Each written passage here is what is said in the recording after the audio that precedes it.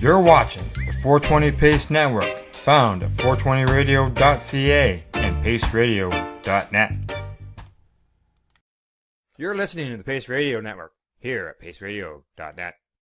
The views expressed by the individuals during this broadcast are their own opinions, and they may not be the same as those of their group or other organizations they may be involved with.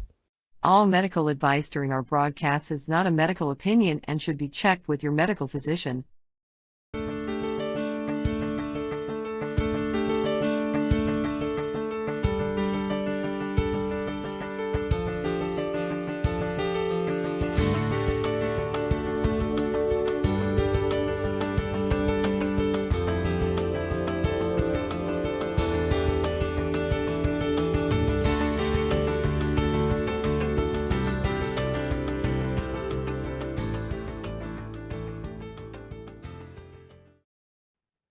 Hello, everyone, and welcome to VAC Roundtable number 70.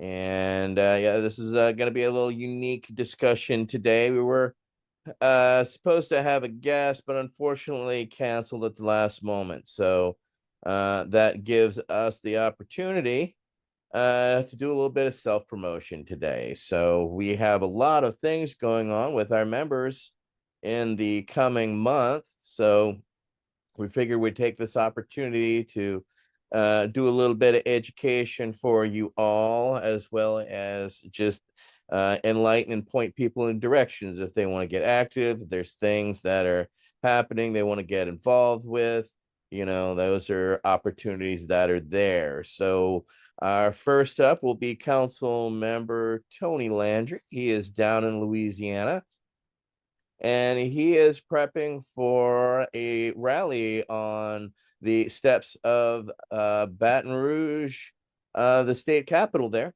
And he's going to take the time to tell us all about it. So welcome, Council Member Tony Landry, and how are things going there in Louisiana? Thank you, ATN. Welcome. Nice seeing everyone. And I'm all excited. Have the permits for our speaker. We have a rally coming up, a veterans rally for Home Grow on March 11th. Is the opening day of Louisiana's legislative session. And so we'll form up at 8:30 in the Capitol Rotunda and set up some tables for lobbying legislators. As they come in around 10 in the morning, they'll start coming in to the Capitol for the 12 o'clock noon opening. The governor raps the gavel and opens the 2024 Louisiana legislative session. So what I did, I started back in January, myself and Angela Broussard, who runs Louisiana Medical Marijuana.com, LAMMJ.com. She and I are collaborating again this year. This is our second rally at the Capitol for Home Grow.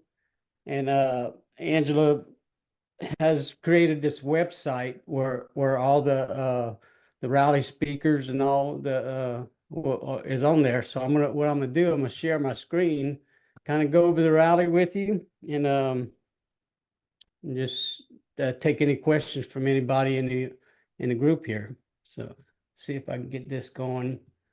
Share my screen. Open this up. Okay. So this is the LAMMJ.org, Angela's website, and it's a lot. There's the logos up here. The participants in the rally: Louisiana Veterans Medical Cannabis, Veterans Action Council, Blue Basin Canna, Pippi's Purpose, which is a CBD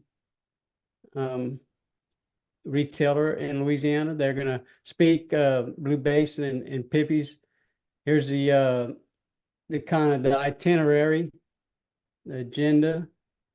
In the military, we used to call this like kind of the plan of the day. So the plan of the day is to show up at 8:30, set up the tables in the rotunda.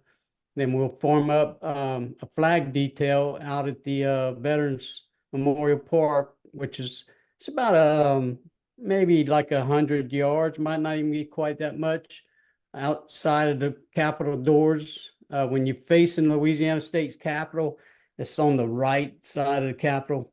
And so we'll form up out there at Veterans Park, and we'll have lots of great speakers. And here's some of the speakers here. Angela, here's her website.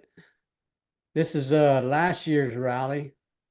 You can see we're the flag detail here. We'll have 4 flags. So we'll be looking for some flag detail volunteers, like a honor guard, if you would, if you want to help out with the rally and participate into a historical rally to get home grow in Louisiana. I mean, that's a big thing, and we're gonna work on that and this year. So this is an opportunity. If you want to join in and help us, you can join in. And then after the rally out of the Veterans Park, the speakers, the flag detail will lead us into the Capitol, and you can see in the rotunda here, we'll have some tables set up with some information on the tables for, you'll have a lot of public comes in, the media will all be inside there. So, and then let's see who else we have here. Try and get back. Okay, Brandy Pett is a veteran.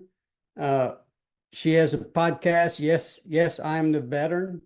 Brandy had some, she's an Air Force veteran, and she had some injuries to her leg, and she started a podcast, and she just recently interviewed Rosie the Riveter.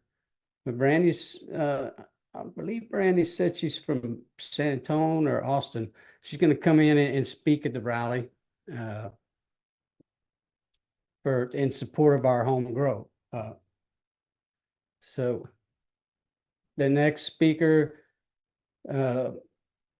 I'm not real familiar just from social media. The Curly Creole, she's got a lot of followers, 14,000 followers on Instagram, and she's got a big TikTok presence. She's going to speak there at the rally. Casey Little, Casey lost her daughter to fentanyl overdose. She spoke at the rally last year. Casey started a nonprofit called Lyrics Legacy to honor her daughter and to save lives. She said her mission in life was just to save lives. So she and her team go out to Lafayette, Louisiana area bars and maybe restaurants, and they bring the Narcan for them to have on hand there and give it to them free. And that's some last year's interviews when Casey spoke at the rally. So she'll be here, and she'll be at the rally and handing out Narcan and speaking with legislators. Hopefully we'll have some harm reduction bills. Those kind of things save lives. Home grow cannabis save lives. So that's the reason all these speakers have agreed to participate, is they want to help save some lives in Louisiana. So Bill Richard has been active at the Capitol and advocating for hemp. He owns Blue Basin Cannabis in downtown Lafayette, Louisiana, CBD shop. And as you know, all over the country, the legal cannabis industry and maybe the recreational too, but there's a big push to shut down the legal hemp industry. And in Louisiana right now, these hemp retailers are losing a lot of business because of new laws they're trying to pass, and it's driven by it's well known, driven by the medical marijuana industry. They don't want people to have other access besides what they have, with their cannabis. So Casey White is also he's in Vegas right now. I just talked to Casey, texted. He's at a convention in Vegas, but Casey's going to speak to the corporate and small business kind of seems to be that's the odds at the cannabis industry, corporate cannabis and small business. And he's got the hemp company, Pippy's Purpose. And so he'll be speaking about the business end, because these guys are getting squeezed out of the Louisiana market. So that's about it. Let me see if I can get rid of this share screen. Okay. That's about it. I'll have on the table, we'll have a binder with all the bills, the index, and all the bills that are the cannabis, hemp related, harm reduction related bills. We'll have that on the lobby table. So as a reference, if a politician comes by and you need to, maybe ask for an amendment on a bill or ask him to support a bill. And if he's unfamiliar with it, we'll have that on the table to show, him. We have our permit for Veterans Memorial Park. Let's see, I have my hat. Actually went out and got a haircut in between the legislative sessions. I kind of let the Cajun come out in me, but I had to go clean up a little bit to be out there advocating for us veterans here in Louisiana. I wanted to make a good impression. And so I went and got me a little haircut there. So, but well, thank you for that, Tony. I think Council Member Laughter has a follow-up question for you. Yeah, okay. I do, Tony. That all looks great. I actually have a question and a comment. I'll do the question first because the comment's going to take a minute. The question is any portion of this, including the speeches, likely to be videotaped where someone like myself who can't make it to Baton Rouge might be able to hear what goes on or what's said? Is that possible? And then the comment is, I think the woman's name was Brandy Pettit, who had the Air Force veteran with the leg injury. And I wanted to call out her bravery for being willing to dress in such a way that you can openly see the wound, the trauma inflicted on her lower leg. And as a young woman, that's a huge statement of bravery in our culture. And it makes me want to meet this woman. So I bet she's a pretty amazing person. And again, to my question, any chance of hearing recordings of some of the things that are the speeches or whatnot? Thank you, Tony. And great work, by the way. Thank you, Wade. And yes, Brandy is an amazing woman. I met her in Louisiana at a mixed martial art match. Brandy came in to do some media work there, and I was invited to do some media work with my Louisiana Veteran Medical Cannabis. But Brandy she's going to have all the speakers on, as many as we can get together on February 29th at 2 p.m. Central Time. We'll have a podcast, and Brandy's going to interview myself and Angela and some other veterans. Hopefully we'll have 2 or 3 veterans on there getting interviewed, and civilians as well, the speakers. But she'll be live streaming, excuse me, let me get a little sip. She'll be live streaming at the Capitol that day. She's got the equipment to live stream. So, and we also have combat veteran, excuse me, Thomas Benmore is from Lafayette here. He's a combat vet.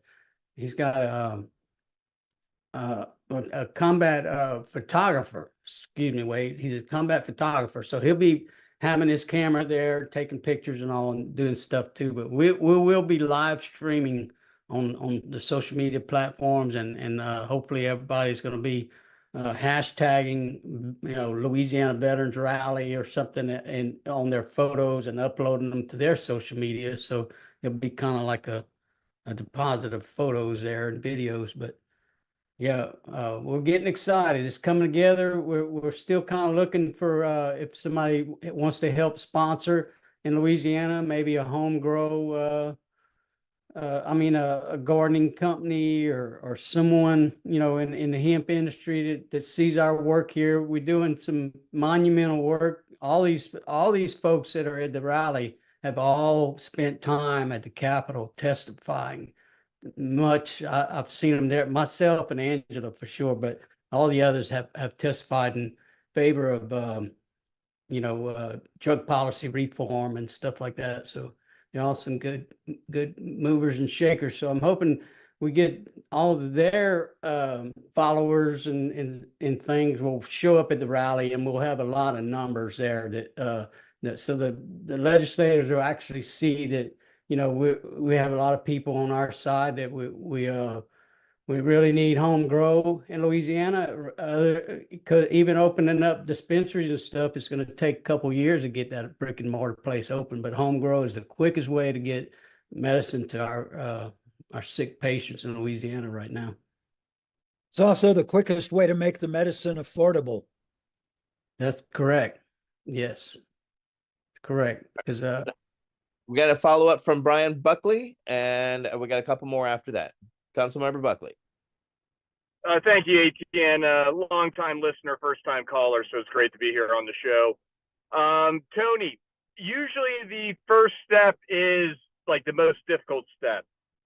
What words could you provide if you have some veterans who are interested in coming out but have never done anything like this and might be a little intimidated to really kind of take that first step to kind of come out to a rally and discuss this stuff? Thank you.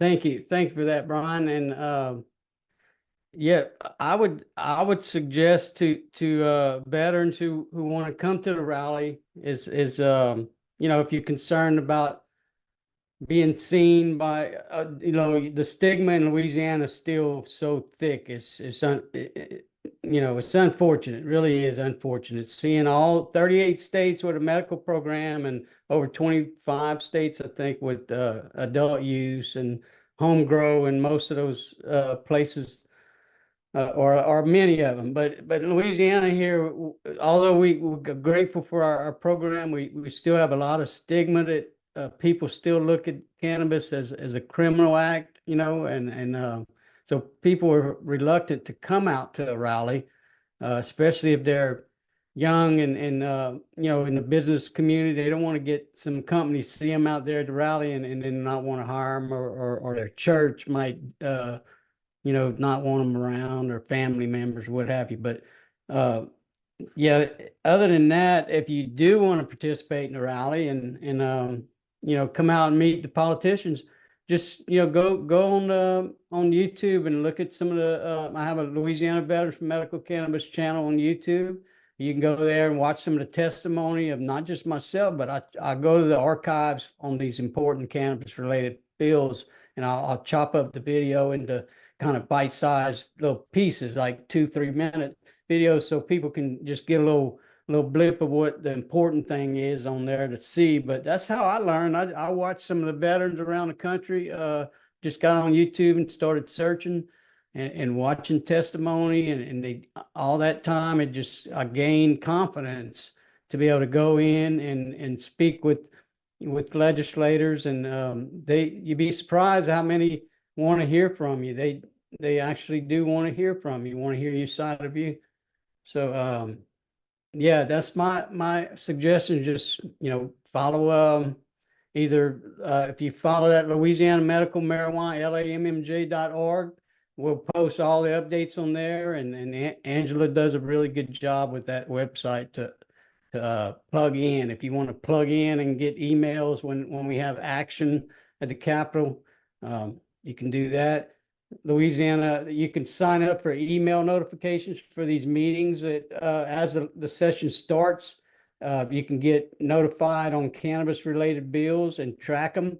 And whenever they show up in committee, you just show up there, and every bill that goes through, by law, they have to let the public comment. So you usually get a 3-minute window that you can get in there and say your side. It's not much time, so you got to really get rid of the extra words and get you what you need to say very succinct and to the point. But you'd be surprised, just a little bit of effort from from concerned citizens that want to get involved, how much it really makes a difference, to legislators. They seem to listen when you go over there. If you don't go, then can't expect much to happen. Absolutely. That's the part about this participation democracy is you have to participate in it.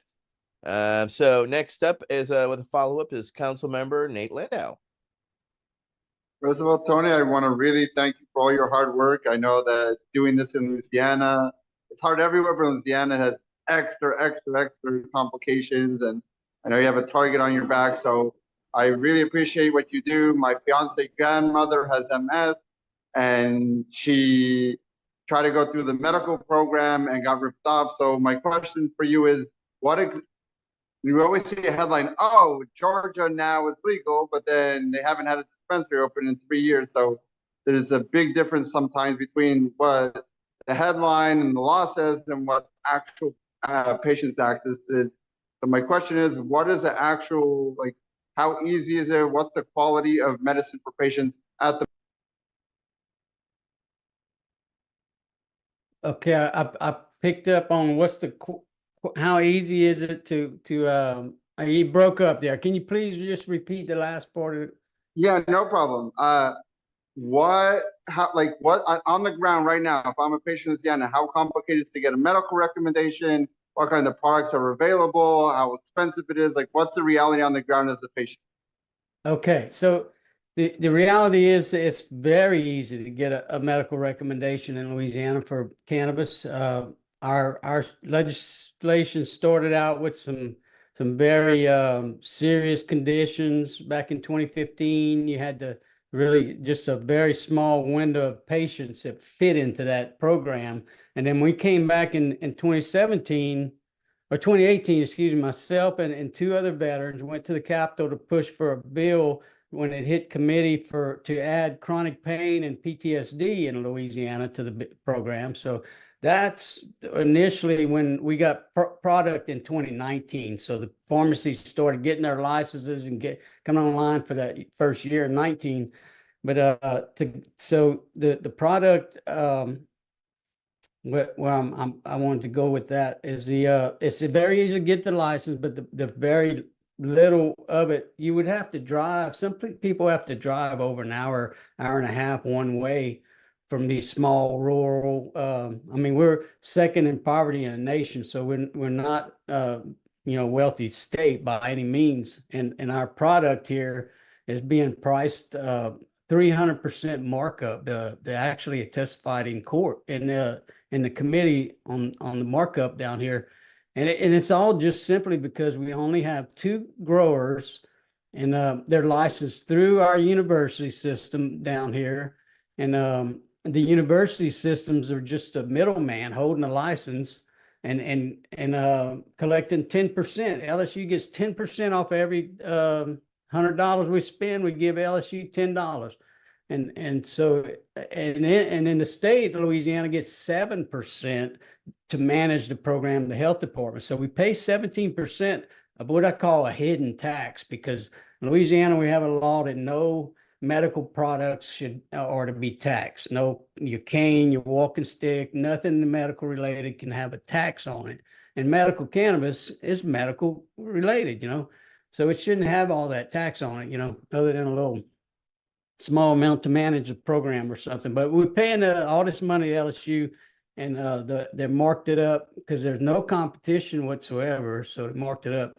But yeah, easy to get the card. It's so easy now, because they came back in a couple of years after we got chronic pain and put it to where your doctor can do telemedicine. They don't even have to look at your records. It's so quick and easy, like 5 minutes, you're off the phone. 15 minutes later, the dispensary's calling, you go over and get your medicine. It's that quick and simple, because you can have it recommended for any debilitating condition. Now, you don't have to have any serious stuff. You just tell them, I'm not sleeping well. Okay, here's your recommendation for the year. So it's like $80 for the recommendation for the year, and then the cost is so high. I can spend about for 1.5 grams of flour a day and about 3 bottles of tincture and couple bags of edibles. I remember I spent like $1,000 a month for 2 months, and then I was like, okay, this doesn't make sense. I got to stop this. So I've been in and out of the program, but this year, who knows? We have the session. The legislators can put in as many bills as they want. 2 years ago, we had like 20-something cannabis related bills, so we could get some bills that just open up the market, because there was some pushback in Louisiana at the session on the current situation where you have 10 dispensary owners in the state of 4.5 million. And those dispensaries, once they get 3,500 patients, then they're able to go open another location, so it's kind of favoritism, to corporations, which, our Constitution has a clause in there that was put in years and years ago that the legislators could not pass laws that they had a conflict of interest or special privileges to corporations that was outlawed, in our state constitution. But it seems with this program, there's some violations, but nobody's challenged them yet. So we just have to hope that some legislator gets something in, and then the governor signs it. So. All right. Councilmember Jones. Thank you, Peggy? Tony. Thank you, Tony. So for any veterans that are watching that want to help with your flag detail, do they need to have a uniform or a specific dress attire? And how would they reach out to contact you in order to participate? Oh, thank you for that, Peggy. No, just show up. I have all the parade quality flagpoles with the brass screws on them and the eagle tops and all that. And we have 4 flags. So if you just show up, that morning, or email me if you want to email or contact us through lammj.org.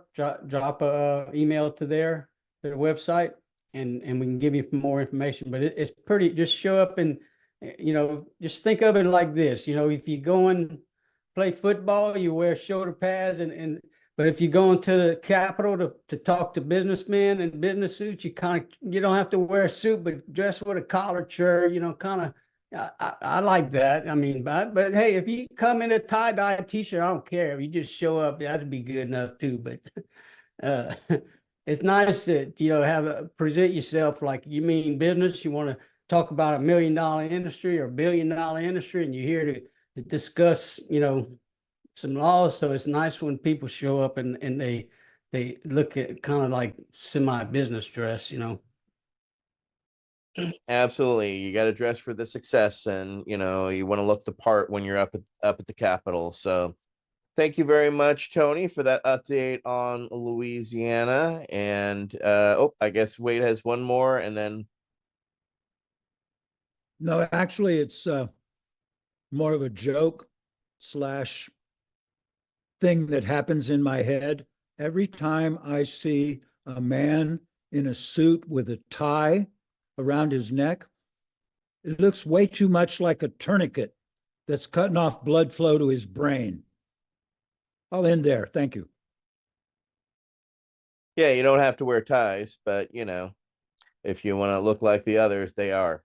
So go get a custom shirt and make sure it is nice so it doesn't strangle you, so you can wear it properly. Right. Okay.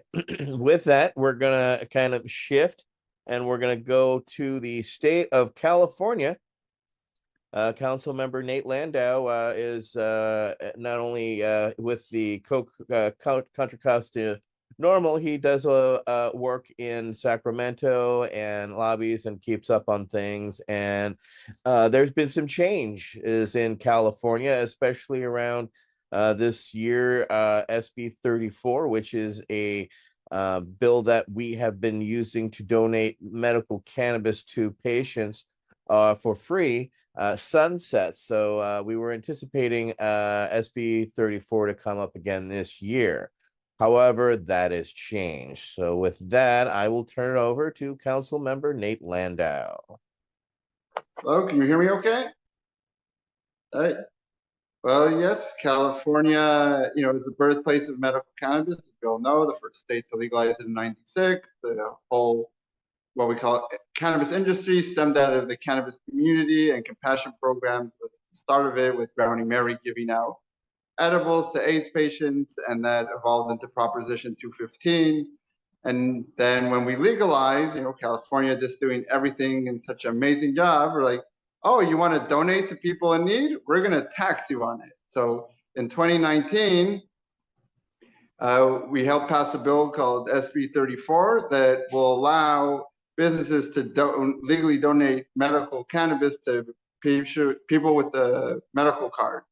Unfortunately, they put a sunset clause in it, which is going to expire in February of 2025. So we were hoping to get that one exactly renewed, but that didn't happen. California has a huge budget deficit. So this year, any bill that costs the state any money is going to be very, very hard to pass. Just an example, a few years ago, they tried to change how DUIs are written out. So like for alcohol only, alcohol and drugs only.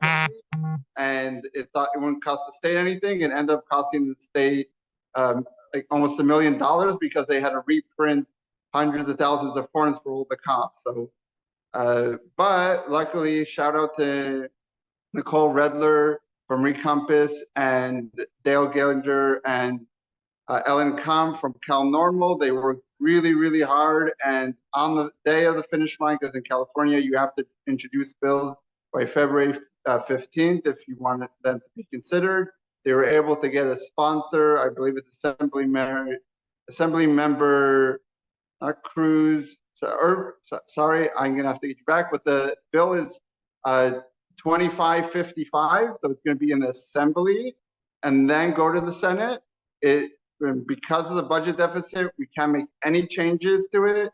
So that means it's not going to be codified into law. It's going to get extended for 5 years again. But right now, we will take, we just don't want the program to finish. So we will take any victory we got. It is going to be an uphill battle. It has to go through a lot of committees.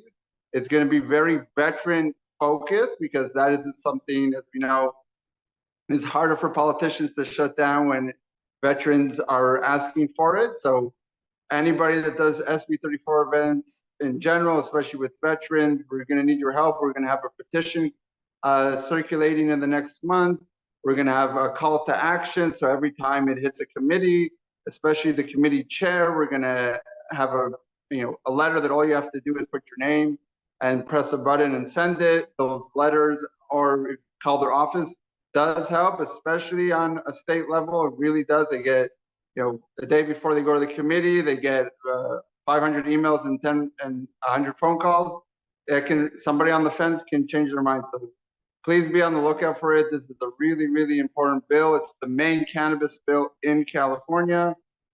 There is the reintroduction of the consumption lounge bill that we got vetoed last year because the governor was concerned about secondhand smoke for employees. So it's the same bill with this extra added language for ventilation. So there's a lot of anti-smoking, as California known. There's very anti-tobacco smoking. So those groups and their lobbyists are very anti any smoking. So hopefully it's ventilation. And then the last thing is they want to kind of merge the hemp and cannabis industry. So a licensed cannabis companies will be able to sell hemp.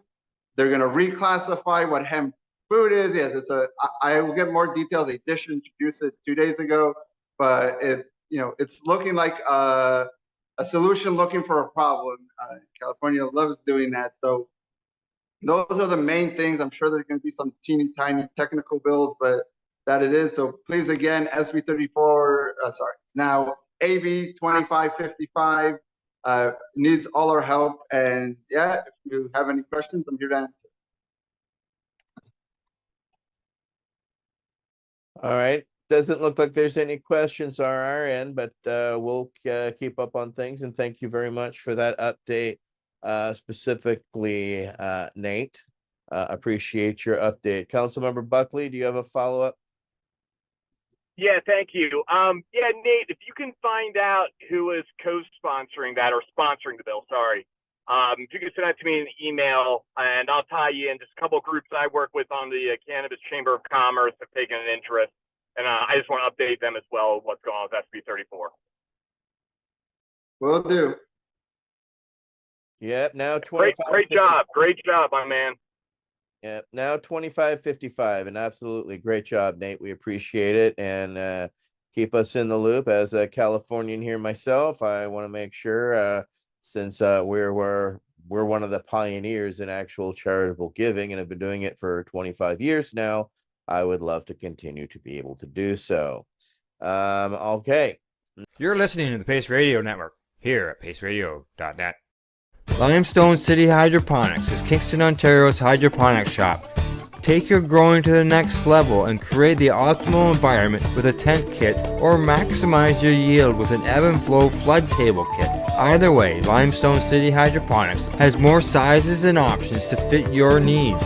Are you looking for the power of the sun that adapts to your budget? Then look no further, as they have professional grow lighting. They have indoor grow systems that are easy and cost effective, with many options to fit your living space and lifestyle. Cultivate your growing potential. We have everything you need to succeed. And if you can't make it to the store, they offer local delivery to the greater Kingston area. Remember, when you're looking for experts to help you grow, then look no further than the locally owned Limestone City Hydroponics, 105 Sunderland Drive in Kingston, Ontario. Call them at 613-548-0420. Are you looking to get your medical cannabis grow license? Limestone City Hydroponics can help patients through the process of obtaining their license to grow medical cannabis. What's that? You don't have a doctor. If you meet the medical criteria, Limestone City Hydroponics has a nurse practitioner who can assess and provide medical cannabis prescriptions. What are you waiting for? Contact Limestone City Hydroponics at limestonecityhydroponics.ca or call them at 613-548-0420. What do you find at paceradio.net? People advocating cannabis education. Enjoy the buzz of legalization with Campbellford Lifestyle Shop. From lights to plant nutrients, books, consumption accessories, and more, we've got all your basics to grow or consume cannabis. Visit our info center or take a look at our piercing services and body jewelry, now available in-store through Campbellford Lifestyle Shop, 17 Bridge Street West, Campbellford.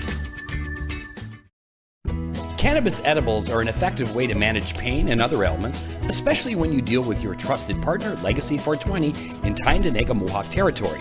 You see, we lab test every product on site to ensure proper dosage every time, which is critical when consuming cannabis edibles.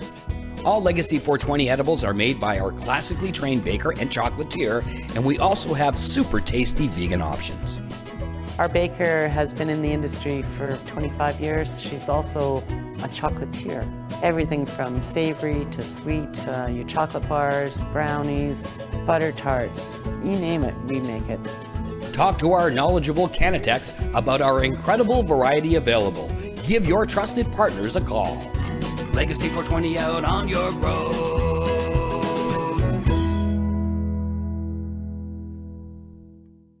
You're listening to the Pace Radio Network here at paceradio.net. Next up, council member will be Wade Laughter. Wade has an actual event coming up tonight, so we'll let him share. So, council member Laughter, you're recognized. Yeah, thank you, Jen. Mine seems kind of, well, whatever. Yeah, this evening I've been asked to join an ongoing radio show. We're fortunate enough here in Nevada City, Grass Valley area to have our own local publicly funded radio station, KVMR, broadcasts at 89.5 on the FM, but you can find, they have a nice online presence. And yeah, this evening I'm joining the folk that do the Good Herb Report on KVMR, and there's an archive of previous shows. And yeah, they did I don't know, about an hour plus interview with me a while back, and then cut it up into bite-sized pieces, if you will. and they're available in the archives of the Good Herb Report on KVMR. And I personally am excited about it because I feel like my health, it is what it is, but I still can talk. So I'm going to be doing more of it. And yeah, so this evening is my next opportunity to make that happen. And yeah, they have a nice online presence, so you can find it. Yeah, Good Herb Report, that's Kilo Victor Mike Ringo. On that note, I'll sign off. I'll be here for a little while longer. But yeah, I got a blast here in the next half hour or so, which might be before our meeting ends. So my apologize to all of the rest of you.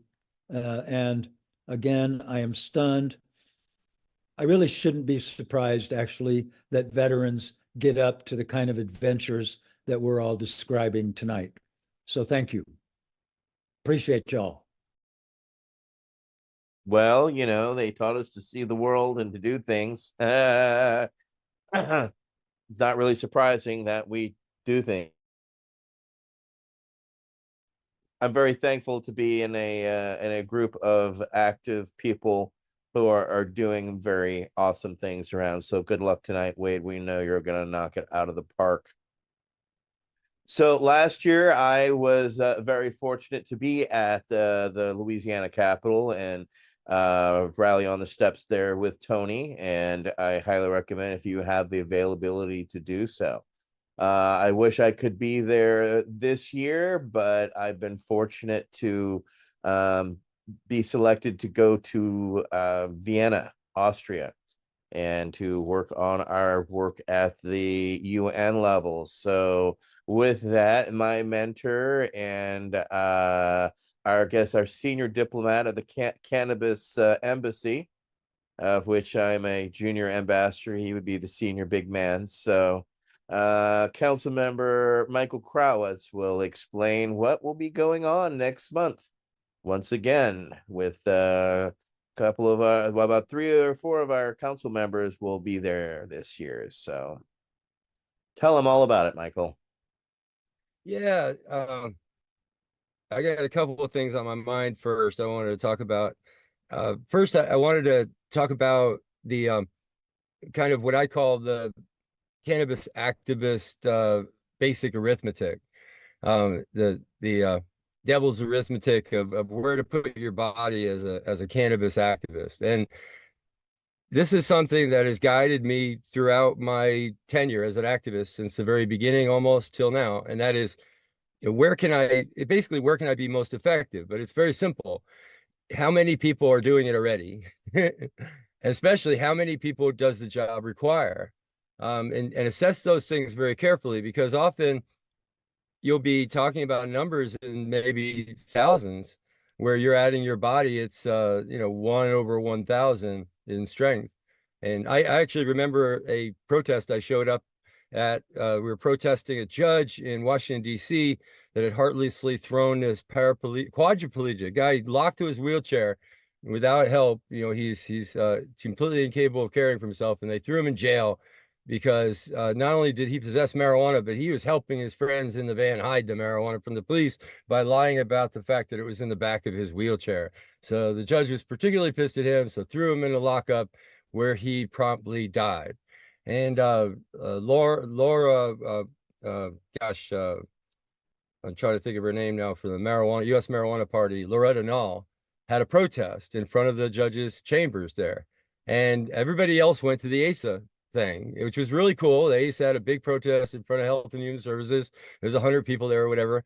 But had I not shown up at Loretta's protest, she wouldn't have been able to hold up the banner that she had made. She had a 10-foot banner made, and she could only hold up one end. And I was the other person that showed up at that protest. And we were able to have a protest with a banner in front of the courthouse instead of just Loretta standing there looking helpless in front of the courthouse. That's how much my body meant in that protest, where it would have been literally 1 over 100, in the other venue. And if you want to look at, the reason why our Veterans Action Council is, working at the United Nations, because no one else is there. From our cannabis movement, literally no one else is there. It's an unmanned, sort of outpost in the war on drugs that we've discovered. So we're going to man it until we get someone else that'll come and tap us on the back, hand us a couple of joints and tell us we're relieved.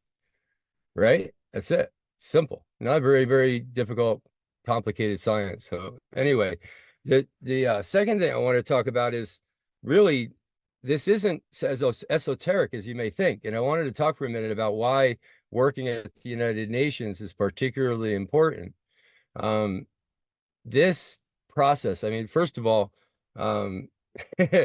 the work that we've already done is quite impressive, and actually was refuted as undoable, as absolutely impossible. And that was to remove cannabis from the most dangerous drugs list in the United Nations scheduling, and that we did in 2020. That was a pretty big impact thing because it somewhat normalized medical marijuana.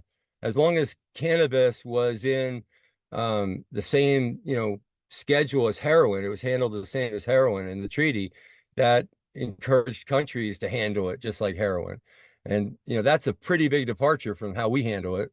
In our dispensaries, you could look at it as somewhat of an over-the-counter substance. So that disparity couldn't be any bigger.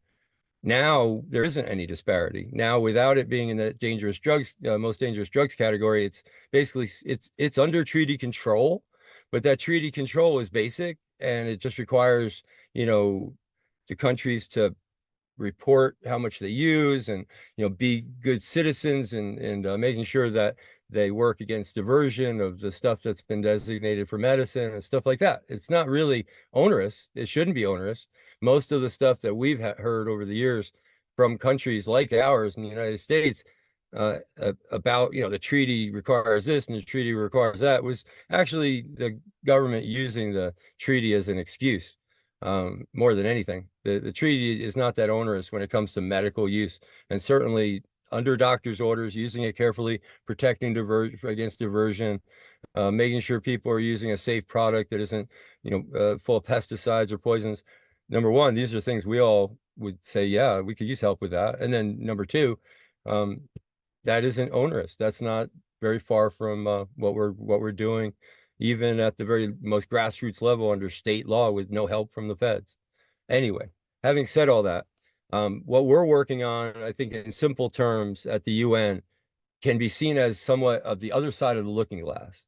So what we're working on now with descheduling at the federal level, once that happens, and once we've changed the federal law, very few people up on Capitol Hill, again, it's where there's nobody there, that's where you'll find me. Very few people on Capitol Hill have actually talked about or discussed what's going to happen next after we deschedule, after the president signs that bill. Well, that's where I've centered my work for quite a while and focused my attention. And I think that is going to be a really interesting moment.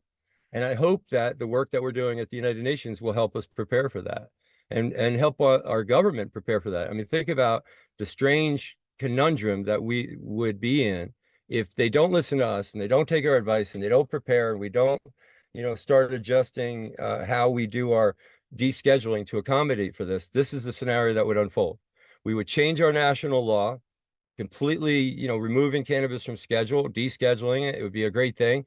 And then the next year, since we hadn't changed anything in our treaty compliance and our treaty observation, our executive branch, because we're, big fans of the U.S. Constitution around here, we understand that the executive branch is a different branch of government, has a different mandate, has to follow the treaty obligations that we signed on to, because that's their job under the Constitution. So if we don't change that mandate in Congress, and we don't address that in the, let's call it the court of public opinion, then the executive branch is going to go to Vienna and at the very least have no change in mandate. At the very least, be rather confused in how they're going to approach it. This is not a good thing. When we're talking about international trade, some of the partners that we're working with, like the growers in California, are facing a really, really hard time trying to get through this, transition through legalization, where some of the finest cannabis that's grown in the world up in the northern mountains of California is having trouble surviving and having trouble thriving, and even having trouble finding shelf space.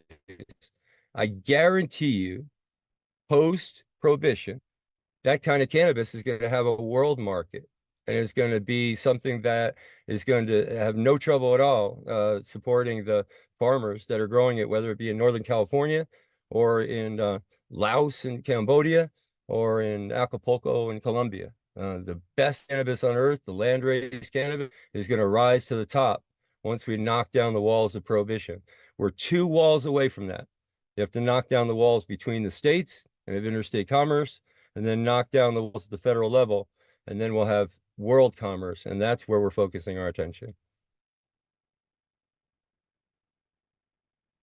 High level fun stuff, as we call it. So thank you for your guidance over the decades, Michael Krawitz. He's been at it since the 90s at the international level, and we appreciate your decades worth of work. And I hope that we can see the fruition at the international, which will hopefully cause the natural spilling of the dams all the way down the pipe. So thank you for that. And I'll tell you, I'm looking forward to the day when we can have access to some of this legendary bud again. You know, people are very spoiled. It's very great cannabis that comes out of the dispensaries that are grown mostly indoors under lights around the country. But there is a sort of a ceiling to that. And if you're a cannabis connoisseur and you're really into the high-end bud, you've been listening to songs like Panama Red from the 70s and wondering when you're ever going to, if it even exists, or when you're ever going to see that. That's when we'll see it. And I'm looking forward to that. I mean, I'm selfish. I just in this for the weed.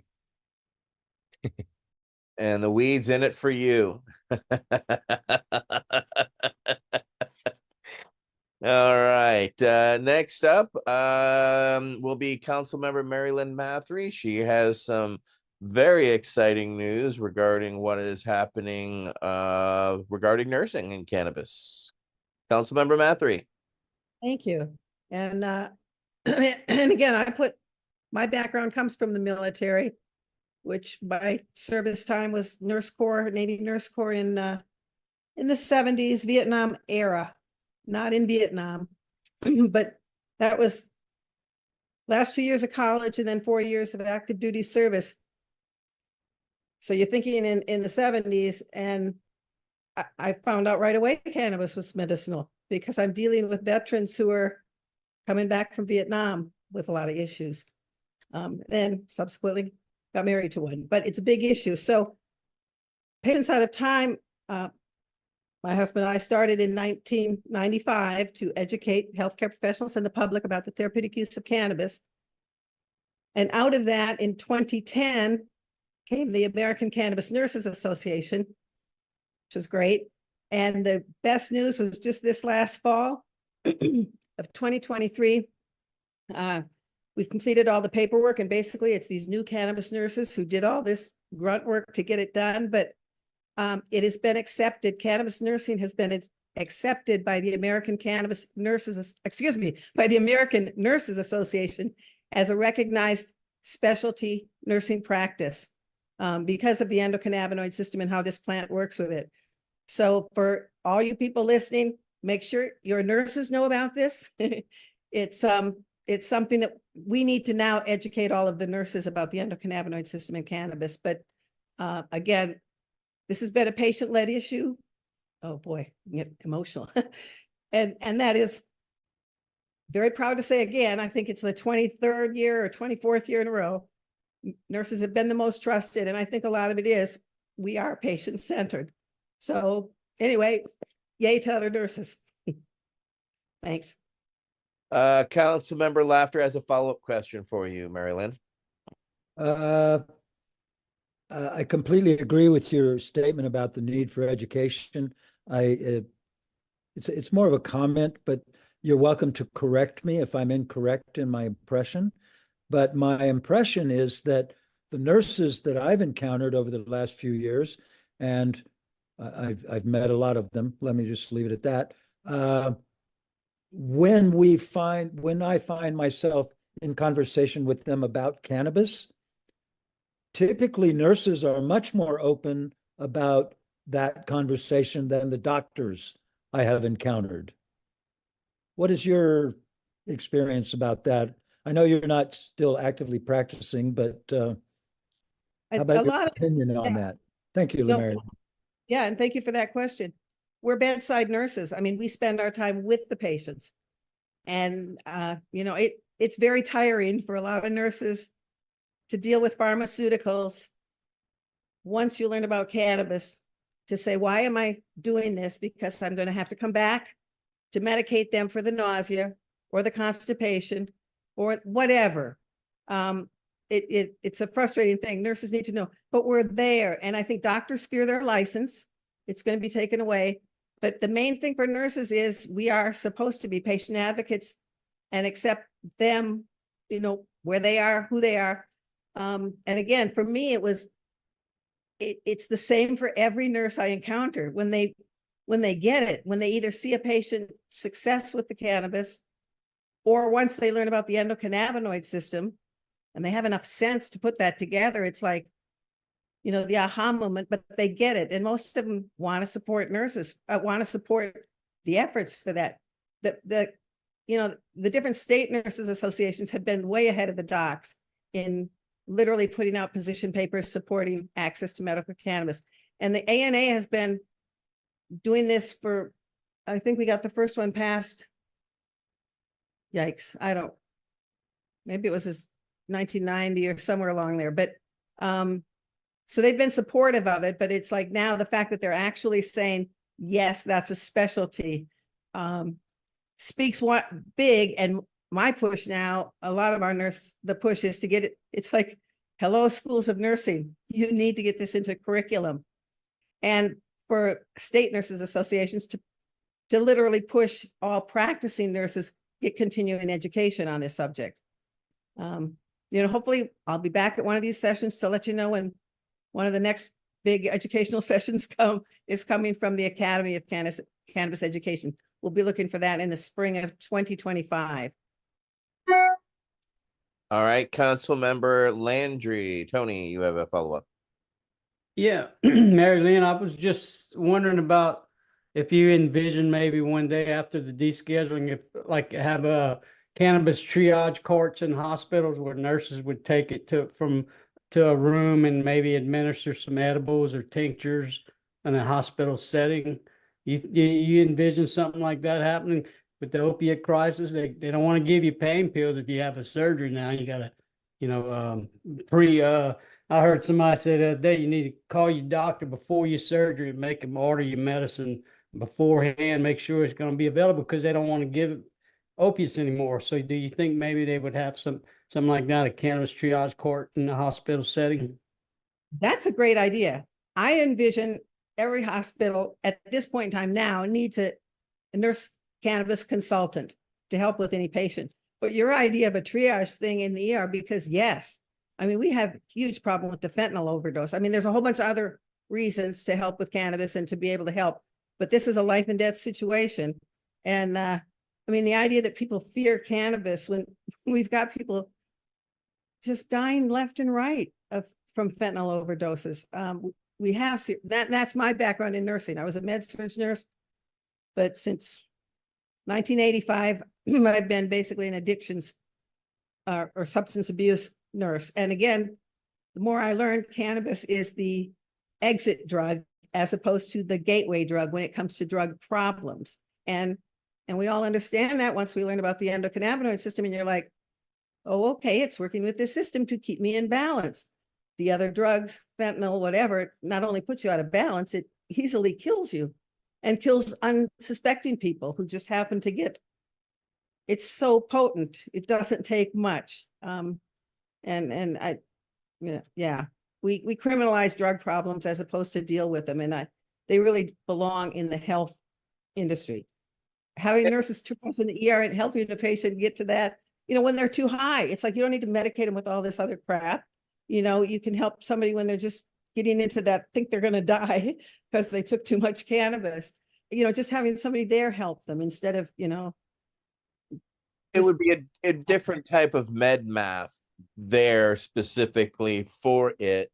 But currently, I've dated somebody years ago who was going through nursing school, and that's something that they heavily beat into them is the med math. And if you fail med math, you're not going to be a nurse because you can kill somebody with the wrong dosage.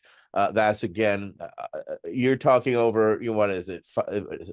5 million now different types of medications or something like that. There's an obnoxious amount of choices that doctors have given specifically the type of situation you have with, and many of these things are toxic. So why we look towards cannabis is because of its the non-toxic nature, as well as it would be interesting to see the calculations that will be behind milligrams for that actual med math, specifically with like a CBD to THC ratio on top of that.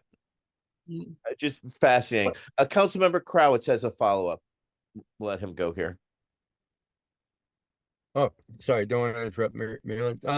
Yeah, I wanted to ask you, Marilyn. I want to ask you. I'm going to tell you a very quick true story, and I want you to see if you could apply it to cannabis. Tell me if you could think of a way that in an abstract sense you could apply this to cannabis today. So anyway, the story was, when I was in the Army hospital, they're laid up in Hawaii. Terrible place to be laid up. I admit, there was a really great place to get stuck for a few months in a hospital. If you had to have your leg up in the air, it was Tripler Army Medical Center in Honolulu, Hawaii. But nonetheless, it was rough for a lot of people. It had all these casts and stuff like that. And I guess seeing that compassionately, the nurses at the nurses station had a big bowl of Sudafed, and at that time Sudafed was still a prescription drug. So they took these prescription bottles and they dumped them out into this thing, these little wrap tab things that you could just take one as a patient. You didn't have to ask or anything. And that orthopedic ward at the nurses station was a bowl of basically illegal drugs. I mean, these were controlled substances that weren't being given by prescription, that were supposed to be by prescription. Now, never mind the fact that, several years later, they were finally made non-prescription. I think I can see a parallel there somehow to cannabis. And I'm just wondering if you see a corollary. Like, we're really having trouble imagining how cannabis is going to go through this transition. It's certainly not going to become dispensary and then all of a sudden prescription. There's no magic wand. There's no magic FDA approval. What do you see for the virtual, Sudafed bowl of weed for these vets? To me, I worry more about Sudafed by a long shot. Cannabis, it's got such a margin of safety for cannabis. You're not going to, but I see it that it should be very, very simple. Home grow to start, just deschedule to start, so anyone can grow it. People don't grow their medicine for the most part. Most people don't grow their tomatoes. They'll go buy them from a store, and they'll get processed ones from a store, but you got to let it be grown. And in fact, when people again recognize the value of this plant, we should be having government incentives to get people to grow, whether it be cannabis or hemp. But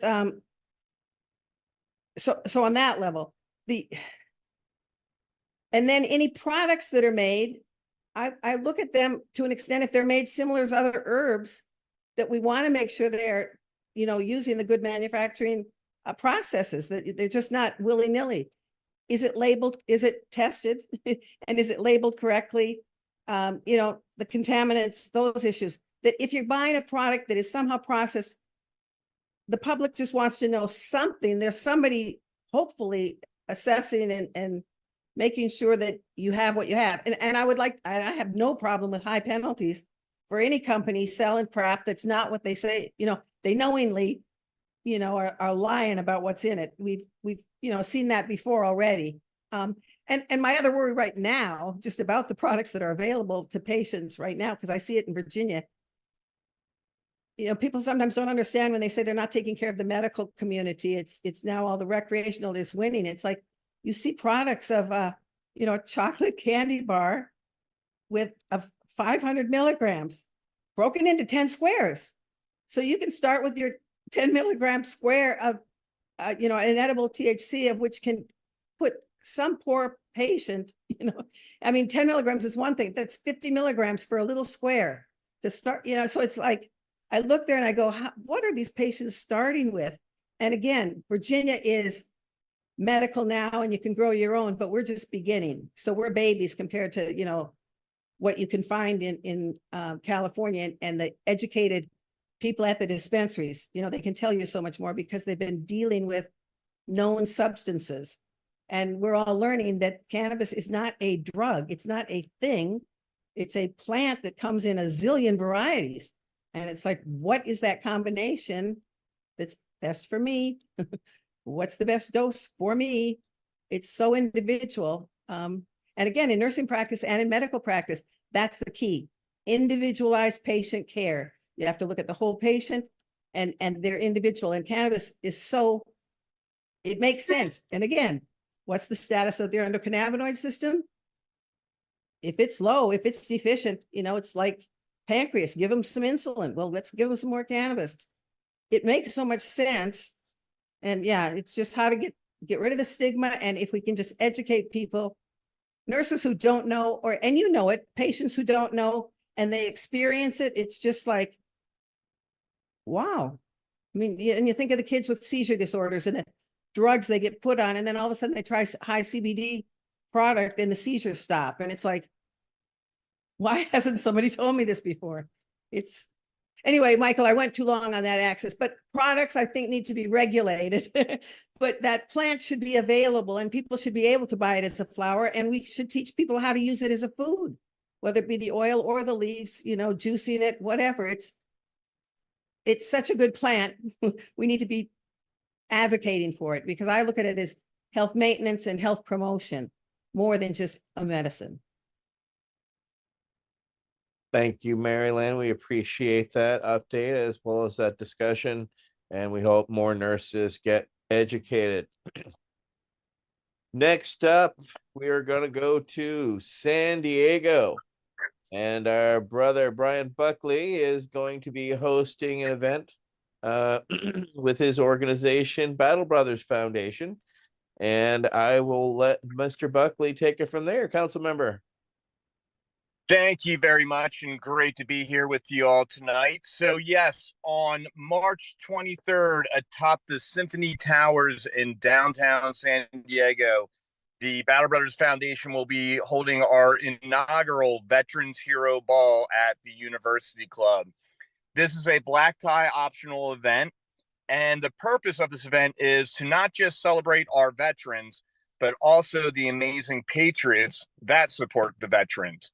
A lot of times I find civilians, they don't really know what to do or say because they never served. Well, the way I looked at it is we all raised our right hands, went downrange and fought for you. Now it's our turn to fight for the veterans when they return. As many of you know, during the War on Terror, there was about 7,070 men and women killed on the battlefield. During that same period, there's been around 31,000 veterans who have committed suicide back in the United States of America. So essentially, all of us here on this call are in more danger than we were when we were in Iraq, Vietnam, Afghanistan, wherever the bad place was in the world we went to go fight.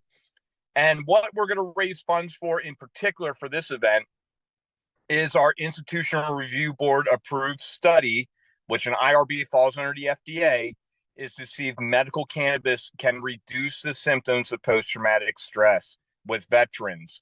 We are working with a firm out of Israel called Niamedic Healthcare and Research Services. They will be the ones who will be leading the research.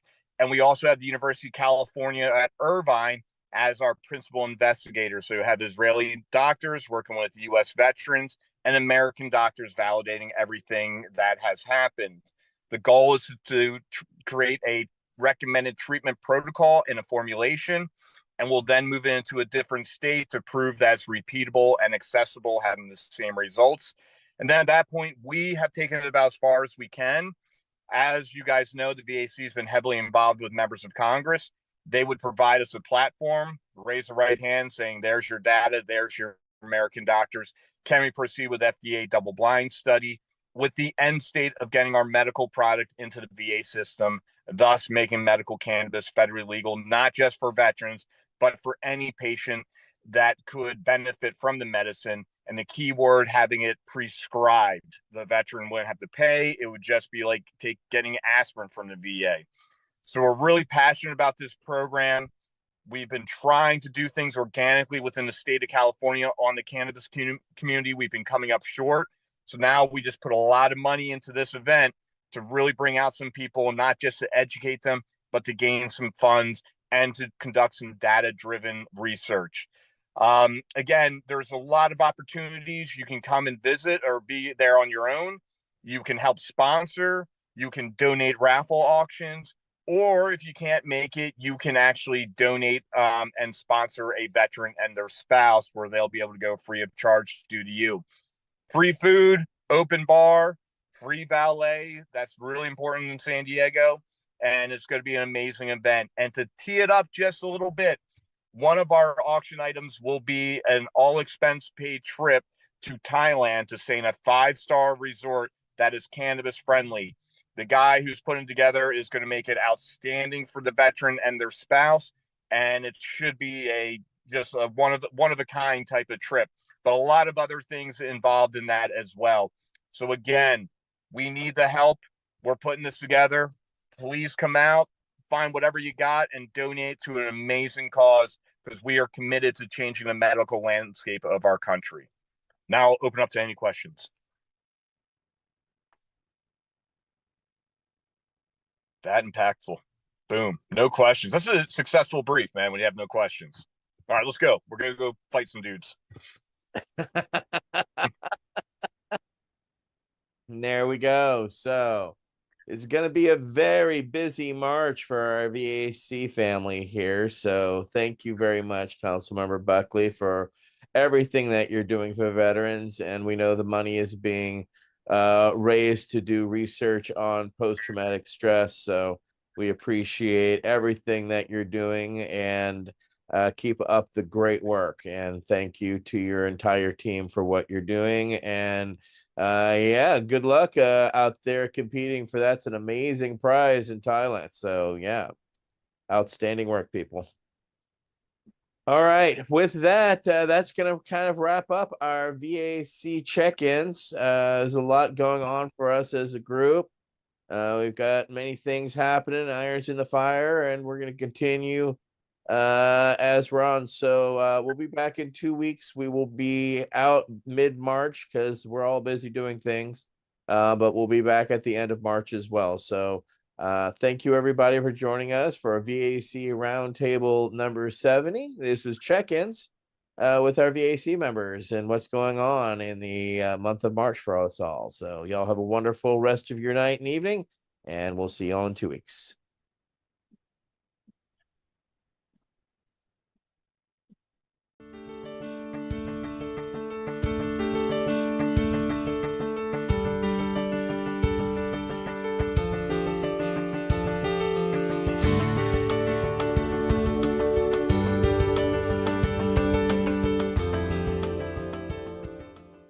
You're listening to the Pace Radio Network, here at paceradio.net. The opinions of the individuals during this broadcast are their own, and may not be the opinions of their group or other organizations they may be involved with. All medical advice during our broadcast is not a medical opinion and should be checked with your medical physician.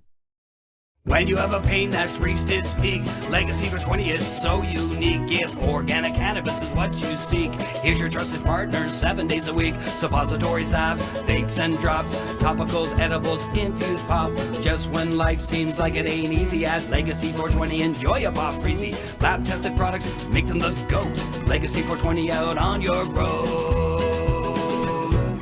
Legacy 420 in Tyndonega Mohawk territory. Indigenous organic cannabis at its finest. Enjoy the buzz of legalization with Campbellford Lifestyle Shop. From lights to plant nutrients, books, consumption accessories, and more, we've got all your basics to grow or consume cannabis. Visit our info center or take a look at our piercing services and body jewelry, now available in-store through Campbellford Lifestyle Shop, 17 Bridge Street West, Campbellford. Limestone City Hydroponics is Kingston, Ontario's hydroponics shop. Take your growing to the next level and create the optimal environment with a tent kit, or maximize your yield with an ebb and flow flood table kit. Either way, Limestone City Hydroponics has more sizes and options to fit your needs. Are you looking for the power of the sun that adapts to your budget? Then look no further, as they have professional grow lighting. They have indoor grow systems that are easy and cost effective, with many options to fit your living space and lifestyle. Cultivate your growing potential. We have everything you need to succeed. And if you can't make it to the store, they offer local delivery to the greater Kingston area. Remember, when you're looking for experts to help you grow, then look no further than the locally owned Limestone City Hydroponics, 105 Sunderland Drive in Kingston, Ontario. Call them at 613-548-0420. We are people advocating cannabis education here at paceradio.net.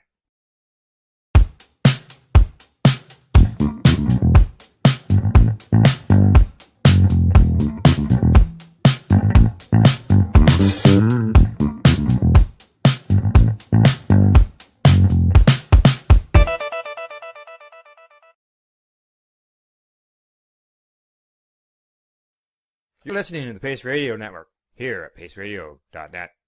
The views expressed by the individuals during this broadcast are their own opinions, and they may not be the same as those of their group or other organizations they may be involved with. All medical advice during our broadcast is not a medical opinion and should be checked with your medical physician.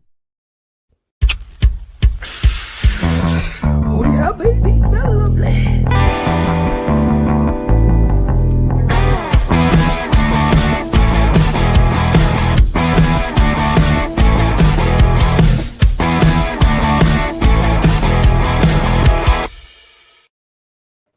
Good morning, it's June the 3rd, and welcome to Psychedelics and Cannabis Educational News. We're live here from the Legacy420.com news desk here at paceradio.net. Good morning there, Rev Cindy. How you doing? Good morning, Al. I am doing well this morning, thankfully. Good. I understand why. And just on key, as soon as I went live, the dog come out of the bedroom and says I went outside. But I got her fooled now. Because now the door's open. The weather is nice and we can have the door open and she can just go out on her own. I don't have to. Yeah, you don't have to worry. That's right. But she was right on key every time. She knows. And so what's new and exciting before we get into the news? Anything? Oh, I'm going to the Snoop Dogg concert tonight here in Halifax, Nova Scotia. All right. Good stuff. Taking lots of doobies with you? Well, yeah, I'm all prepared. I get handfuls here. Enjoy yourself. All right. I look forward to getting back, hearing how things went on your show on Tuesday. On Tuesday, for sure. Yeah, should be exciting. And who knows, if I remember, I'll ask you again next Monday how things went. Probably. All right, here we go. First story of the day. Coming to us from StratCan, study finds driving impairment was not correlated with blood THC. A recent study in Ontario looking at the effects of edible cannabis on simulated driving and blood THC levels found that driving impairment was not corroborated with blood THC. Nice. We've been saying it for a long time. Yep. The study is the first of its kind to look at the impact of cannabis edibles on simulated driving, with researchers using an average dose of about 7.3 milligrams to provide real-world contents for the impact legally available cannabis can have on driving. Okay, 7.3 milligrams. The 22 participants, 16 male and 6 female, were required to have a valid Ontario driver's license, to have used cannabis edibles at least once in the past 6 months, and to drive at least once a month. Participants could be from 19 to 79 years of age. Participants were asked to not use cannabis for 72 hours before the test, or any other drugs or alcohol for 12 hours. Researchers gave them 3 independent pre-programmed scenarios, including 2-lane rural highway and a potentially frustrating event to test the driver's speed, and lateral control test on a 4-lane highway to rate drivers' reaction time. On average, participants chose to consume about 7.3 milligrams of THC with 2.14 milligrams of CBD. 11 chose the maximum of 10 milligrams, while 10 chose edibles with 5 milligrams of THC or less. A blood sample was then collected 2 hours after consuming the cannabis edible or a control candy. The mean speed of the drivers who consumed the cannabis edible was found to decrease at the 2-hour mark, but not at the 4 or 6 hour mark. Some participants noted effects up to 6 hours after ingesting, with some reported being less able or willing to drive up to 6 hours after consuming a cannabis edible. Interesting. Yeah, I know. I'm just going. Yeah. Like the 7.3 kind of has me thrown back, but then, I have to stop and remember, I actually know a lot of people that 7.3 milligrams of THC oil would chair lock them. So yeah, and they say that's the average because people had a choice up to the legal limit of 10 milligrams. Of 10, yeah. Yeah, and like you, I know somebody who ate a 10 milligram gummy, and they pulled over and I drove the rest of the way. Yeah. So some people are very intolerant of it, and some people have a lot of tolerance. So right. So I find it interesting, but I also, a lot of this stuff is stuff that I say. Like, if we've got a little bit high, we slow down. If we are too nervous, we pull over and we stop. We don't want to drive anymore. Well, that's the thing, where somebody's impaired by alcohol, there's a different impairment there. Yeah. You still have control when you're, Yep. after you've consumed cannabis, whereas if you get impaired with alcohol. Yeah, it's crazy. Yeah. Exactly. Okay. While past studies have found evidence of increased swerving, standard deviation or lateral position, and decreased reaction time after smoking or vaping cannabis, these effects were not observed in this study. The researchers speculate that this may be due to the relatively low amount of THC consumed or the inability of the driving simulator to detect small changes in performance. After 2 hours, blood THC was relatively low at 2.8 nanograms per milliliter. Now, the legal limit is only 5. So that's over halfway there, and that's only eating one gummy of 10 milligrams. Yeah.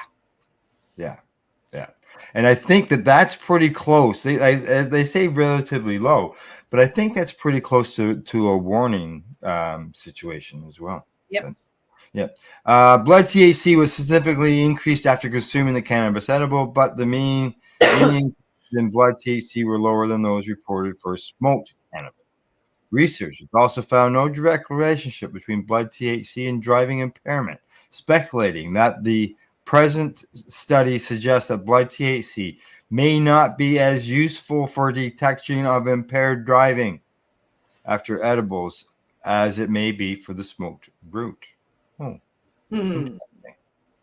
Well, that'd be because the smoked root is actually the cannabis that's in that smoked has higher THC versus the edible. Yeah, I don't know. Analysts of the relationship of blood THC to the SDLP, which is the standard deviation of lateral position, or MS, which is mean speed, revealed no correlation with blood THC, which fits with emerging evidence from studies of smoked cannabis that there is no linear relationship between blood THC and driving impairment. The paper also speculates that it's possible the participants had high THC tolerance that allowed them to manage the effects of cannabis more effectively. That's true, because they were told not to consume any cannabis up to 72 hours before. So obviously some of those people, or most of them, may have already they only stopped for 3 days. Right? Yep. So 12 of the participants were reported using cannabis at least once a day. There's the answer to your question. Well, another 6 reported consuming it more than once a week. So that gives you an idea where they are that way. The study was approved by the Center for Addiction and Mental Health, Cannabis Ethics Board, and Health Canada Research Ethics Board, and was conducted at the CAMH in Toronto, Canada. Interesting. Yeah. So one edible. Yeah. One 10 milligram edible. And we were talking before we went on air, the fact that we both know somebody who has received a condition on their license saying that they can use cannabis to drive. The person I know has MS and no longer drives, but when he was still driving, he got that condition on his license, and I'm not sure the specifics around it.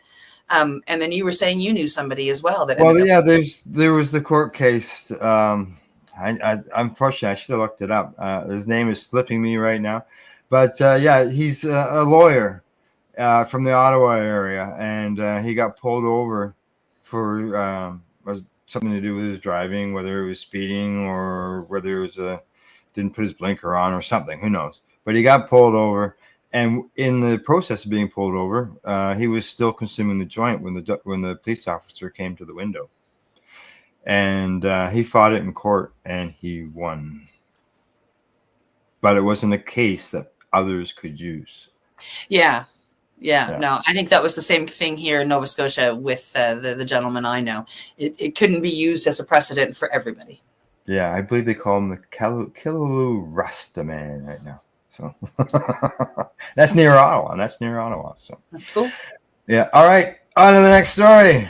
Coming to us from CTV News Montreal, cannabis-infused poutine sauce, jerky, nuts are among new edible options in Quebec. Sorry. The few customers looking for an edible option in Quebec, at a Quebec cannabis store will have noticed some new options on the shelves and website. While edible products commonly associated with cannabis, like gummies or brownies, cannot be sold under provincial law due to their appeal to minors, the SQDC stores now sell cannabis-infused spicy crackers. Hey! Mini sausages, chicken ramen, dill pickled flavored nuts, cinnamon and blackcurrant bites, and naturally poutine sauce. Boy, I'm going to be in Quebec in July. You know I'm trying some of this. The SQDC spokesperson, Vanessa Rowland, said the provincially run body modifies its product assortments twice a year, but edible submissions are evaluated throughout the year when they are submitted. She added the new products haven't made much difference to the bottom line. Well, yeah. Well, look at what you're selling. Mini sausages, I guess they're not attracted to kids. No, but I want to try the chicken ramen, and I want to try the poutine sauce gravy, whatever you want to call it. I'm especially in Quebec, I'm going for that. Yeah, she says that according to the official, she says that generally it sparked interest from customers. However, edibles represent less than 1% of the sales at the SQDC. Mm-hmm. Well, with what they have available to people, apricots and stuff. The SQDC president and CEO, Jacques Farcy, said in 2023 that the Crown Corporation does not plan to expand its scope after realizing that sales had plateaued and that the illegal market remains active in the province. Yeah. The illegal market in Quebec is really actually quite awesome. Some of the dispensaries are amazing. When you look at other Canadian provinces where the legal framework is a little different, you realize, in fact, that the amount of the illegal market captured is quite comparable, with between 50% and 60% of the market absorbed, he told the Canadian Press. Edibles in Ontario, however, are a growth industry, rising from around 1 million units distributed to stores at the beginning of 2022 to around 1.5 by the end of 2023. Yeah, the soft chews, chocolates, hard candy, and baked goods sold at the Ontario Cannabis Store made up 10% of their sales in 2023. Gummies and other edibles also sold at multiple cannabis stores in the Mohawk community of Kanesatake, about 40 minutes north of Montreal. Mm-hmm. There you go. Yes. I don't know if that's one of the dispensaries I've been to, but I've been to a couple of the Indigenous dispensaries in Quebec, and they're really quite something. Yeah, they're so lucky there in Quebec with those choices of edibles. It's just... Well, honestly, I can't wait to try the poutine gravy. I'm going to get some, and I'm going to get some real cheese curds, and I'm doing... And some people like the dill pickle flavors stuff. There's some things there, but at least more attractive than what was correct, right? The figs and stuff like that. So, but yeah, there's people want gummies and things, as it shows in Ontario. It's 10 times the higher when it comes to the percentage of the sales. So, all right, next story. Coming to us from Business of Cannabis, huge milestone as Japan moves ahead with cannabis reform. All right. Japan has officially launched a public comment period for its landmark cannabis reform bill, offering new details on how its nascent cannabis industry will look over the coming months. On May 30th, the Japanese government announced it would now be accepting public comments from the interested parties on 5 measures of the new bill. Most notably, the preliminary proposals suggest that Japan is seeking to forego the complex and lengthy novel foods process for CBD products and could become the first country to approve CBD in food. Goody. Yves Anastasi, managing director of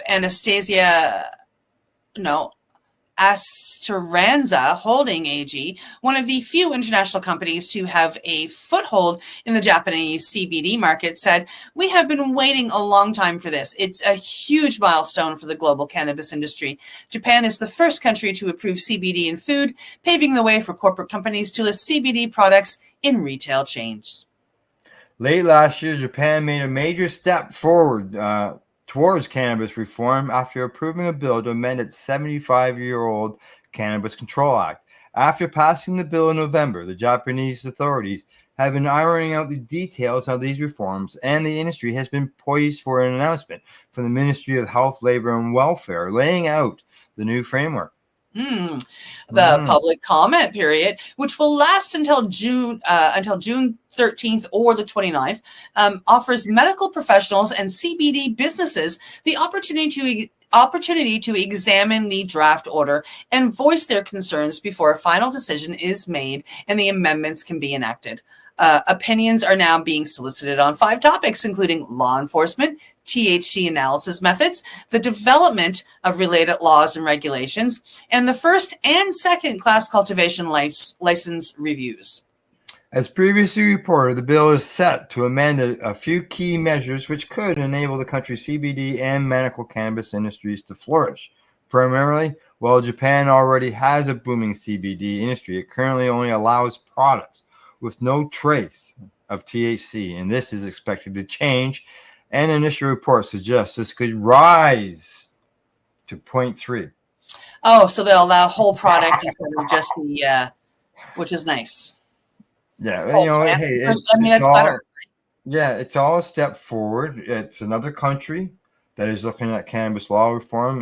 We can check all that off, and usually these things can grow from there, right? Yep.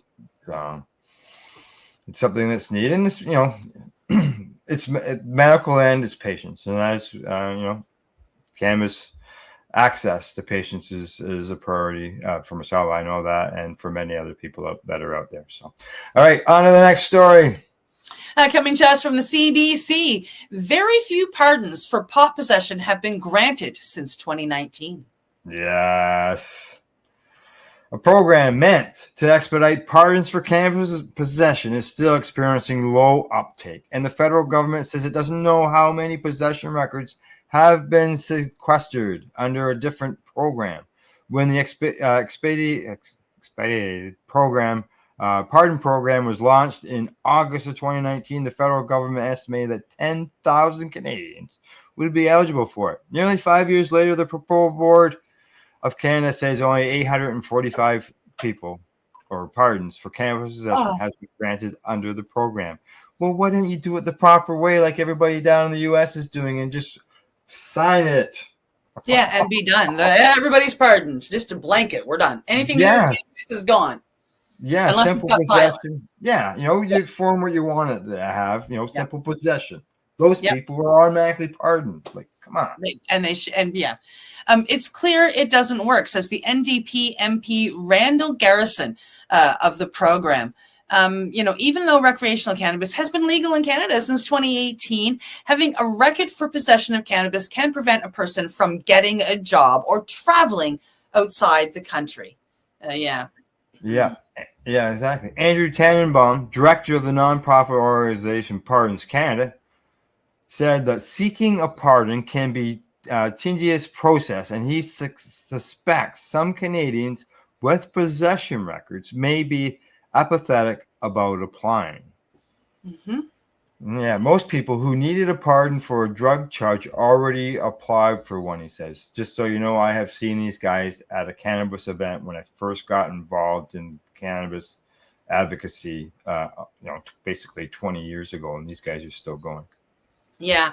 I mean, and some people, they're apprehensive about the paperwork they have to fill out to apply for their pardon as well.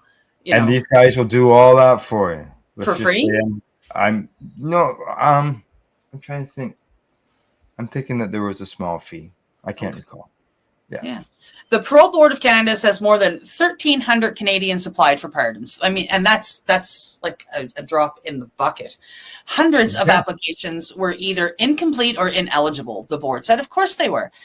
Garrison pushed for an alternative program in 2022. He proposed an amendment to the Liberals' criminal justice legislation bill C5 that would automatically sequester records for simple possession, meaning they would no longer show up on criminal background checks. Well, do it. Do it. It made so much sense. And I know at the time that the government said, well, we want to look at each case separately because there could be other factors involved in it. Yeah, that's why you only do simple possession. They should not be penalized for other factors that are no longer that didn't end up exactly what I'm looking at is were dropped. Yeah. And in the end, the person was just charged with possession. Yep. They should be dropped because those did not go through. They were not convicted of that. Right. The Liberals accepted Garrison's amendment, and Bill C5 received Royal Assent in November of 22. It gave the government 2 years to sequester all possession records for cannabis and other drugs across the country. So why are people having to apply? But both Garrison and Tannenbaum said they're worried the government won't meet that November 2024 deadline. Because it's a November 2024 deadline. Yeah. So they passed this in 2022, and so it's coming. Finally, after all these years, it's finally coming. So, and I feel bad for the people that are sitting there waiting, right? Yeah. It's a bureaucratic nightmare, Tannenbaum said, noting that record sequestration hasn't really been done on a national level before. The amount of bureaucracy that is required to do that is probably much more complicated than the pardon system. It's like, get a techie in there to click a few buttons, dude. Correct. Garrison said he's heard concerns about slow progress on the sequestration program. He asked the government for an update through an order paper question in the House of Commons. The government's response to Garrison suggests that jurisdictional overlap is making it difficult to state how many records have been sequestered so far. So do people receive a notice? I guess we'll find out as we go along, but do they receive a notice that they've been sequestered? I don't know. Given the decentralized manner in which criminal records are stored and that the possession of controlled substances governed across several legislative frameworks, effective implementation of the program requires federal, provincial, territorial, and municipal governments' cooperation. Liberal MP Jennifer O'Connell told the House in early May. There is much work left to be done to reduce the barriers for those with a criminal record that those who continue to face. Spokesperson for the Public Safety Minister Dominic LeBlanc told CBC News the government still intends to meet the November deadline. We're going to keep an eye on this now that we know what's going on there. The sequestration of criminal records for simple possession of cannabis is a significant undertaking that requires the cooperation of our province, territorial, and municipal partners, LeBlanc's director of communications said in an email. We will continue to work with them as we have since the becoming into force of this legislation to ensure we meet that deadline. Garrison said he's not sure what the implications would be for the government if it failed to meet the deadline. None.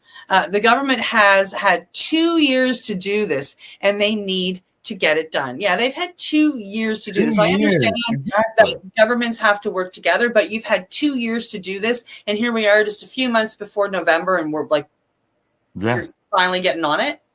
You know, and their process should be a lot easier versus the process that Pardons Canada has to go through by reaching out to the municipal, like if it was municipal police force, or if it was the OPP.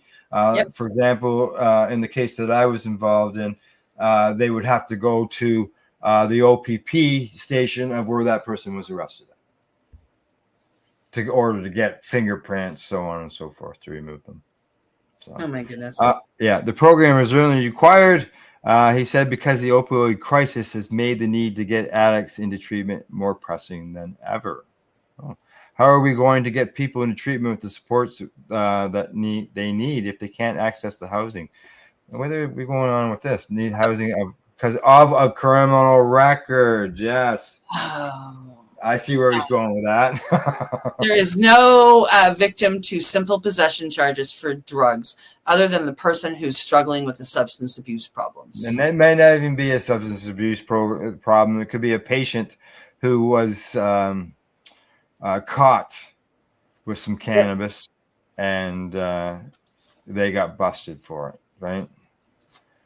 So, okay, we got one more story to go before we go to our break, and I'm just going to bring this up. And I think this is a good, very, very good news story because, as we know, doctors are not normally trained on the cannabis issue. So here's the headline. Coming to us from the Ottawa Citizen, University of Ottawa launches world's first master's degree in psychedelics and consciousness studies. Nice, a master's degree. The University of Ottawa has launched a master's degree aimed at equipping students with the knowledge and skills they need to harness the therapeutic potential of psychedelics. The program, which opens next September, will be housed in the University Psychology Department, but run in partnership with the Department of Classics and Religious Studies. Students will be able to take a broad range of courses from neuroscience to comparative mysticism. Yeah. Psychedelics, also known as hallucinogenics, are medicines that change the user's perception of reality. Long associated with counterculture of the 1960s, there has been renewed interest in the use of psychedelics to treat psychiatric disorders, as well as their use for spiritual purposes. There's a growing move to decriminalize psychedelics across Canada, says Dr. Monica William, the program's co-director. In Alberta, psychedelic-assisted therapy is legal and regulated. That's why a program like this one is needed, said Williams, a psychology professor and Canada Research Chair for Mental Health Disparities at the University of Ottawa. She says, I think the program will be interesting to a few specific types of learners. For one, mental health professionals who want to really bolster their knowledge of psychedelics in the light of the fact that these are being rolled out for mental health care. Most clinicians haven't had any training in how to use them. Yep. Yeah. Yeah, and that's really sadly true.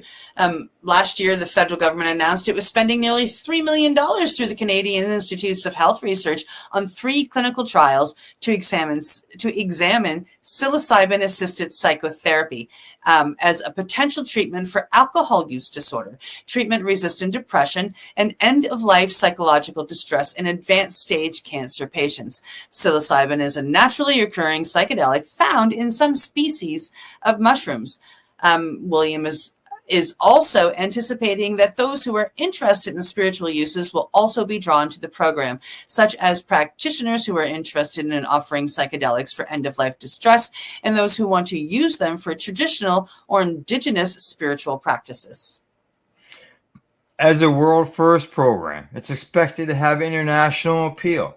The admission portal opened on Wednesday and applications are already starting to trickle in, Williams said. The university is aiming to enroll a first class of 10 students, then double that to 20 in 2025, and double it again in 2026 when the program will open to Francophone students.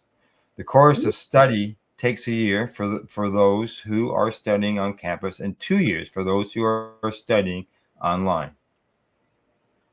We are going to be prioritizing admissions from people who are already registered medical care providers, and mental health providers to help them get up to speed as quickly as possible given the coming changes, Williams said. There are already studies on psychedelics underway at the University of Ottawa, where researchers were recently awarded a grant to study ketamine-assisted therapy for people with major depressive disorder. At the University of British Columbia, researchers are studying psilocybin for people struggling with bipolar II disorder, which causes long depressive episodes. The multi-site study will include a University of Ottawa component. Based on Williams' research experience, there's a lot of public interest in the potential of psychedelics. Of course. As soon as a study is announced, there are long waiting lists of people who want to get in, she said. We know of so many mental health treatments that are effective for a lot of people, but they're not effective for everybody. That translates to a lot of people suffering, looking for relief. This is such a promising area that there's a lot of buzz. It has taken 4 or 5 years for the program to come to fruition, Williams said. When most people hear about the program, they're surprised, a little confused. But other researchers and people who have been studying this and advocating for its availability, they're really thrilled, she says. A lot of bringing this program to fruition was just educating people about the science. Yeah. And those people who first brought it forward, I'm sure that they had to educate the person on the other end that's gonna, have to have the final say on all this. Right? So, all right. Talking and a lot of meetings and a lot of education. Yeah, and as I said, it didn't happen overnight. Nope. Right? So, all right, medication time. We'll be right back after our joint session, or who knows, a vape or dab. You're watching Psychedelics and Cannabis Educational News here, PaceRadio.net. And I got to find the right button. You're listening to the Pace Radio Network here at PaceRadio.net. Limestone City Hydroponics is Kingston, Ontario's hydroponics shop. Take your growing to the next level and create the optimal environment with a tent kit, or maximize your yield with an ebb and flow flood table kit. Either way, Limestone City Hydroponics has more sizes and options to fit your needs. Are you looking for the power of the sun that adapts to your budget? Then look no further, as they have professional grow lighting. They have indoor grow systems that are easy and cost effective, with many options to fit your living space and lifestyle. Cultivate your growing potential. We have everything you need to succeed. And if you can't make it to the store, they offer local delivery to the greater Kingston area. Remember, when you're looking for experts to help you grow, then look no further than the locally owned Limestone City Hydroponics, 105 Sunderland Drive in Kingston, Ontario. Call them at 613-548-0420. Are you looking to get your medical cannabis grow license? Limestone City Hydroponics can help patients through the process of obtaining their license to grow medical cannabis. What's that? You don't have a doctor. If you meet the medical criteria, Limestone City Hydroponics has a nurse practitioner who can assess and provide medical cannabis prescriptions. What are you waiting for? Contact Limestone City Hydroponics at limestonecityhydroponics.ca or call them at 613-548-0420. What do you find at PaceRadio.net? People advocating cannabis education.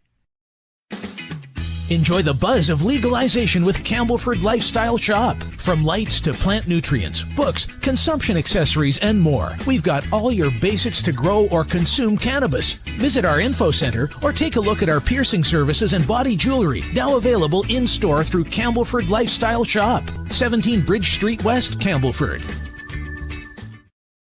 Cannabis edibles are an effective way to manage pain and other ailments, especially when you deal with your trusted partner, Legacy 420, in Tyendinaga Mohawk territory. You see, we lab test every product on site to ensure proper dosage every time, which is critical when consuming cannabis edibles. All Legacy 420 edibles are made by our classically trained baker and chocolatier, and we also have super tasty vegan options. Our baker has been in the industry for 25 years. She's also a chocolatier. Everything from savory to sweet, your chocolate bars, brownies, butter tarts, you name it, we make it. Talk to our knowledgeable Canitex about our incredible variety available. Give your trusted partners a call. Legacy 420 out on your road.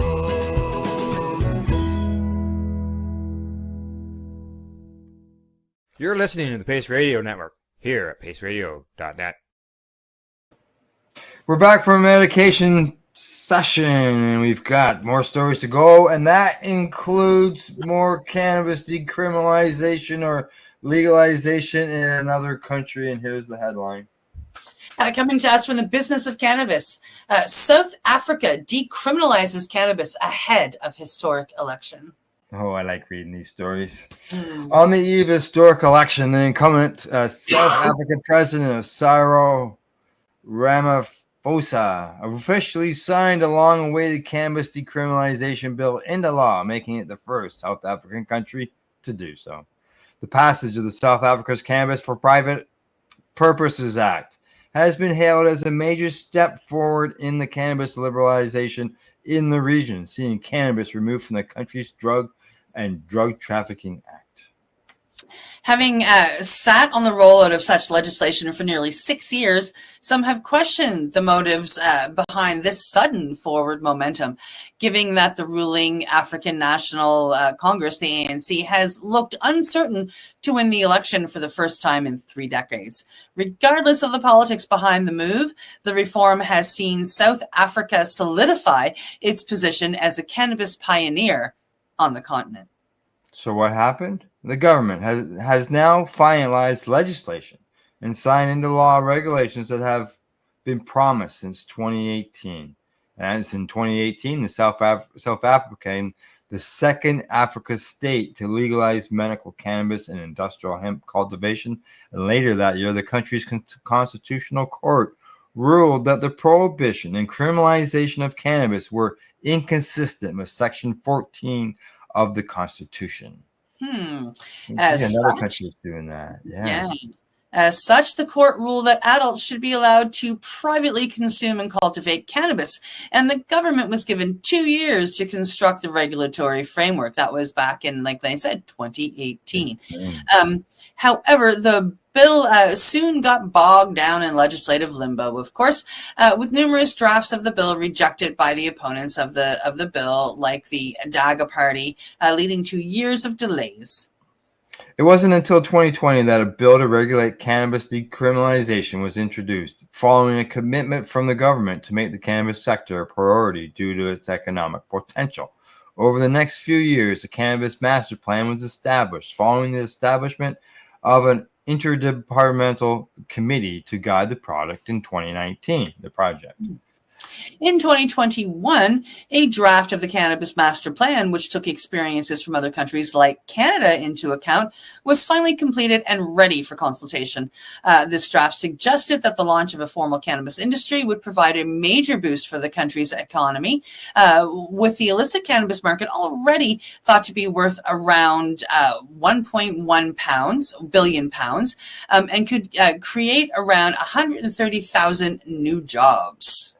Despite numerous statements of intent from the Ramaphosa to bring South Africa into the global cannabis market, it was not until last week that the bill was officially enforced.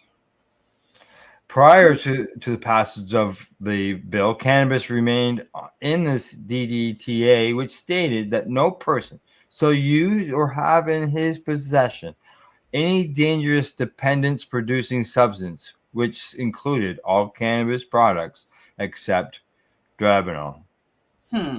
Pharmaceutical. Yeah. Now that the cannabis has officially been removed from the list, private adult use of cannabis and its derivatives is no longer considered a criminal activity. However, if the cannabis is used for pharmacological or medical purposes, it remains regulated as a Schedule 6 drug alongside heroin. Anyone 18 or over can now possess up to 100 grams of dried cannabis flower in a public place and up to 600 grams of dried flower per person in private. So no matter why you're using it, just tell them you're using it because you want to get high. Yeah, and you get busted for almost you can carry a quarter pound pretty well. And not in public place, which is more than what we can carry. Unfortunately, that 600 grams in your private possession in your home isn't, like ours, where it's basically unlimited. Consumption of cannabis in any private location that doesn't pose a risk to others is also now legal, but its sale remains illegal, and there are not yet any plans to regulate an adult use commercial market. South Africa's bill will be allowed to grow up to 4 flowering plants per person, with a limit of 8 per household. The gifting of up to 30 seeds or seedlings, 1 flower plant, or 100 grams of dried flower will also now be allowed. Exceeding these limits will still carry a criminal penalty, and users must ensure cannabis remains inaccessible to children. According to the government, the act will also facilitate targeted reforms in regulatory frameworks, such as the Plant Breeders' Rights Act and the Plant Improvement Act, while providing an alternative manner by which to address the prohibited use, possession, or dealing in cannabis by children. There you go. Yeah, that's where our law is 14 years. Yeah. Which is more than what some people could get for sexual assault and things like that. Yeah, we have that conversation on a mutual friend's post. I have seen people get probation, and sent home for other things. And you know what? Before that law came into act, the law was that if you got caught growing 6 plants, you would get more jail time than somebody who was sexually abusing a child. Yeah. And somebody, exactly. It's just, and those are 2 different governments that are setting those laws. So, All right, on to our next story. This one I haven't read yet, but it sounds interesting. Here we go. It's up. Coming to us from cannabis.net. Can you give your dog magic mushrooms? Benefits of psychedelics for your pups. Wow, here we go. Will the decriminalization of cannabis has been liberating for us humans as a whole. It also has another major benefit for us, extending the lifespan of our furry companions. Exactly. CBD and hemp products have been proven to offer a wide range of health benefits for our pets, and most especially when it comes to the treatment of pain, anxiety, cancer, and other symptoms that cause them a great deal of discomfort. Any pet parent can tell you how frustrating it can be to see your furry companions in pain and not being able to help them. Many animal CBD medications are also more affordable and effective than conventional veterinary medications. Yeah. That said, can we expect the same with the psychedelic revolution? Part of nature. In a pharmaceutical journal article written by Andrew Haynes back in 2010, he talks about animals purposely seeking out psychedelics in their natural habitat. According to Haynes, just like humans, animals look for these psychedelic substances in nature to cure boredom. Really? And there are many other examples of this in the natural world. In Siberia, reindeers look out for the famous red and white Amanita muscaria mushrooms, which are well known for their hallucinogenic properties. Santa's reindeer. That mushroom is also significant in Siberian religion. These reindeers are interested in muscimol, a compound found in these mushrooms, which gives them a relaxing hallucinogenic effect. That's why Rudolph's nose is red. And that's where part of the lore comes from. And I have had a cat in my past. She's long passed away now. But 20 some odd years ago, I had a cat that would desperately seek out my magic mushrooms and steal them from me. Yeah. So for cats, whether our lovable domesticated house cats or the feisty felines of the jungle are all known to enjoy catnip.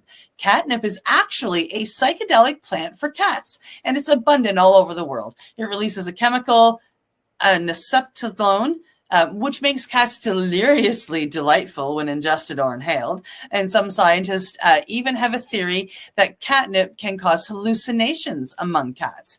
In other words, it isn't just humans who can actually enjoy the benefits of psychedelics. I can tell you, our cats love it. Yeah. At the moment, research on the use of magic mushrooms for dogs and cats is still limited since these topics are still in its infancy. It's only ketamine that is commonly used for veterinarians these days, particularly for pain management and general anesthesia. Ketamine possesses psychedelic properties, which we know very well in humans, though much less of its effects in animals. That said, we do know that giving animals ketamine does alter their consciousness and results in memory loss and pain relief for them. However, using psychedelics could be promising for progressive veterinarians, especially when it comes to treating severe anxiety, depression, pain, and even behavioral issues. But we need more published research to consider it as its proven therapy, since we don't even understand the dosing protocols required for safety and efficacy. Some ancient cultures who have long been using entheogens and plant medicines have naturally mastered using these sacred and magical plants. The Quichua and the Shirwa peoples of Ecuador utilize hunting dogs, without which they wouldn't be able to have any food for their survival. And since there are no veterinarians in tropical Ecuador, the hunters arm their dogs with an array of plant medicines to improve the success of their hunt. These include piper and Peruna to minimize the risk of evil spirits, and another one to give them more energy and alertness, and even hallucinogenics to sharpen their hunting abilities. The Quechua and Shirwa people even give their dogs doses of angel's trumpets, a beautiful yet insanely toxic flower to humans. Notorious for effectively dislodging one from reality, yet for them it improves the hunt for their dogs. Yeah, the trumpet flower. Oh, yeah. Nobody worries about them in people's gardens, do they? But it's going to take much more research for us to have more information on the use and safety of psychedelics for dogs as it is with cannabis. That's because dogs have a very unique physiology, as well as biology, which we need to take into consideration before giving them any kind of psychedelic medicine. There are certain things we must be weary about, so don't go on giving your dogs magic mushrooms just yet. No. For one, dogs are extremely prone to overheating. Consuming psychedelics can cause your dog to heat up, and it can even cause heat stroke. Additionally, giving your dogs the wrong kind of magic mushrooms can be fatal. Without the right education and guidance, one trip for your dog could end up being their last. Even the most common mushrooms can prove poisonous effects on dogs, so it's critical to avoid feeding them mushrooms if you aren't experienced with it. Medicinal non-psychoactive mushrooms can have great health benefits for dogs, though. These include reishi, turkey tail, and maitake, and shiitake mushrooms. All of these mushrooms contain abundant anti-inflammatory and immunity-boosting properties for dogs, strengthening their immune system and helping treat a wide range of conditions. However, the use of medicinal mushrooms for dogs requires more research. I mean, these are amazing. I've got a friend that has prolonged his dog's life by about 3 years now due to feeding her mushrooms. There you go. Magic mushrooms and other kinds of psychedelic drugs do hold a lot of potential for treating different ailments that dogs suffer from. They can also improve the overall quality of life for senior dogs or dogs in pain. That said, we need so much more research. Until then, there's no way we can advocate for pet owners to start using psilocybin on their dogs and cats just yet. Clear data for each species is necessary, and we need stringent guidelines on dosing and efficacy. For now, it's important to learn as much as we can. It's like when we're talking about cannabis, even for people, we were all the people were talking about, each strain is different in the plant, and each strain is different when it comes to mushrooms. It's the exact same for mushrooms. Yeah. I mean, you could sit here and eat 5 grams of golden teachers, for instance, which are a very mild medical mushroom and not really get much effect. I mean, you might have the walls doing some waving and that's about it. But if you sat here and ate 5 grams of penis envy, whew, be ready. Oh, good to know. Good to know. All righty. Hey, we're just cruising along here. Okay, next story. It's up.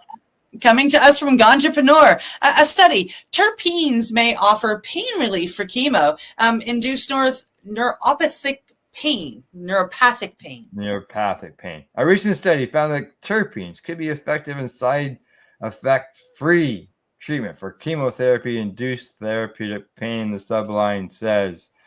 They say the study found that terpenes were as effective as morphine in reducing chronic therapeutic pain, and a combination of the two analgesics further enhanced pain relief without negative side effects. The study, led by John Stracher, who's a PhD and a member of the Comprehensive Center for Pain and Addiction. He's also a professor of pharmacology at the College of Medicine in Tucson, used a mouse model of chemotherapy-induced neuropathic pain, which occurs when highly toxic chemotherapy medications can cause nerve damage that results in pain. The terpenes were tested individually and compared with morphine, and the team found that each terpene was successful in reducing the sensation of pain at levels near to or above the peak effect of morphine. When the terpenes were combined with morphine, the pain-relieving effects of all 5 terpene and morphine combinations were significantly increased. I like that, but I just don't like the fact that they can get some relief without the morphine. It's fantastic. Yeah. Now, a statement from the University of Arizona, Schreiker says, we looked at other aspects of the terpene, such as, does this cause reward? Is this going to be addictive? Is it going to make you feel awful? What we found was, yes, terpenes do relieve pain, and they also have a pretty good side effect profile. Yeah. He added that this brings up the idea that you could have a combination therapy, an opioid with high level of terpene that could actually make the pain relief better while blocking the addiction of potential of opioids. And you'd also be able to reduce the amount of opioid in that and give more of the terpene end of things, right? Yep, absolutely.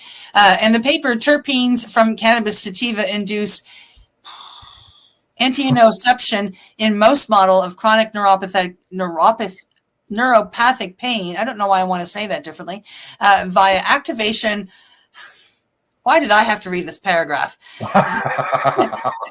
Adenosine A2A receptors is the first to examine the side effects of terpenes in their role as potential pain relievers. And you can go to Cannabis Business Daily News Update and subscribe if you want, and you can read this article for yourself. That's really exciting that terpenes can offer the same pain relief level as morphine, either just about as much or better. And if you add them, if you add them together, you're going to block the opiate addiction. And wow, no, that blows my mind. That's amazing. I think it's very important news, and we're dealing, as we know, North America is dealing with the opioid epidemic. Basically, all these overdoses and stuff. If they could get people to doctors and stuff to switch over to something along the lines of these terpenes in order to help, that situation, why not?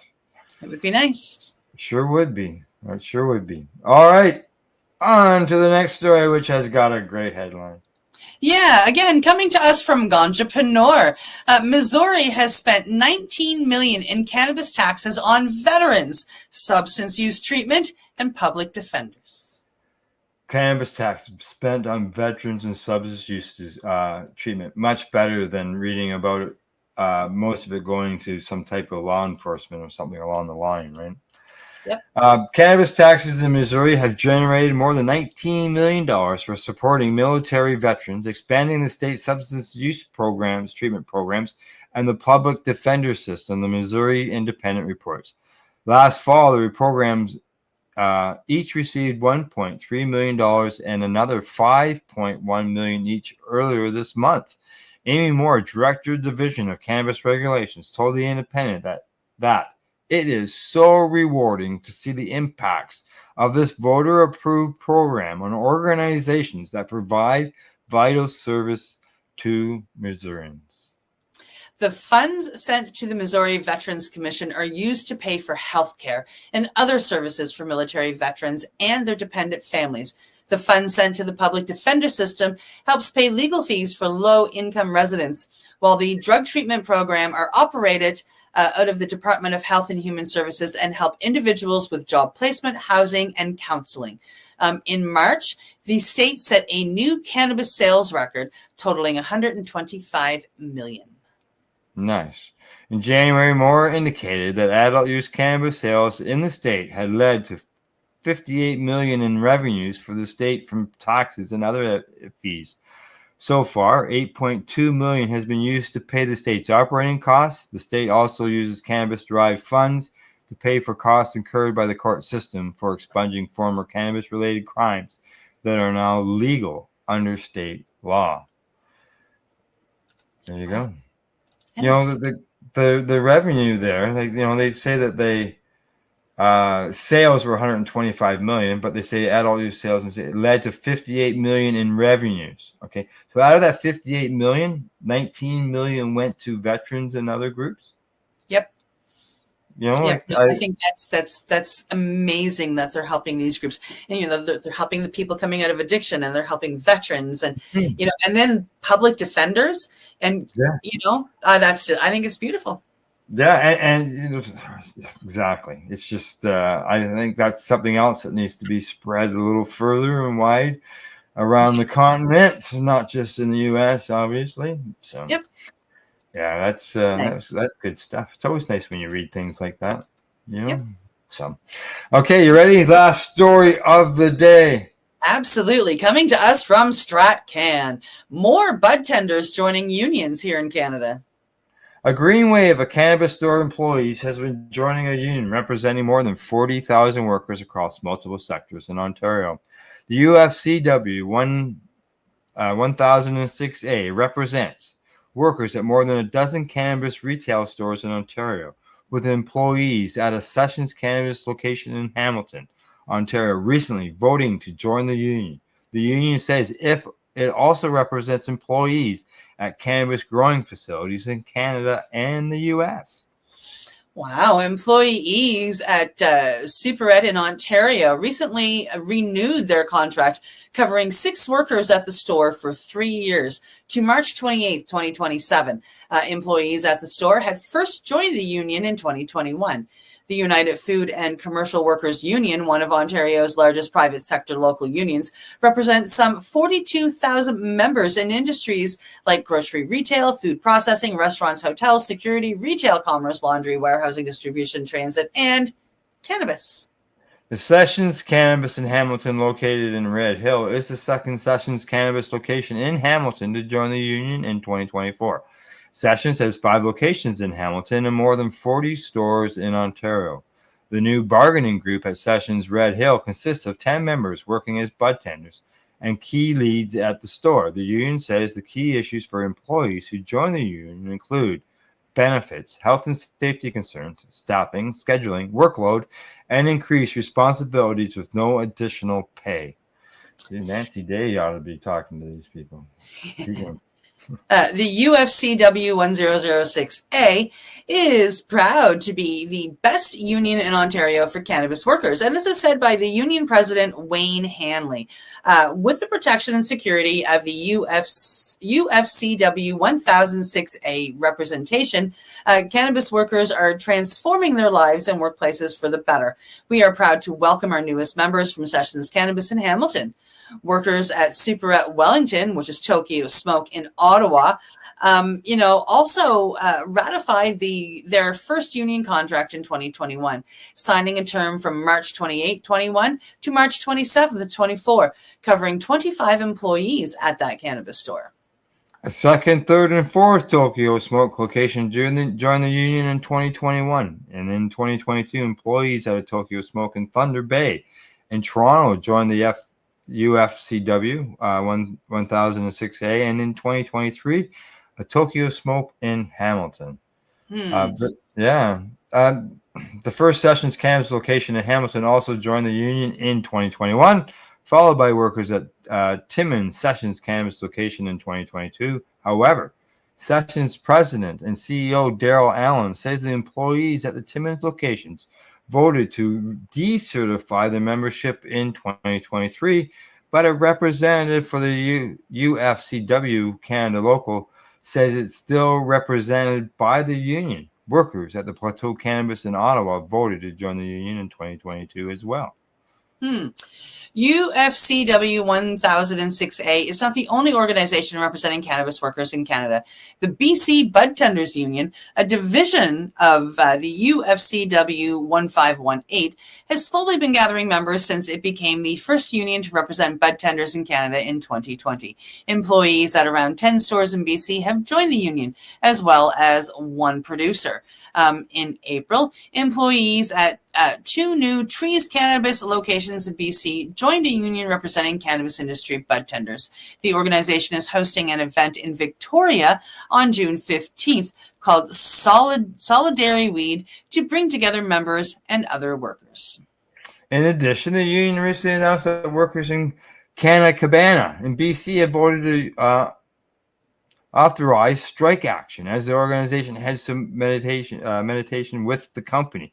This is not a guarantee of a strike, but the option will provide the union with more leverage in those negotiations. And in March, employees at a recently opened Canada Cabana location in Vancouver joined the union.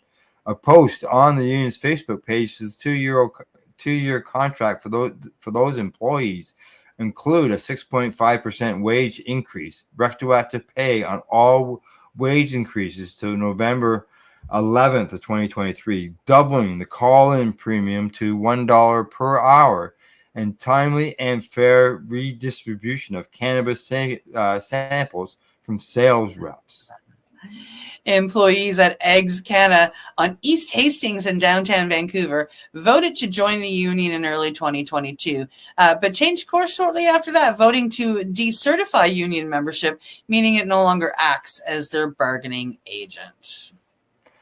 You know, I've worked with unions. I've been in management where unions have been, and I just sort of look at it. If people are unhappy where they're working at there, then that brings in can bring in unions and obviously that they listed a bunch of stuff there that they have grievances about. Yep. And like I said, I know somebody that I see on, I don't know them personally, but I see them on Facebook, and they're always talking about the way that they're being treated in a negative way, including those samples. Yep. They're supposed to go to the bud tenders. So if they're treated like that, then yeah, if you're not treated right, then employees, they want to stay in that job, but they want to be treated properly. Yeah, it's going to happen. Right? Yep. Because none of those are company wide; they're just store locations, and Yes. yeah, treat them right. Yeah, give them fair wages, give them fair stuff, right? So, Absolutely. okay. Anything you want to mention before we sign off? I'm going to the Snoop concert. You're going. That's about it. Yeah, I'm going to tell you all about it tomorrow, guys. I'm super excited. I am pretty much the same age as Snoop Dogg, and I have watched his career go from what they told him he had to be to sell rap records, which was, pretend to be a gangster and pretend to be bad. And, I never liked him really until liked him until he came out of that shell and showed his love and devotion to his mama and his wife and his kids. And all of a sudden I'm a big fan. So I'm super excited to go and smoke out the Scotiabank Center tonight. All right. Yeah. Did they exempt you for the smoking laws that night? I don't think they're going to have much of a choice with Snoop Dogg. Yeah. I'm looking forward to the report afterwards. Yeah, I'll take some videos, I'm sure. All right. Okay. From the Legacy420.com news desk, that's our news report for today. And for our buds at the Campbellford Lifestyle Shop, limestonecityhydroponics.ca and legacy420.com, we'd like to say thank you for tuning in to the broadcast and for watching. Other than that, please don't forget to educate, medicate, and do not incarcerate. We'll see you Thursday. Bye-bye. You're listening to the Pace Radio Network here at paceradio.net. The opinions of the individuals during this broadcast are their own, and may not be the opinions of their group or other organizations they may be involved with. All medical advice during our broadcast is not a medical opinion and should be checked with your medical physician. When you have a pain that's reached its peak, Legacy for 20, it's so unique. If organic cannabis is what you seek, here's your trusted partner 7 days a week. Suppository salves, vapes and drops, topicals, edibles, infused pop. Just when life seems like it ain't easy, at Legacy 420, enjoy a pop freezy. Lab tested products, make them the GOAT. Legacy 420 out on your road. Legacy 420 in Tyendinaga Mohawk territory. Indigenous organic cannabis at its finest. Enjoy the buzz of legalization with Campbellford Lifestyle Shop. From lights to plant nutrients, books, consumption accessories, and more, we've got all your basics to grow or consume cannabis. Visit our info center or take a look at our piercing services and body jewelry, now available in-store through Campbellford Lifestyle Shop, 17 Bridge Street West, Campbellford. Limestone City Hydroponics is Kingston, Ontario's hydroponics shop. Take your growing to the next level and create the optimal environment with a tent kit, or maximize your yield with an ebb and flow flood table kit. Either way, Limestone City Hydroponics has more sizes and options to fit your needs. Are you looking for the power of the sun that adapts to your budget? Then look no further, as they have professional grow lighting. They have indoor grow systems that are easy and cost effective, with many options to fit your living space and lifestyle. Cultivate your growing potential. We have everything you need to succeed. And if you can't make it to the store, they offer local delivery to the greater Kingston area. Remember, when you're looking for experts to help you grow, then look no further than the locally owned Limestone City Hydroponics, 105 Sunderland Drive in Kingston, Ontario. Call them at 613-548-0420. We are people advocating cannabis education here at paceradio.net.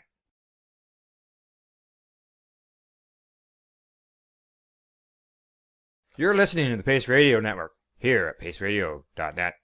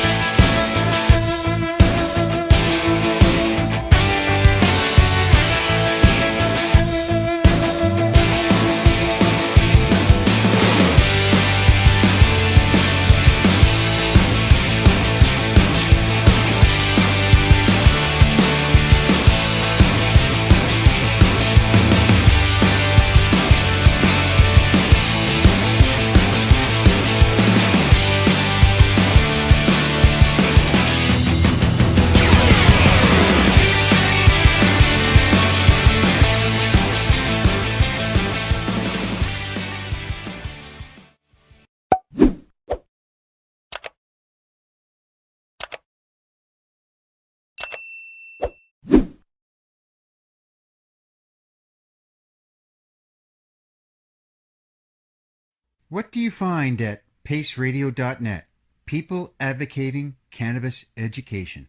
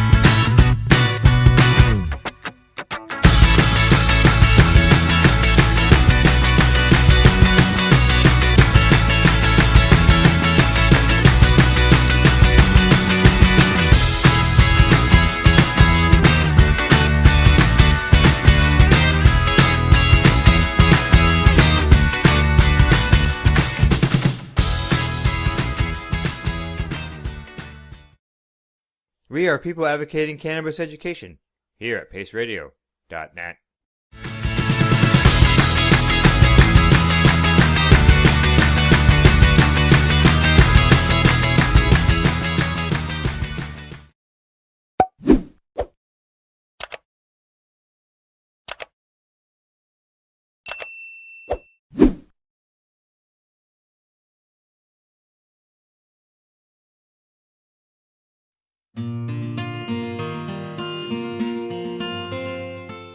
You're listening to the Pace Radio Network here at paceradio.net.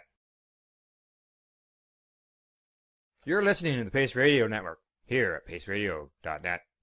The views expressed by the individuals during this broadcast are their own opinions, and they may not be the same as those of their group or other organizations they may be involved with.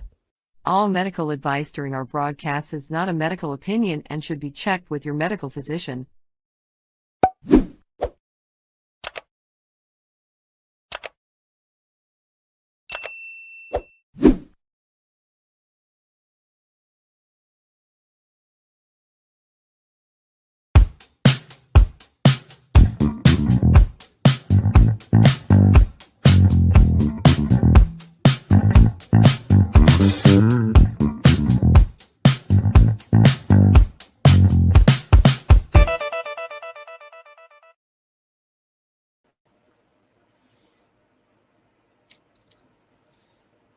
Oh, good day. Welcome to the Mushy Moment with myself and my awesome co-host Cindy, who's not showing up on my screen right now.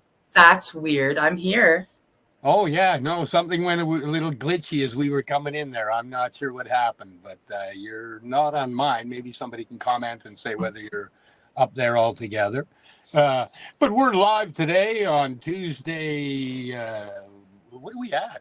It's June something or other, because I had my birthday last month and I found out at the beginning of this month that everything expired. My bank card, my driver's license.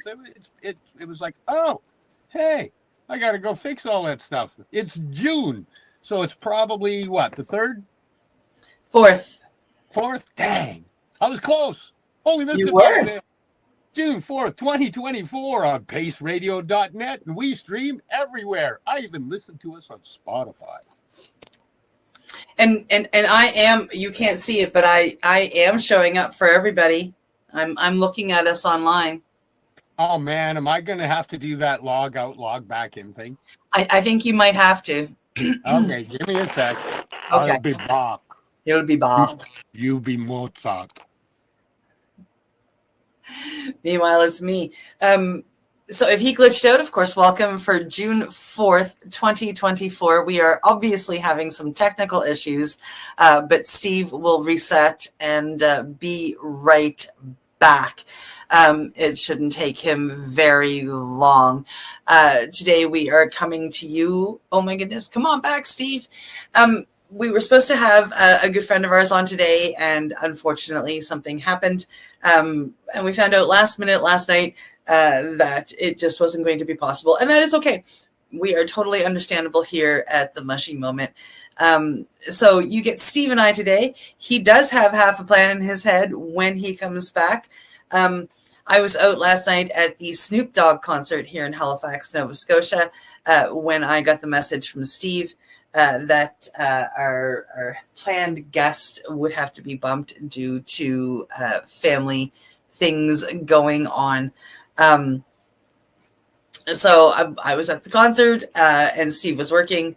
So it just, we didn't unfortunately take it any further, but he does have a plan when he gets back on here.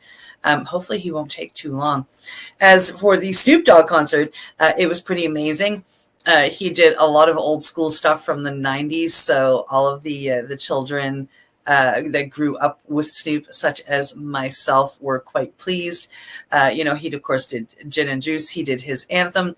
He did there were so many songs. It was amazing. I am actually shocked that I still have a voice today. I see some swelling around my eyes because I'm pretty tired. And so it was a pretty awesome concert, and I very much enjoyed it. There was lots of medicine being shared. The security guards were running like crazy, trying to keep up with all of us. It was a ton of fun. Come on, Steve. Not sure what's taking him so long. He should be back any second. It was weird because we had been talking for probably a good 5-10 minutes beforehand, and we had no issues. The only thing we did was go live. I took us out of the room and brought us back in, and the technical glitches started. So I would be curious to find out if there is something going on the Schumann residence. That's usually where Steve comes in. He's very good with looking up this kind of stuff, way better than me. But I've got a website here. So I am curious if there is just something going on. He should be back any second. Steve has been out west. He, unlike me down here on the east, there are not many people that work in this type of medicine. Not that I have found yet. I have come across a few. I've got a few people on my radar that I would like to go meet. But Steve is out west. We've got very good friends who are out in the Vancouver area that work in this medicine, whether it be cacao or bufo or mushrooms. And Steve has been enjoying some beautiful ceremonies out there with actually the person who was supposed to be on today. So when Steve gets back on, he just about made it back there. Took him half a try. We can ask him some questions about that and get him talking. Down here on the East Coast, I have been working my butt off with school in between some emergency surgeries I have had. Just surgeries, no big deal. Well, they're a big deal, but they're no big deal. They have been working. They've been doing what they're supposed to do. So I'm starting to get back on track with that. But now that we have Steve back, up and telling everybody that you got some plans for the show today. So. Oh, there's some weird voodoo going on. I almost had to try and get you to send me a link to the app because I couldn't get to log on. Weird. Yeah, while we were chatting, I said Steve would probably think of looking up the Schumann residence. So I did that. And I don't know if you can tell by the little tiny picture down here, the white is going. You're frozen on my screen. The software is completely glitching for me. Isn't that weird? It's my electromagnetic personality. Yeah, the Schumann residence is white right now. Oh. Yeah. Cheers, Mr. Schumann. Wow. Well, we were going to have Anki on. I've been telling people, yeah. Yeah. But did you tell him that his sister ended up going in for some heart surgery and... and he's there spending time with her while she's in the hospital and stuff. I did not tell everybody the exact reason, no, but yes, I just I told them it was a family reason. Well, I wanted to say that because if everybody could hold Anki and his sister in their prayers, meditations, thoughts, and just send them some beautiful, positive, healing energy, that would be a beautiful thing. It would. She's only 15, I believe. Yeah, she's just a baby, just a kid. Yeah. So he was actually going to do the show. I talked to him yesterday. He's like, "Well, I'll do it from the hospital. It'll be okay." It's like, no, dude, you got way more important stuff to be focused on. Yes. So I invited him back for next week. So he said he'd love to do next week. Absolutely, and we put family first here. So, which is why we weren't on last week, because I had surgery last Monday, and then I had to take my dad for surgery on Tuesday. So it was, family first was the reason why we had to cancel the show last week too. Yes. Yeah. So lots of love and lots of prayers to Anki and his sister. Lots of strength to her for the fight that she has to endure at the moment. Yes. Yes.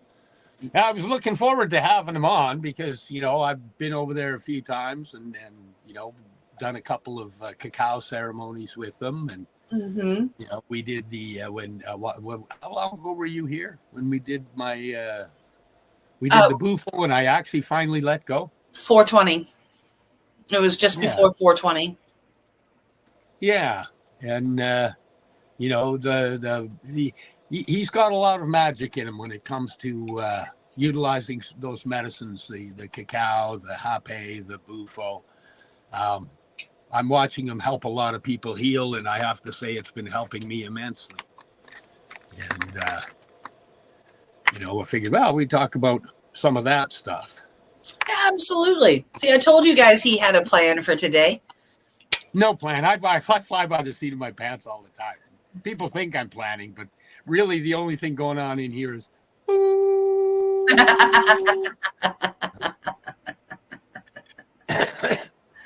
but I found it funny because when we did the ceremony at the 420, I did my first round of Bufo and when I came back, and Bufo's short, so I don't really know how long that was. My first one, probably 20 minutes, half hour or so. And when I came back, I was like, no, man, I was still hanging on. I know I was hanging on. I didn't let go. And the part of letting go that I was trying to achieve is physically, mentally, everything. Just letting go, letting my body go to its most relaxed state, my brain go to its most relaxed state, and let the medicine work. Because if you hang on to your brain and try and analyze, then you fight the healing, and it takes a lot longer for the process to happen. And this wasn't my first one. I've done a few of them. Each one is just layers of stuff coming off. And, I've done the 5-MeO as well. And I'm a facilitator now as well. So I have my own 5-MeO. And, you've been on there with me while we facilitate things. And at no point was I able to stop my brain from analyzing everything that was going on. But this last one, we were in the right setting. I was in the right setting with the right people and the right vibration and feeling for me to actually be safe enough that I did let go.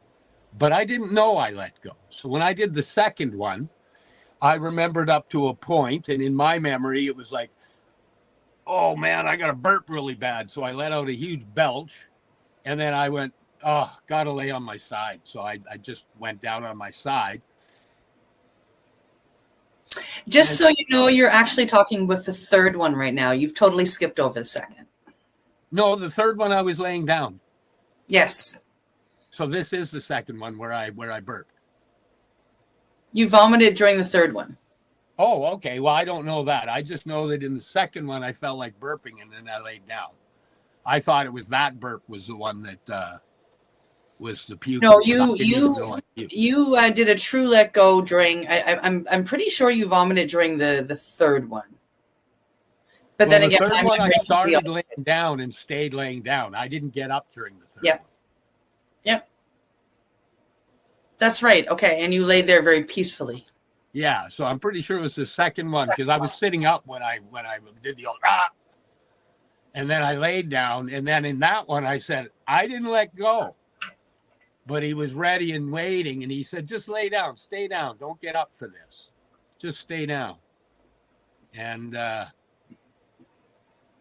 for sure in that one I let go because all I remember in that one was when I took the medicine.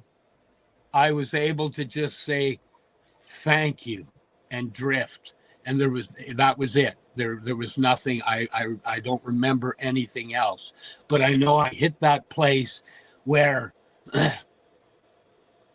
anything I could hang on to in the body was no longer being held on to, and it's interesting because I don't know anything that happened in that period where I was. The one where I was laying there peacefully. But I do know that when I came back, my brain said, no, nothing happened. No, you didn't let go, buddy. We're still here. Hey, better ask for another one. So I asked, I think I need another one.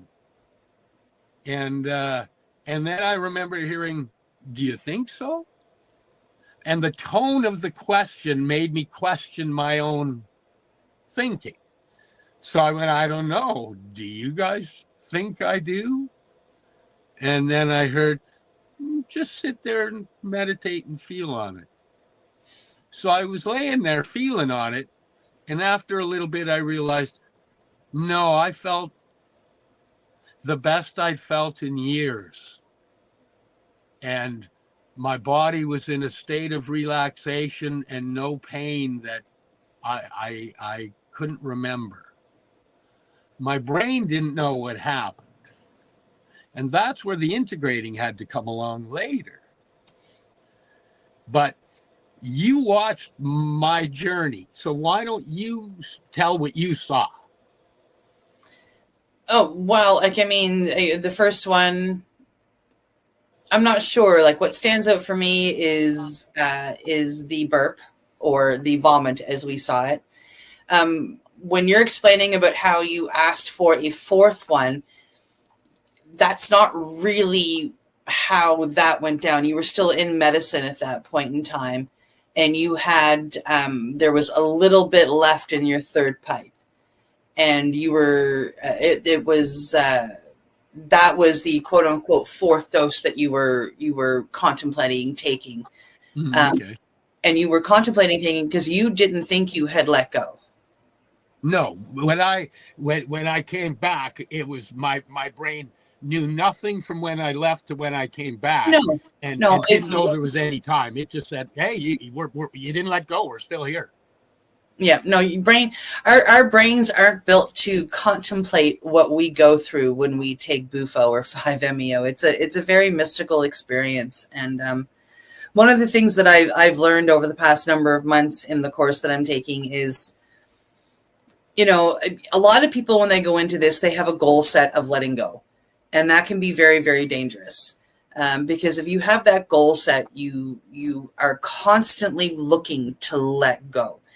And if you go in with the intentions that the medicine is going to do what it needs to do, and you surrender to it, that's when the letting go happens. And it doesn't actually happen every time. And you don't need a full ego death or a full let go for the medicine to do powerful, powerful healing for you. You know, as we both know, I mean, like, we both had ceremonies over our times where we haven't let go, but yet we've walked away with. They've all been, for me, they've all been amazing. Each one took off a layer of armor that I thought I'd put on to keep myself safe that had now just turned into an anchor weighing me down.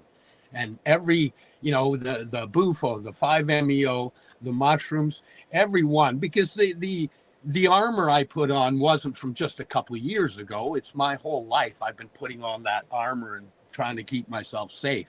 So I had to knock off layers and layers.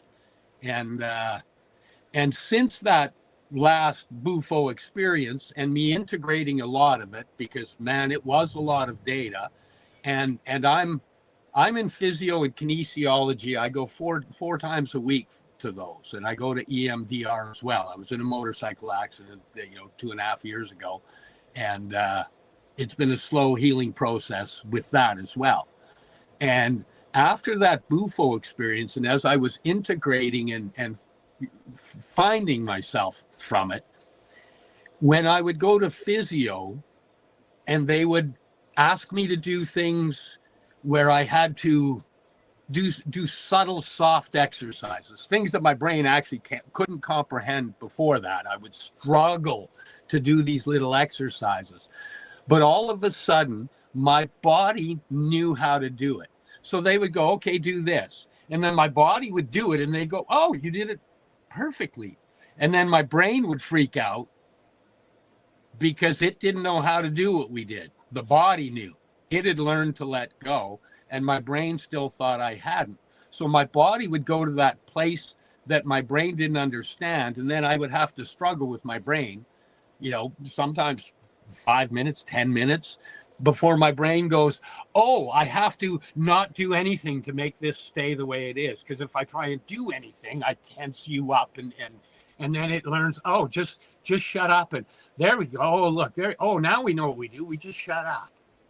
And it's been little layers of my brain learning to just shut up. And my body's been falling into place. And all those things for the last 2.5 years that we've been trying to go into place now are just going into place because my body has let go and is allowing those things to move. And I, in the last month, have had more movement in my physical and mental healing for a short period of time that to me it's miraculous. Honestly, I just find it miraculous. It's awesome. It's been an amazing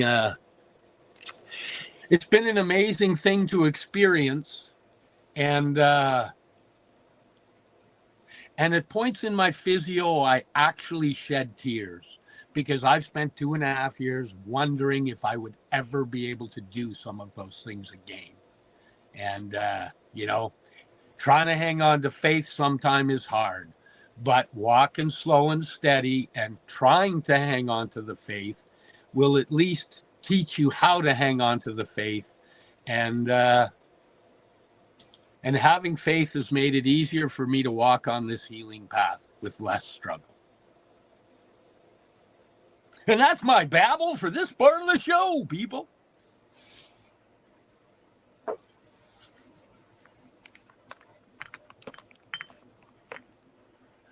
Are you there? I can't see if you're there because my screen. Oh no, I'm here.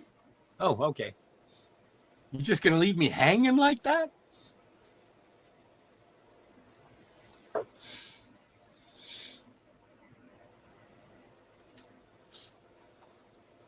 Come on, I know you got something to say about it all. Well, yeah, no.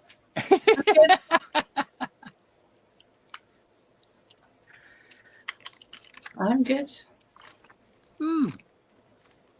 Wow. Well, should I go in about the cacao ceremony that I went to? Sure.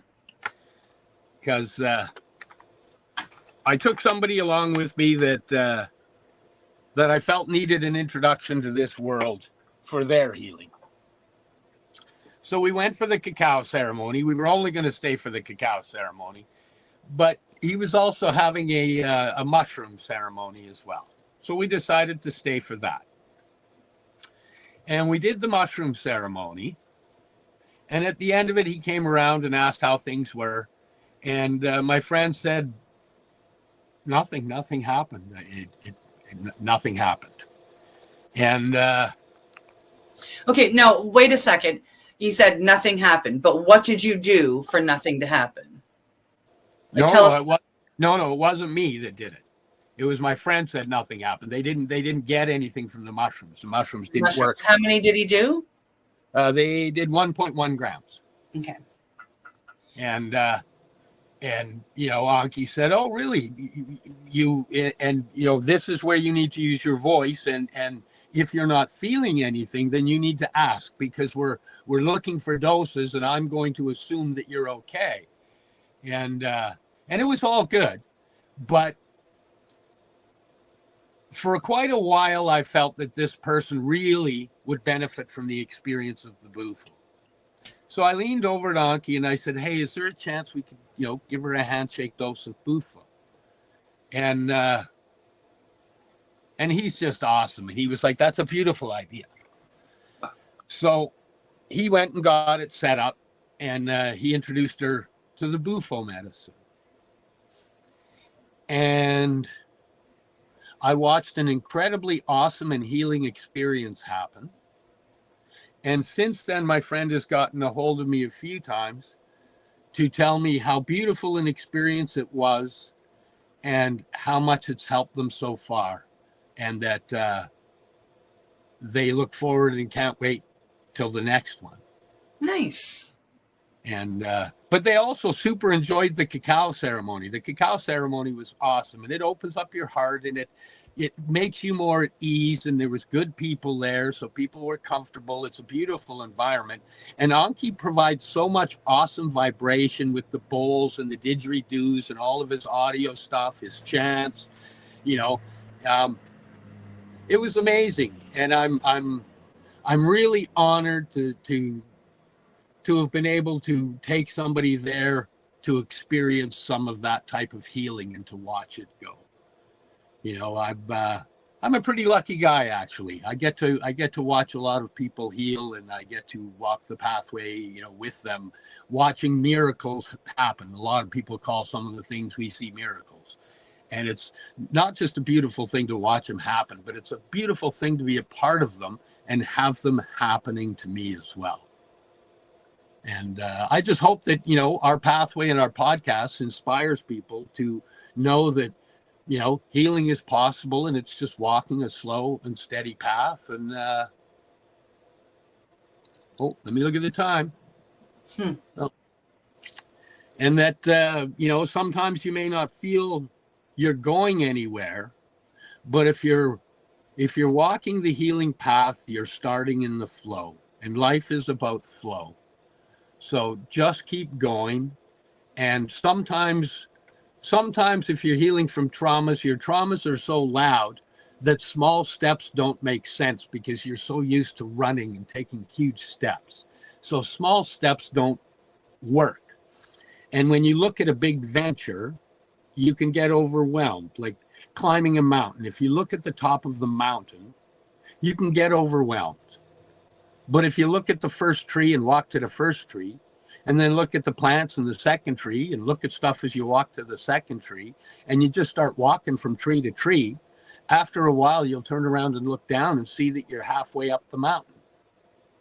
And you just keep walking one step in front of the other, slow and steady, and pretty soon you're at the top of the mountain looking over the valleys.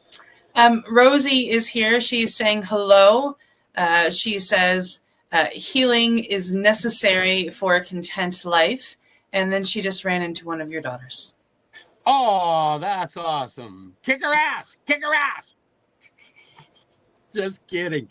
Give her a hug for me and tell her I love her. Thanks, Rosie. Oh, that's awesome. Yeah. We could probably go now. You mean it's break time? Time to check out our sponsors and pay some bills? Mm-hmm. You're here live with us on the Mushy Moment on paceradio.net. And we'll be right back. We stream everywhere. We are people advocating cannabis education here at paceradio.net. Limestone City Hydroponics is Kingston, Ontario's hydroponics shop. Take your growing to the next level and create the optimal environment with a tent kit, or maximize your yield with an ebb and flow flood table kit. Either way, Limestone City Hydroponics has more sizes and options to fit your needs. Are you looking for the power of the sun that adapts to your budget? Then look no further, as they have professional grow lighting. They have indoor grow systems that are easy and cost effective, with many options to fit your living space and lifestyle.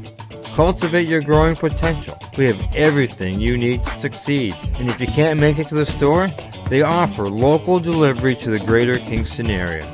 Remember, when you're looking for experts to help you grow, then look no further than the locally owned Limestone City Hydroponics, 105 Sunderland Drive in Kingston, Ontario. Call them at 613-548-0420. Enjoy the buzz of legalization with Campbellford Lifestyle Shop. From lights to plant nutrients, books, consumption accessories, and more, we've got all your basics to grow or consume cannabis. Visit our info center or take a look at our piercing services and body jewelry, now available in-store through Campbellford Lifestyle Shop, 17 Bridge Street West, Campbellford. Are you looking to get your medical cannabis grow license? Limestone City Hydroponics can help patients through the process of obtaining their license to grow medical cannabis. What's that? You don't have a doctor. If you meet the medical criteria, Limestone City Hydroponics has a nurse practitioner who can assess and provide medical cannabis prescriptions. What are you waiting for? Contact Limestone City Hydroponics at limestonecityhydroponics.ca or call them at 613-548-0420. PACE Radio is the People Advocating Cannabis Education Radio Network. Legacy 420 have an awesome array of cannabis-infused beverages, from pop to Nature's Nectar's teas, all in amazing flavors. What a selection! We even have a delicious mango-infused juice, and let me tell you, it's delicious. Everything is infused in-house, so we buy our syrup from the same place where everybody else buys their syrup for their pop, and the infusion is done in the lab. It's all canned here, labeled here, produced 100% on Tyndonega. We have two lines of drinks. One is called our Nature's Nectar. That was our original line that we came out with. And then we also have a line under the Red E brand. We have them in 10 milligrams, 30 milligram, and 60 milligram cans. What a great selection for a get-together with friends or after a long day. Remember, if you want to wet your whistle with on-site lab-tested products, come see your trusted partner. Legacy 420 out on your road.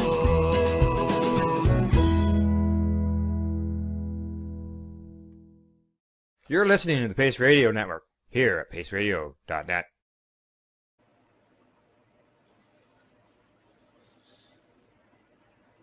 Are you there? You're muted. There you go.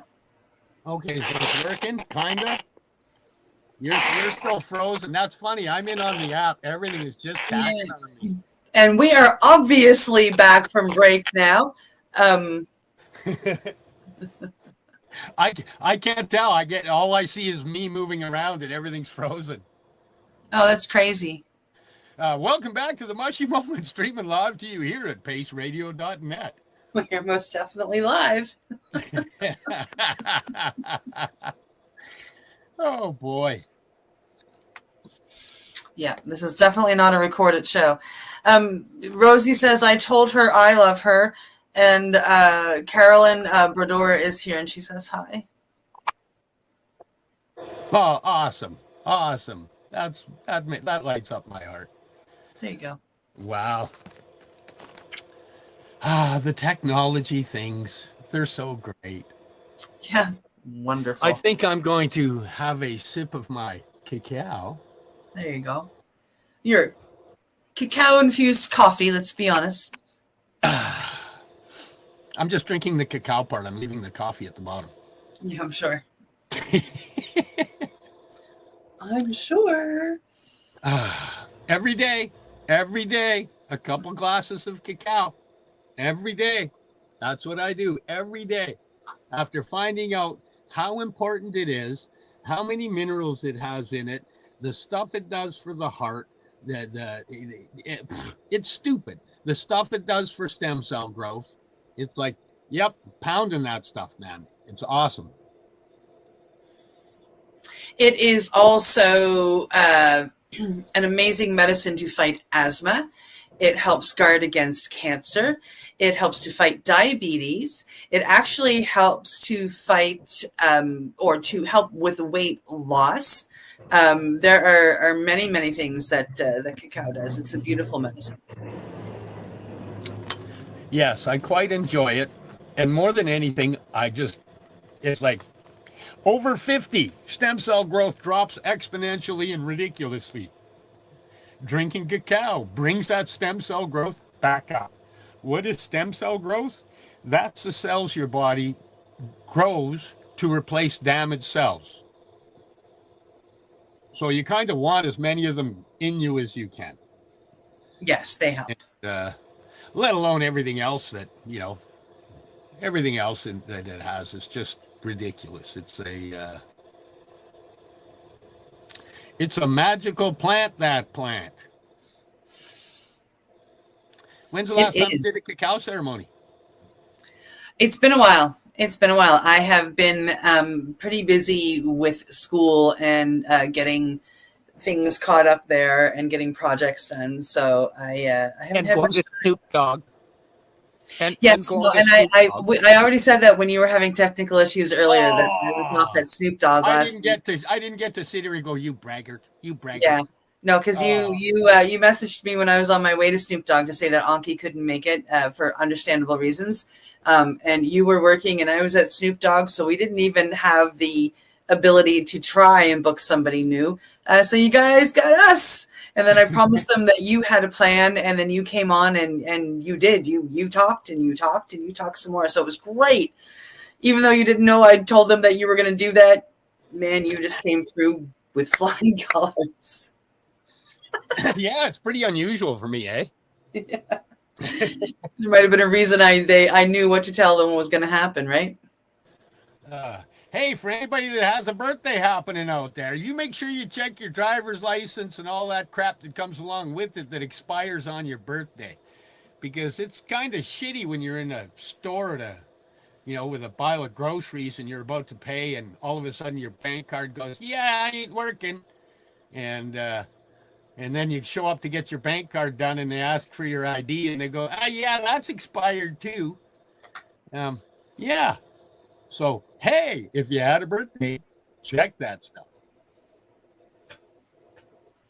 Yes. So I can't even see what you're doing. So I got to ask, what are you doing, Cindy? I am smoking a joint and, reading comments. Carolyn is asking me, when is everybody going to be able to get to watch me make pens again? She misses that. I did get your text the other day, my love. And hopefully soon. Again, like school has kept me pretty toe tapping, and and then I took a break and I went out to BC, which got me behind a little bit. But I am quite literally one quiz away from being caught up and able to, then I'll just have 1 week's worth of work to do, and I'll actually be able to do a few other things after that. And my instructors will be happy because I'll be one of the people that's completely caught up. It'll be awesome. It'll be grand days. That's pretty cool. Yeah. I'm just going to play with some buttons here, Steve, and tell me, can you see us now? Woo! Hello. It puts you in a different position, but it just leaves you frozen. Weird. Oh, wait. Move. No, it froze. You moved for a second on that one, but then it froze. That's strange. Just software glitching out. It is. Whatevs. It's just awkward, when I'm the only one moving on my screen, because then I keep looking at me. Yeah. That's okay. Then I see the joy of what everybody gets stuck with. For me here, everything's working fine. You were glitching out the first little bit, but everything seems to be caught up now, which is kind of nice. Nice. But I'm sorry. You just have to see me caught up in whatever position I'm in. It just shifted again. Now it's like this. That's how I'm sitting now. Yeah, the last one was. I really like that. Oh, I should have snapped a picture. That would have been funny. No, I'm glad you didn't. Oh my. Oh, I guess I should have got an Android. The iPhone's screwing up. Hey, Crystal Watkins, how are you? So what ideas do you have for ceremonies you might be attending in the future? Well, I've got to finish up my cacao course, but I've had a couple people asking if I can come and do a ceremony with them. So I'm going to arrange that and make that happen. And Anki's invited me out whenever I, want to get a hold of him and come out there. So, and he's asked me to, if I want to co-facilitate some of them. So nice. I said, yes, I would love to do that. And in the near future, the only thing really that I do is I've added more ceremony into my daily life. So, when I'm here and making my cacao myself, I'm putting my own energy and my own words into it, and a little bit of ceremony, and burning the palo and just purifying. I'm doing the same if I use any of the mapacho or if I use the hape. I tend to not, or I was tending not to use the hape much, but in the last little while I've started to use it a little more because it's because now I'm at a point where I can hear what it's trying to say, or I can experience the healing it's trying to give. And when I say that, it's because some of the medicines can be quite subtle. And if you're looking for something or trying to find and see what it is and feel it, but you can't feel things that are that subtle, then you can miss it. And now I'm at a point where I'm actually able to feel a lot more subtle medicines and notice what they do and experience them in the calming way that they offer. And I'm able to bring myself into that level of calm now, because before I couldn't get myself to be this level of calm. It was just nothing in my life had ever been that calm. So I when I went to my calmest, it's what my brain remembers. And now with the experiences between my body, my spirit, and my brain, and the different experiences, they're all coming into harmony and letting me experience these subtle things, the softer vibrations. It's giving me the ability to have more patience, to have more understanding. It's letting me find the space between action coming at me and my reaction coming out.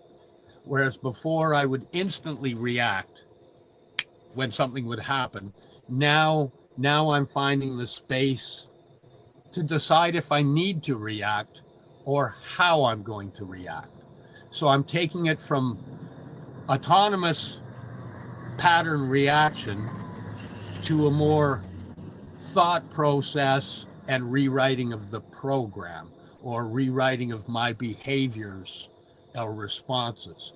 And I'm finding that this medicine is giving me that space. The space might only be half a second, but it's half a second of me noticing that I was about to do this, but I would rather do this. And I have to say, it's a beautiful thing. And I hope everybody on their healing pathways gets to experience it at some point on their pathway, because it is an incredibly beautiful thing to experience. How was that for Babylon? It was wonderful.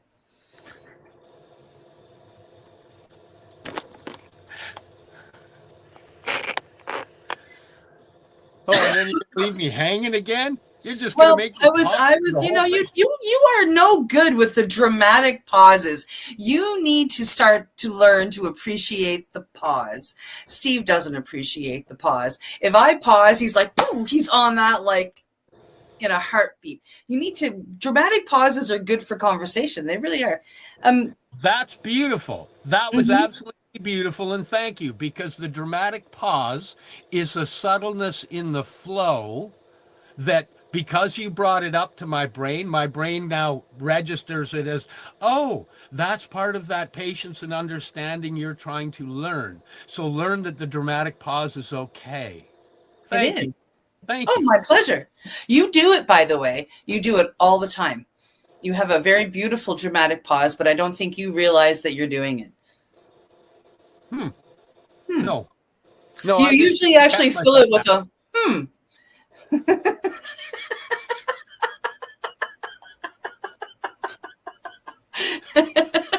I've also noticed when I go, my eyes go to a different place and I'm looking at something in my head.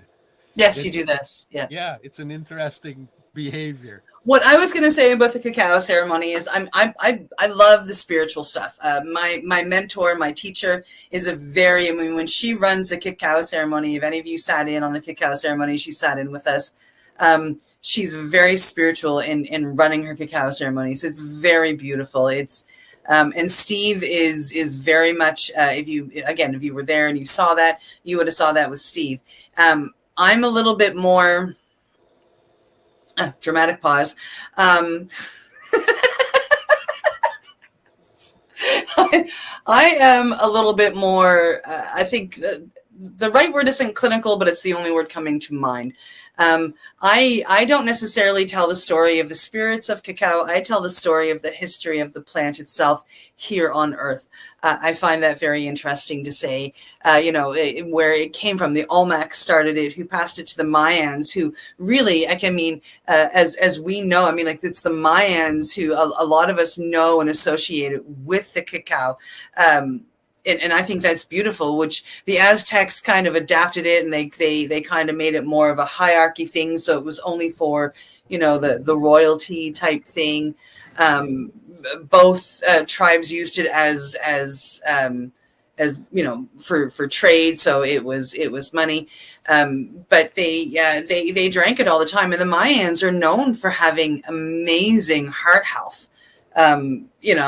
So I tell these stories, and I say how it, through trade, especially through the Olmecs, it came over to Spain, and the Spanish people absolutely love the plant, and they love chocolate, and they're the ones that added the iodized salt, so it could be added to water, and then it could be dehydrated to make the cacao powder, eventually learning how to add milk. And they, it was only a couple hundred years ago actually that we had the first chocolate bar, and then the chocolate, milk chocolate came along after that. And this is kind of, I tell it a little bit longer with a little bit more detail and actual dates when I run a ceremony. But I love that story. And I love telling people that, when you're eating chocolate, by the way, it's a fruit.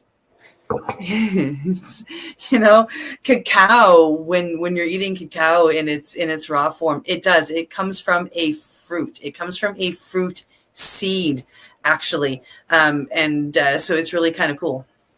That's where I go with it. So I go on a completely different roundabout. And we if somebody brings up the spiritual side, and I bring in meditation, but I tend to keep it more on that level, and I really like it, and I have a lot of fun with it. Yeah, I tend to come in on the science end, which is more on what the published studies show it does, theobromine and the cacao, etc. But I'm really trying to embrace that ceremony aspect. Because I find that when I'm at the ceremonies, the ones that have the most powerful ones I've been at have had beautiful ceremony around them. Mm-hmm. So I'm just embracing that aspect of performing ceremony around stuff. Because, in my science brain, it's like, well, what is ceremony? It's giving gratitude, it's intent, it's giving thanks to the generations before us that taught us how to utilize the medicines, etc. So it's like, oh, okay, the science brain can understand the energy flow of that, but watching the beauty of somebody that comes at it from that spiritual side, right? Like your mentor and Anki and watching them come in from the spiritual side and the magic that happens when they perform the ceremonies, it's been a powerful thing. It's made me go, oh, that is part of what makes the magic more magic for me. It's like that's why I kind of went, yeah, but I haven't actually performed a ceremony yet. So I'm, I just had a part in the one that we did, but I mean, not that I don't bring any spirituality. My ceremony is full of spirituality. Just that when I tell my story of cacao, instead of telling it about how, like the same story that Judy told, I tell the story of the history here on Earth is the big difference for me. Yeah, I love that story, and for me, I very much relate to it. I think it's kind of cool to watch how it came along, right? And yeah, I mean, you very much are the sciencey person. You're the person I learned about the stem cells from. Yeah, that's really cool stuff. I figured Judy taught you. Judy does hers, and Judy taught you, and I'm watching the two of you, and I've watched Donkey. So now I'm going to try and incorporate all of that. But at the same time, I want to blab out some of the science stuff for people that might show up that are sciencey, that are like me. The first few, I was there in the ceremony being performed, but I was watching the spirituality and not so much participating. Right, analytical brain. So I'm there, and I'm trying to flow with everything that's going on. But in the brain, it was like, this is rather interesting. I wonder if this plays a part. For me, as we've done the ceremonies, watching the results, I've realized how big of a part that also plays. Yeah. Oh yeah. But when I do my first ceremony, I got a feeling I'm going to steal from both of you, and then I'll put both of those in with a little bit of that sciencey stuff, and then it'll be the Mayhemic Moments one. It'll be amazing.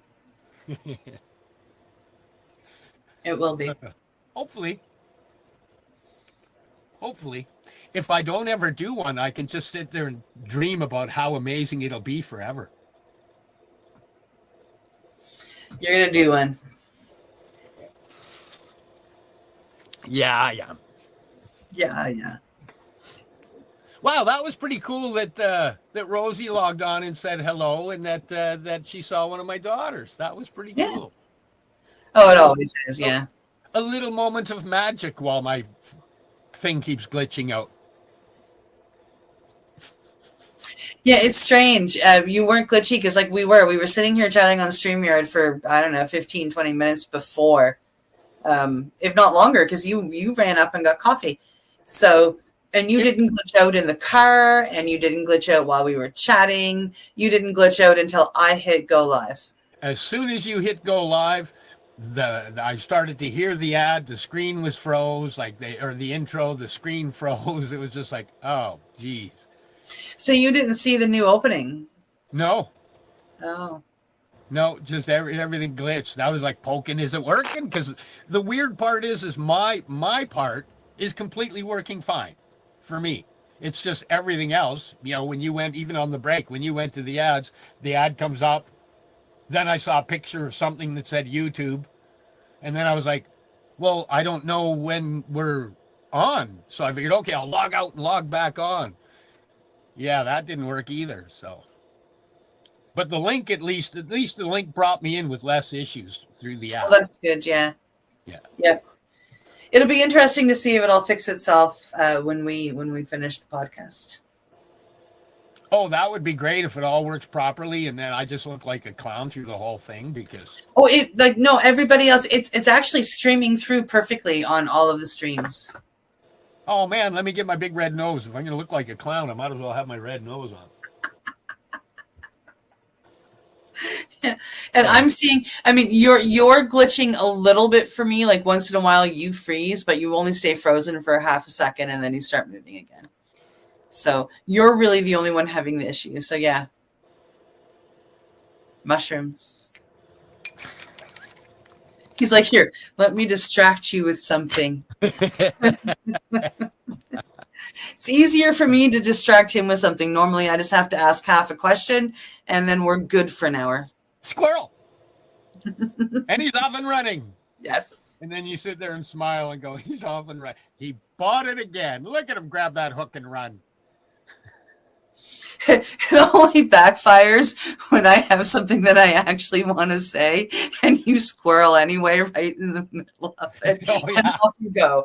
And 20 minutes later, you're like, and what were you saying? Oh, that was like 50 subjects ago. So, you know. Just do what I do. Barge in and cut me off. But it's too funny. Oh, Stephen Gray is having a cannabis ceremony this weekend. I know. And Just I'll fire up the private play and I'll be out in a minute. Jenny and Helene are coming down for it. But Nice. here was the funny thing. They got a hold of me, and I just booked with my buddy Neil to head up to the Okanagan to go see our buddy Pooch, who had a heart attack and went through a little bit of problematic stuff. But with everything that's happened, I actually don't know if I'll be able to go. I might not be able to go this weekend, and if I don't, then I'm going to go to the cannabis ceremony. And I'll Oh, that'll be wicked. Tell Stephen I said hi. I will, and I'll ask him about getting 3 of those books autographed from him. Yes. Oh, wait, 2. I don't want John to know that I'm getting him one because he might. Oh, don't. John, turn this off. Yes, and then I would love to read that book and have him on to chat about it. Yeah, that would be awesome. Now that I can read, I don't got them big bad cataracts in there. But when we get the books, I want more than like 2 hours from when I receive it to when we interview him, because that's what happened with the first one. Did you get your book? Good, he's on. Yeah, I received my book on a Tuesday morning, and we interviewed him on a Tuesday afternoon. But that was an awesome interview. I really enjoyed that interview. It was a great interview.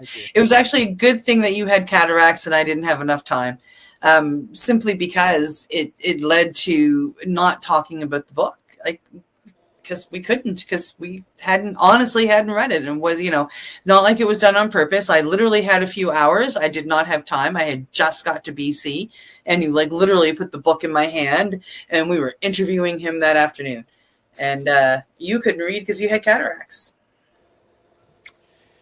I'm looking forward to stuff now. I got all these books. I'm just slowly plowing through them, going, wow, this is so awesome that I can actually read books now instead of just having to read backlit crap that burns my retinas out. Yep. Hey, you just moved again. That was awesome. Yay! Hang on, let me take a picture of this pose. Just kidding. Well, it is about that time, and since we're glitchy, we might as well go a minute early, with apologies. Sure. Hey, everybody, thanks for hanging out even through the glitchy thing and all my babbling. And it's that time again. Thank you for joining us here on The Mushy Moment with my co-host Cindy, myself, and your not guest, nobody. We're proud to be coming to you live from paceradio.net. We look forward to bringing you more exciting babbling and guests and fun. Real guests. Next week will be Anki. I hope I spoke enough about him to make you excited to come in and hear him. He's a traditional healer guy that has magic words when it comes to making the brain understand your pathway to healing. So I'm really looking forward to having him in. And let me put my glasses on. What do you got to say, Cindy? I'm really looking forward to Anki being here as well. That's it? That's it. All right. Thank you, everybody, for hanging out. We'll see you next week. Much love and happy healing from The Mushy Moment. Bye. You're listening to the Pace Radio Network here at paceradio.net. The opinions of the individuals during this broadcast are their own, and may not be the opinions of their group or other organizations they may be involved with. All medical advice during our broadcast is not a medical opinion and should be checked with your medical physician. When you have a pain that's reached its peak, Legacy for 20, it's so unique. If organic cannabis is what you seek, here's your trusted partner 7 days a week. Suppository salves, vapes and drops, topicals, edibles, infused pop. Just when life seems like it ain't easy, at Legacy 420, enjoy a pop freezy. Lab tested products, make them the GOAT. Legacy 420 out on your road. Legacy 420 in Tyendinaga Mohawk territory. Indigenous organic cannabis at its finest. Enjoy the buzz of legalization with Campbellford Lifestyle Shop. From lights to plant nutrients, books, consumption accessories, and more, we've got all your basics to grow or consume cannabis. Visit our info center or take a look at our piercing services and body jewelry, now available in-store through Campbellford Lifestyle Shop, 17 Bridge Street West, Campbellford. Limestone City Hydroponics is Kingston, Ontario's hydroponics shop. Take your growing to the next level and create the optimal environment with a tent kit, or maximize your yield with an ebb and flow flood table kit. Either way, Limestone City Hydroponics has more sizes and options to fit your needs. Are you looking for the power of the sun that adapts to your budget? Then look no further, as they have professional grow lighting. They have indoor grow systems that are easy and cost effective, with many options to fit your living space and lifestyle. Cultivate your growing potential. We have everything you need to succeed. And if you can't make it to the store, they offer local delivery to the greater Kingston area. Remember, when you're looking for experts to help you grow, then look no further than the locally owned Limestone City Hydroponics, 105 Sunderland Drive in Kingston, Ontario. Call them at 613-548-0420. We are people advocating cannabis education here at paceradio.net.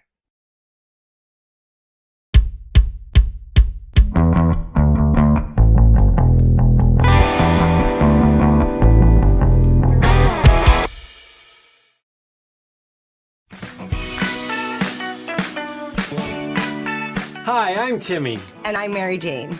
He's the newbie. She's the doobie, and this is the show where we tote cannabis. Talk. From both sides. Is that even possible?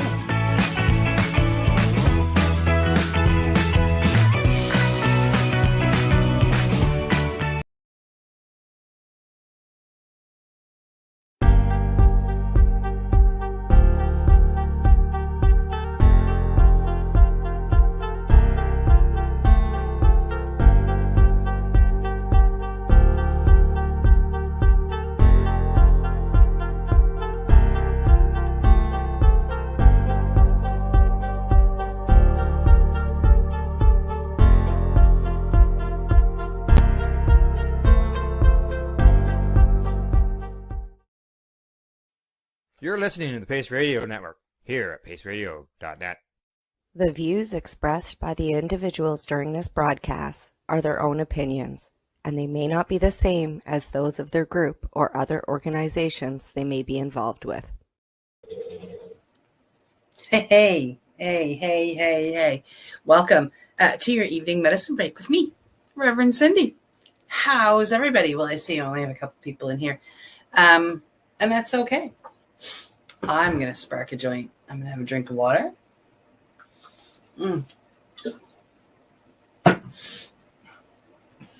Good water. Comments. Hey, JJ. How are you?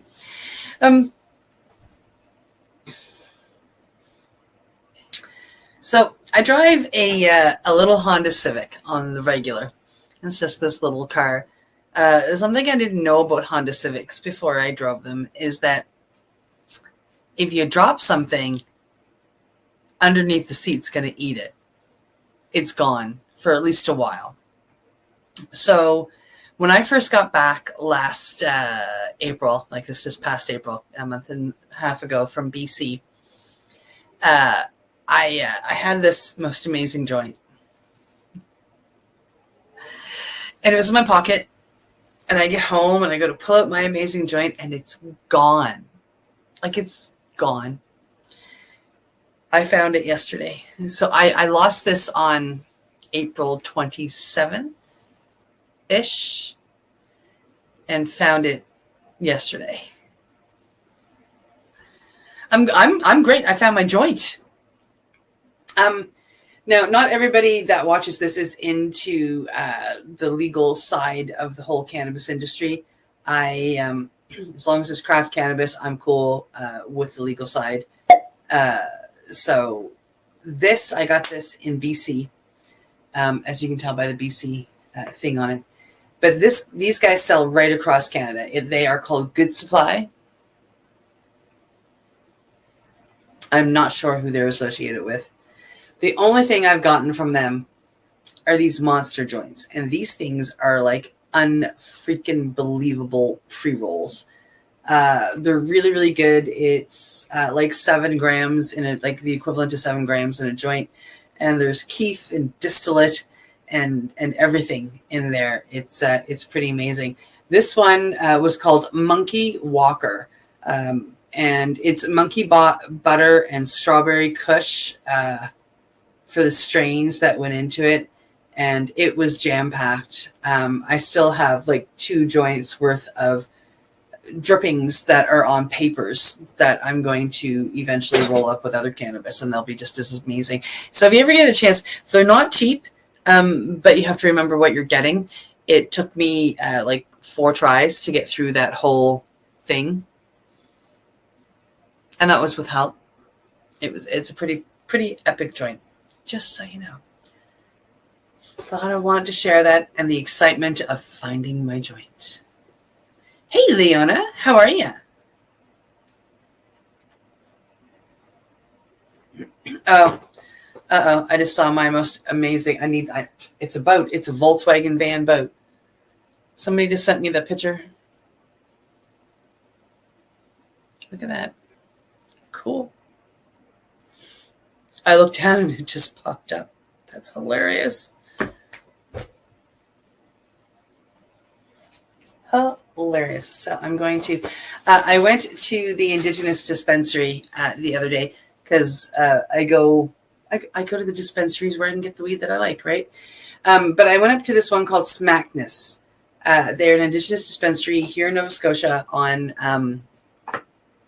up in Millbrook on the reserve. What am I looking for? And I can't find anything. You ever had one of those days that you just can't find anything? This will work. I was looking for my headband, but this will keep the hair out of my eyes because the hair is driving me crazy. So I went up to Smackness, and they do these little packages. I mean, it's just the greatest little package with their sticker on it. They have these, they call them Right Deadlies. So it's their high-end, top-shelf cannabis all done up in joints. You can either get them in half-gram joints or full-gram joints. For the purposes of the Snoop concert last night, I got half-gram joints. Which one's which? And I use this thing. I put all my joints in here. Oh, shit. Okay, these guys would be it. So they do a really good job. It's just, it's pre-rolls, right? Like just cones that are done up. I have a bunch of cones in here that are, I've got some hash bats and whatnot. I had a couple of these full when I went to the concert last night, and I went through one. So I'm just showing you, and it's strawberry gasoline. Took me a minute to be able to read that. Is the strain that I bought in the Right Deadlies, strawberry gasoline. And that was from Smackness, again, here in Nova Scotia, in a little area called Millbrook, right outside of Truro. A lot of people know where Truro is. We actually have Paula Abdul just announced that she's coming to Truro and playing a center up there, which is just really exciting. She's got Tiffany opening for her. Probably not one I'm going to go see, but that's okay. I still think it's kind of exciting. Paula Abdul, she's been playing in the back of my head all day. You know? You don't want to hear me. Oh, yeah, wasn't that cool? Well, I'm pretty sure we could have gotten away with it. Like, I mean, the security, God bless their hearts, but we were in the second section back in the front row. So it was really hard to be incognito. I didn't have people to hide behind. I didn't have any of that. So they were all over the place. They were shining their flashlights on people going, you have to put that out. So I just dumped out the rest of my drink into my daughter's empty mug and stuck the joint up. I was going to do the whole straw thing. And my daughter said, don't even bother with the straw. Just put it in there. So I did. And it was like absolutely amazing. Hey, Bry Guy. So, like, we did that. And then I poked holes in the bottom of the cup for airflow. And it was like a shotgun. Like, man, like one little joint. And my daughter and I, we weren't even halfway through it. And my daughter's like, yeah, no more. And just no, thank you.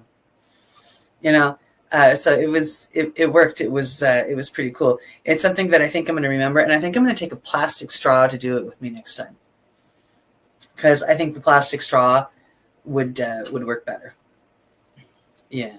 But there were a ton of joints going around. Nobody lit one until, Mercules had come out, but I was getting a t-shirt at that time. So I didn't see Mercules perform. I don't know if he sparked anything on stage or not. And then Warren G came out. And, man, he was drinking his gin and juice and smoking his joint right on stage. And I thought it was great. Gin and juice right on stage. Of course, I mean, one of my favorite songs by Snoop Dogg was Gin and Juice from years ago, back when I drank gin. That was a long, long time ago. I don't drink anymore. And so Warren G came out and he did, a few songs that he did, but then he also did a few tunes that he's, he had at least a small part in. Some of them are very big parts. So he basically played the 90s bar scene. He had a hand in a lot of these songs that, I went to the bar and danced to in my early 20s. So he playing all these songs, I'm sitting there going, oh my God. Well, I wasn't sitting, I was standing as everybody was. So it was pretty epic. And then a lady came out. I don't know her name. Sorry. And then of course, Snoop came out in a car. It was pretty epic. And he had his, the Dog Pound group with him. I think that's what they're called. Anyway, so like they were there and he had the girls there, like his dancers, and he had some guy dancers there. It was really good. It was a really good show. He played some of his newer stuff and he played his older stuff. For those of us that listened to him back in the 90s, he really made us feel, he played what we wanted to hear. It was pretty awesome. And the joints were flowing. Everybody was smoking joints. There were a couple people that smoked cigarettes, but there were a ton of joints going around once Warren G lit up. That was it. He even came down through the crowd, passing a joint around. It was pretty wicked. And he came down and walked around through the crowd and gave away a backstage pass to a random person. It was just really pretty cool. It was Bry. It was a great show. I was really impressed. Not that I'm into rap music, but Snoop Dogg is an icon. Like, I mean, he's amazing. I really didn't get into him until he came out and said, you know what, this whole gangster mask is just that, a mask. I love my wife. I love my mama. I love my kids. And this is the actor that puts on the show. And then this is the real me. And I love that he's done that. And he takes his wife everywhere and he shows her off proudly. And, it was right about then that I fell in love with Snoop Dogg. I mean, and I know all of his, well, I shouldn't know all of his songs, but I know a lot of his songs from the 90s and the early 2000s. So yeah, it was quite iconic. It brought back a lot of memories from my childhood listening to some of these tunes. And it was something else to be standing, in the stadium in Halifax, smoking a joint and watching Snoop Dogg with my 31-year-old daughter. Soon to be 32. We were selling. It was her birthday present that I took her out. So it was pretty epic. And it was really funny because I walked around the place. I was like, I gotta know people here. And I didn't see anybody. Like, I didn't actually run into anybody that I know. And then this morning when I woke up, and I'm like looking at Facebook, and Jessica came in from New Brunswick, and Amy came down from Toronto, and then my friends from Dartmouth were there, and my friends from Hannesport were there. There was actually probably about 50 people I knew there, and I didn't run into anybody. It was, but that's okay. I got to see, we were all in completely different spots, so I got to see a lot of perspectives with the videos and how things looked all around. My videos and pictures weren't great, because I wasn't there to take videos and pictures. I was there to really enjoy myself. So I went to the concert, man, and I lived in the concert. I had so much fun. There were a bunch of young ladies, probably, I'm going to guess late teens, early 20s. And like, I don't know, there was 5 or 6 of them. And they weren't sitting on the floor, but they were taking pictures of each other so they could get pictures with the stage and behind. And like 2 of them would come down, they'd take pictures, and then they'd go up and 2 more would come down. Like, oh my God, these girls were having so much fun taking pictures of each other. And I couldn't help but giggle at them, because it took me back to the first concert I went to. That was a long time ago. And we were in the Upper Bowl, and we did the same thing with 35 millimeter cameras, actual film.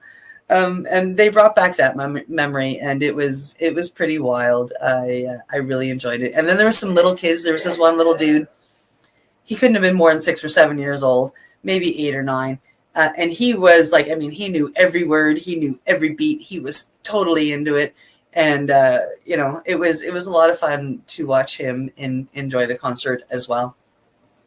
So yeah, tons of fun. It was absolutely fantastic. The tickets really, for going to see somebody of Snoop Dogg's caliber, this is Snoop Dogg.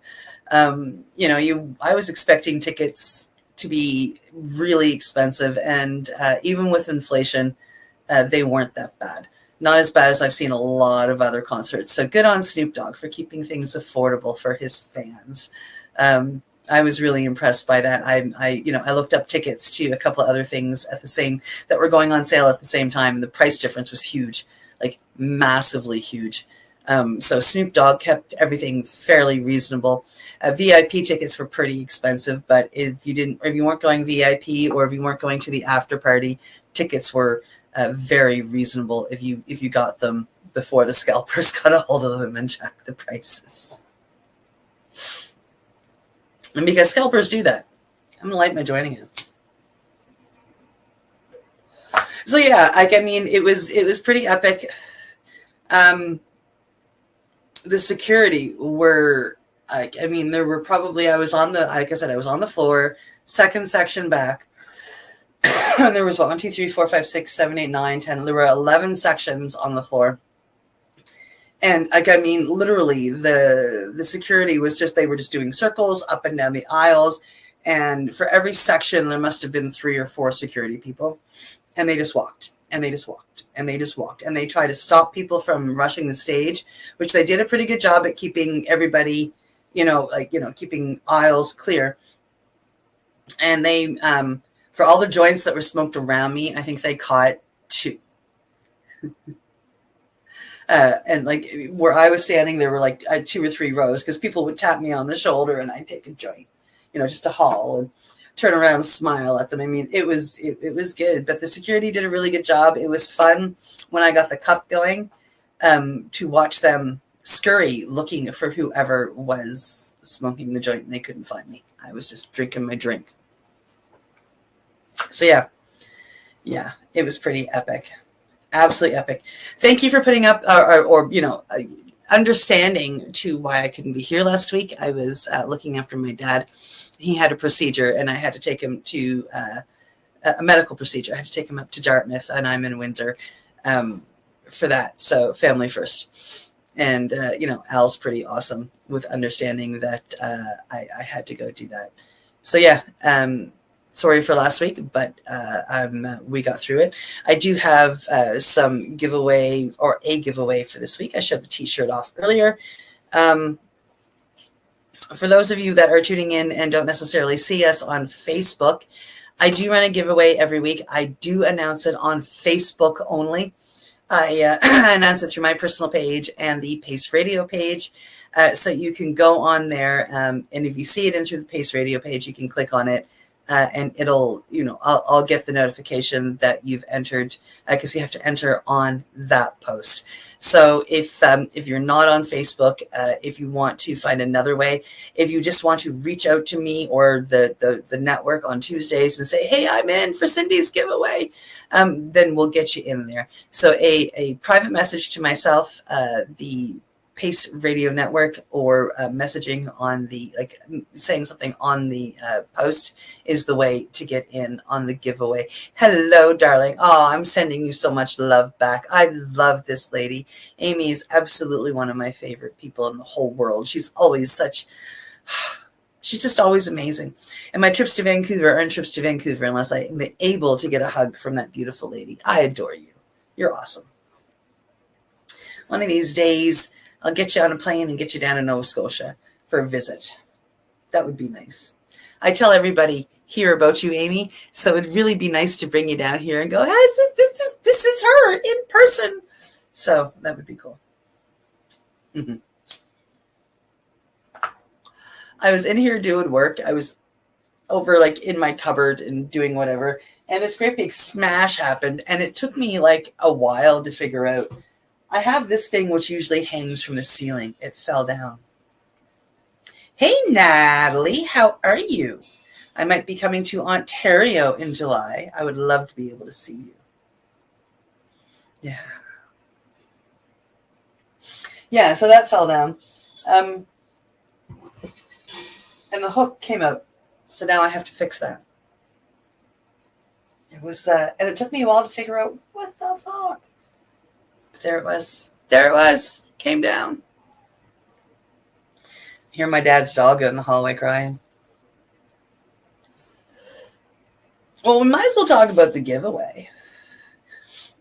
We do have one of these shirts. It is a ladies style. So it's the narrower shoulder style and a little bit of a fitted waist style shirt with the shorter sleeves. It's a size small. I have like a handful of stickers to go in this one.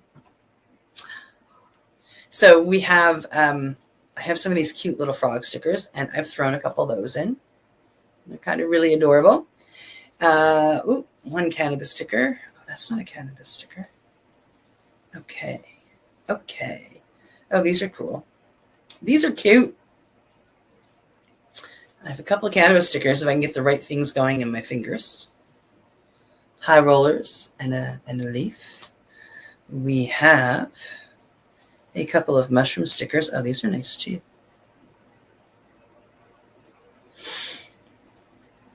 And then we have some positive affirmation stickers. This one says dream big, and the second one says enjoy every moment. I love those. Aren't they nice? Yeah. I might put a few of those on the sticker bomb when I do the van. And then, of course, I have some heart stickers because I'm all about the heart stickers, and I keep finding different kinds. So that's awesome. So we have quite a pile of stickers to go with the t-shirt. And also to go with the t-shirt, I'm going to promote my friend Steve a little bit. At ease.com, the address is there on the bottom. It's a 5-pack of his Scooby snacks. So each capsule in there, because that's what they are, is they're capsules. Each capsule in there contains, I'm going to read this, so I might have to put my glasses on. Thank you, Kimberly. I see you got the 2 packages in one. I'm glad that arrived. Thank you for letting me know with the post. I really appreciate that. I'm glad you loved everything. So in this, each capsule is a proprietary blend of medicinal and organic mushrooms, adaptogens, and nootropics, including, so this is what's in it: lion's mane, ashwagandha, ginkgo biloba, brahmi, Siberian ginseng, foti. Whew, I don't know what half this stuff is. He's some smart. He's got it all figured out. What? Astragalus, L-theanine, alpha, GPC, and GABA. So that's what's in all of these. And in each of these, there's also 0.25 grams, so 1/4 gram of golden teachers, which are an amazing medical mushroom. And there are 5 capsules, so that means there are 1.25 grams in there, all done up in this cute vacuum sealed pack. He creates these in a sterile environment. I have watched him clean. I have watched him put on his gloves. I have watched him do everything, and he does an amazing job. So this is also my friend that I do the mushy moment with, and he makes those. Now this isn't part of the giveaway, but I happen to have an open pack. He makes the gummies that I give away from time to time. This is my favorite flavor, the lemon. This is so good. It is like super duper duper duper yummy. And he makes 2 different strengths, so you can get 5 50s or 10 20s. You know, and they're $15 or $18 a pack. I suppose I shouldn't be saying that on here. Never mind. They're nothing. Never mind. So yeah, I love these. These are like super good. So I just want to promote my friend for a minute, and we have some Scoobies. Aw, thank you, sweetheart. That makes me feel good. So I've got a few of his sample packs here, and I thought that I would promote him and hand one in. Or hand one out, give one out with the stickers and the t-shirt. And just going to make sure I got all the names on the list, because, you know, did I miss anybody? Oh, there is one name that came in. So we will just go down here and we will do this, and we will put her on. And we're good. We're good. We're good. We're good. So, clicking buttons. I'm going to add it to stage. Oh. Something about this, it wants to be somewhere else. That's the second time it's actually scared me. It just fell over. It scared the bejumpins out of me. Did you guys catch that? Whew, my heart. Your friend in Labrador that is a grower. I gave him all. Oh, well, that's awesome. That's amazing. Yeah, I had some seeds here that were left over from years past, that ones that I put aside as I would get them and say I want to grow those. And I'm not a great cannabis grower, so I did give them as well to a friend, and he's going to grow them. And I'm going to get clones. I can do it from clone, but not from seed. So I'll get clones from some of the best girls that end up coming from those seeds. And I'm really, really, really excited with that, because, it's fun to grow your own meds, and it's nice to know that you've put your heart and soul into it. So that's why I want to do it. I don't grow a lot, but I do grow a couple outside, and I'm right across from the hospital now. So I think I got to have a couple of girls outside for, to share, to show them what real medicine is. I shouldn't say that, there are some things that are good. So I'm going to stop going on about that. I'm going to go click a button, and we're going to see who wins. And I saw you pop in there, Rosie. Hi. Bonnie. Bonnie won. Yay, Bonnie. That saves me from having to mail it, because she is somebody that I do run into. So I can be able to hand this to her and save some money on shipping. And Amanda, if you're watching, I still have yours here. We've got to meet up at some point in time, and I've got to get that to you so you can have your t-shirt and your seeds, because I think you've got seeds in yours as well. So that's for Bonnie. Yes, congratulations, Bonnie. Oh, look at you guys. You guys are so sweet. What a great bunch of people that have become part of all of this. Sorry about that. The glasses have been working to keep the hair out of my eyes, and I'm very, very, very thankful for that. And with that, we're pretty much at the end of the show. I am going to go do some studying, and I am going to write a test today. Yes. That way I can do some more studying tomorrow and be fully caught up in my studies, which are going very well. Thank you very much. You guys have a really great night. Thank you so much for coming in. Congratulations, Bonnie. I will get these stickers and the t-shirt and the microdoses to you very, very soon.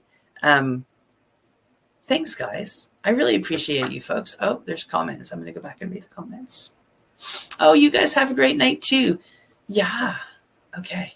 I want to make sure I get to the right window here so I can click the closing and not make the stupid mistake of ending the stream and not playing the closing. So with that, thank you so much for joining me. I absolutely love you guys. Thank you so much for coming up. I really appreciate you. And I will see you.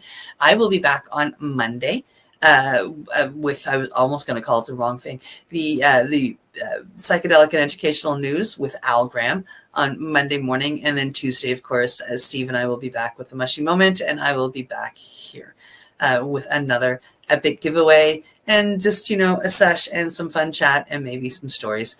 As always, if anybody wants to join me for a sesh, please reach out before next Tuesday and we'll make sure that you come on the show with me. Okay? I absolutely love you guys. Have a great night. Bye. You're listening to the Pace Radio Network here at paceradio.net. The opinions of the individuals during this broadcast are their own, and may not be the opinions of their group or other organizations they may be involved with. All medical advice during our broadcast is not a medical opinion and should be checked with your medical physician. When you have a pain that's reached its peak, Legacy for 20 is so unique. If organic cannabis is what you seek, here's your trusted partner 7 days a week. Suppository salves, vapes and drops, topicals, edibles, infused pop. Just when life seems like it ain't easy, at Legacy 420 enjoy a pop freezy. Lab tested products make them the GOAT. Legacy 420 out on your road. Legacy 420 in Tyendinaga Mohawk territory. Indigenous organic cannabis at its finest. Enjoy the buzz of legalization with Campbellford Lifestyle Shop. From lights to plant nutrients, books, consumption accessories, and more, we've got all your basics to grow or consume cannabis. Visit our info center or take a look at our piercing services and body jewelry, now available in-store through Campbellford Lifestyle Shop, 17 Bridge Street West, Campbellford. Limestone City Hydroponics is Kingston, Ontario's hydroponics shop. Take your growing to the next level and create the optimal environment with a tent kit, or maximize your yield with an ebb and flow flood table kit. Either way, Limestone City Hydroponics has more sizes and options to fit your needs. Are you looking for the power of the sun that adapts to your budget? Then look no further, as they have professional grow lighting. They have indoor grow systems that are easy and cost effective, with many options to fit your living space and lifestyle. Cultivate your growing potential. We have everything you need to succeed. And if you can't make it to the store, they offer local delivery to the greater Kingston area.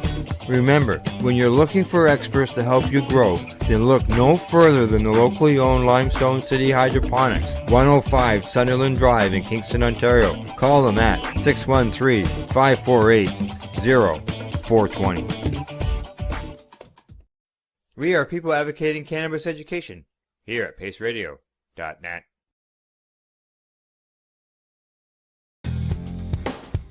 Stay tuned. We'll be back after this toke.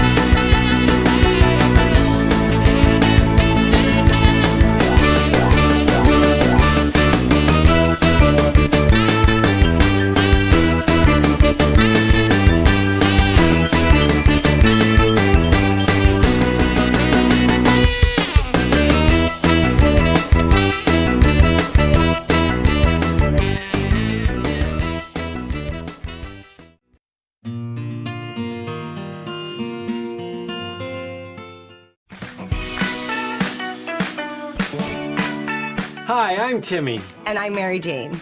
He's the newbie. She's the doobie, and this is the show where we tote cannabis, talk from both sides. Is that even possible?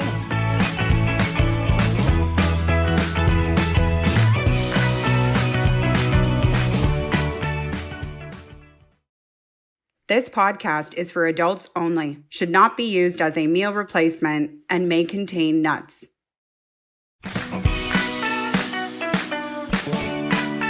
Hey, and welcome back to another episode of The Newbie and the Doobie. My name's Timmy. I am the newbie. Hi, Mary Jane, also known as the Doobie. Coming up on today's show, we've got our word of the week, as well as a Doober Minute with Martin Franks. And another one of my favorite segments, Cinema Reviews.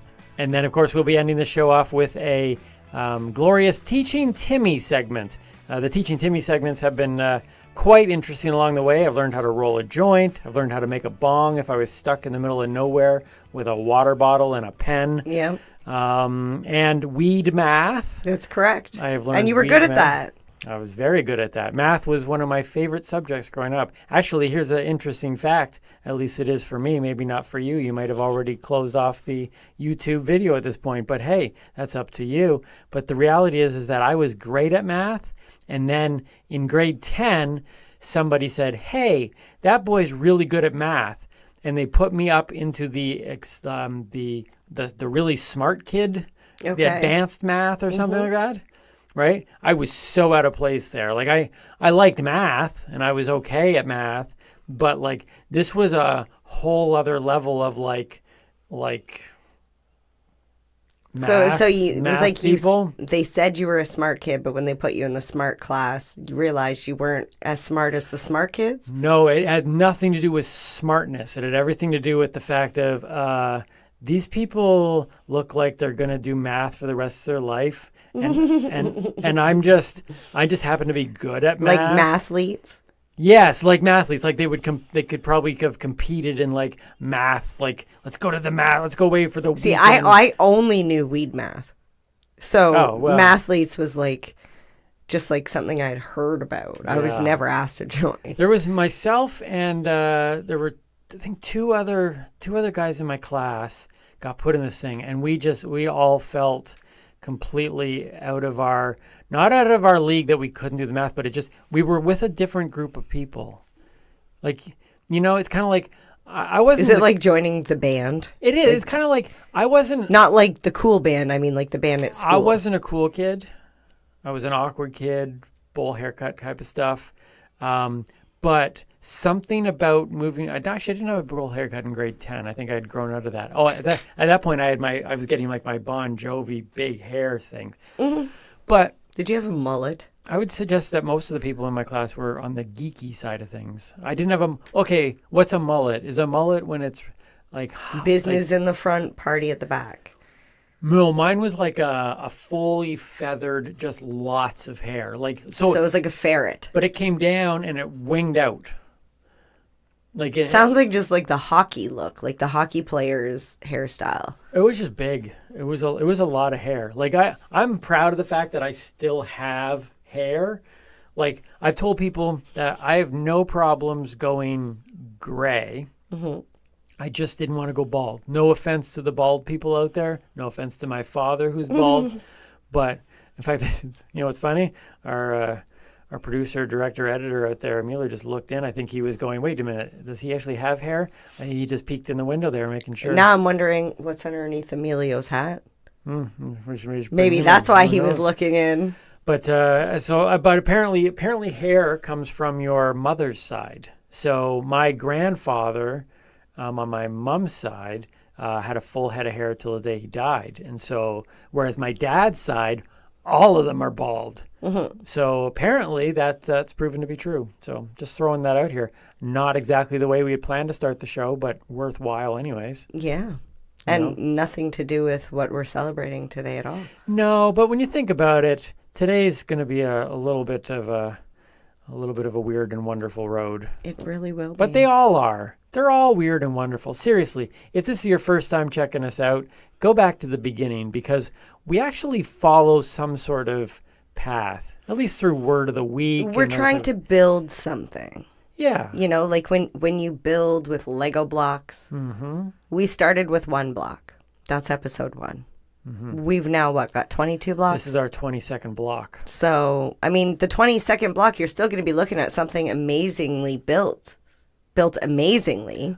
Unless you just took 22 blocks and lined them out like around, and then it's just kind of like, oh, that's What, like a fence? Yeah, like I haven't even built anything yet. It's still awesome because if you look at that, that could be the blueprint for a house. Well, everything's going to or start a to build garage from there. Yeah. There you go.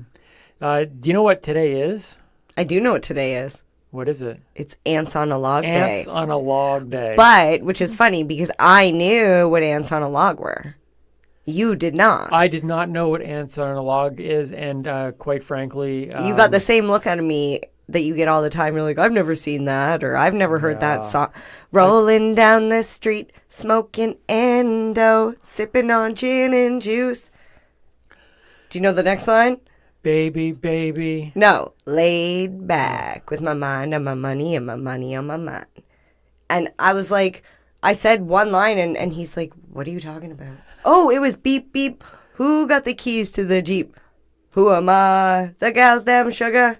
Yeah. And I know that face. Yeah.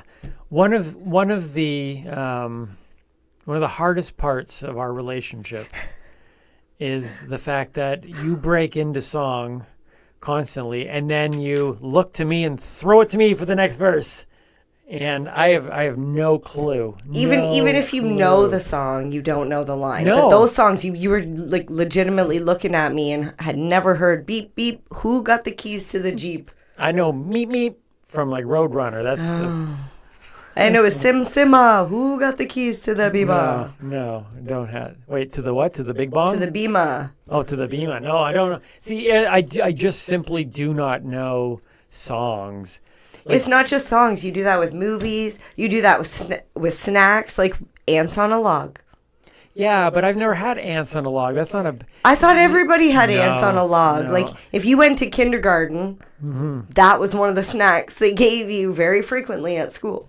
Yeah, well, here, I will literally throw this out. If you have made it this far in this particular video, go down into the comment box right now, and, like, I'll take a poll. We'll take a poll on this.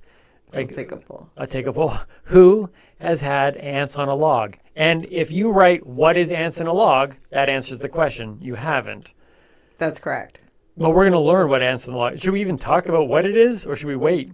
Well, I've already said it's a food. It's a snack. But other than that, let's just... Okay, we're going to leave If you're it there. observant, you might be able to see... Yeah. There's clues. Clues around... Somewhere. So it's Ants on the Log Day. But it did make me think of interesting snack things. Like, did you ever have one of my favorite snacks that all of my friends who came to my house, they were always like, kind of what I did with Ants on a Log. Okay. They would have it and they'd be like, we have never heard of that. And it's called banana soup. Ah, there's the look. The eyebrow goes up. I hope we got a good close-up. Do the eyebrow just so you can get the camera on you. Can't even. Okay. It was a bowl of milk, as if we're like cats or something. Okay. It was a bowl of milk with chopped up bananas. Okay. And sugar sprinkled on it. Okay. And it was called banana soup. That's my sister and I had that all the time. Did you know you didn't have banana soup? We generally had berries with bananas. In a bowl of milk? It was milk or cereal, but oh yeah, no, there was no cereal. No sugar. Yeah, just sugar, bananas, and milk. You said banana soup, and I have my stomach turned. I wish you would have said something ahead of time. It was like I had this thing when I was little. My babysitter gave me bananas on toast, and it wasn't just bananas cut on toast. It was bananas spread onto toast. It was this like paste. And it was like soft banana spread across the she toast. literally took it and put it in a bowl and mushed it up. She must have had like one banana for 2 kids and like tried to stretch it. Yeah, 1 banana, 2 kids, 3 bananas, 4. No, anyways. So I ate it and I thought it was great. But that night, my stomach did not think it was so great. And I ended up like all night in the bathroom. I tell you, when you said banana soup, I'm thinking like some mushy. No, it was very delicious. I suggest everyone try it. That's just fruit in a bowl. Okay, so what was your family's like go-to like cool snack? Did you have a snack that your family was kind of like unique to that other kids were like, oh, we haven't had that at our house? No, God, when I grew up, my mom basically was so busy, she gave us everything out of boxes. Boxes, or like the snacks were freezies or ice cream, or Okay, yeah, like everything came packaged. I actually grew up believing that in order to make a meal, you just read the ingredients or like the instructions on the side of the box, because that's what you do. It didn't actually occur to me until I was a lot older that if you wanted soup, like chicken noodle soup, you could go and buy the chicken and get the noodles and make the soup. Now, mind you, you grew up having cannabis in your house, and I didn't. So I mean, I guess it all everyone's experience is different. But today, I'm going to try, because we believe on this show about trying new things. As a newbie, I'm here to learn new things and experience new things, and even our journey together is about trying new things. And today on today's show, I will try ants on a log. I wish I had thought, my brain doesn't think too far ahead. I wish I had considered this, because I would have brought some milk and banana and some sugar, and then you could have tried my treat. But we'll do that maybe on another day. So, Needle and thread. What's a needle and thread? You said so. On a roll. On a roll. Let's do your word of the week today, shall we? All right. Let's get into this. Okay. Word of the week. Now, can I just say, No. can I ask you a question? Are we still in extracts and concentrates? Yes. Okay. If you haven't been following along, can I test myself right now? Okay. 5 kinds of cannabis. Would that be 5? How would you describe it? Forms. 5 forms of cannabis. This is what I've learned since we've been on this show. I guess 5 categories. There is flower. You smoke flower. There is tinctures, which I believe you like put in your mouth like a liquid. I just want to say flour you can also bake with. Okay. Turn into concentrates. And then edibles. Yep. So edibles, tinctures, flour, topicals, which you rub on, and then concentrates / extracts. Yes. So this one you're going to be really, really excited about, because this one crosses over. Into. Okay. All so it can right. be classified as a concentrate. Yep. It could be used as a topical and as a tincture, and you can turn it into an edible. But not a flower. It's not a flower. You have to use the flour to get the oil. So okay. Our word of the week is oil. Now, see, I would think oil wouldn't be much a word of the week, because it's an oil. It's an oil. It's an oil. But I have a feeling that you're going to reveal much more to me than what I'm thinking in my head. Maybe. All right, oil. Okay. Let's go through this. So the oil that I'm going to be speaking about is not the cannabis oil that you would find that's that dark, thick, black stuff that people spread onto their papers and smoke. The oil in which I'm talking about I don't think I've seen that. Do you do that? I have some, but I don't. Okay, because I don't think I've seen that. Okay. No. So the one I'm talking about is the one that's extracted with MCT oil, which is like a coconut oil, the liquid one, or like hemp seed oil, grapeseed oil, that sort of thing. So it's a very liquidy substance. Does not work as fast as smoking or vaping, so you're not going to feel the effects as quickly. But if you take it sublingually, did I say that right? Subliminally? So you're not No. taking it, but you don't know you are. Under the tongue. Sublingually. Lingually. Lingually? I can't even do it. Anyways. So when you put it underneath the tongue, it gets absorbed into the mucous membrane and goes directly into the bloodstream. So it's bypassing your stomach.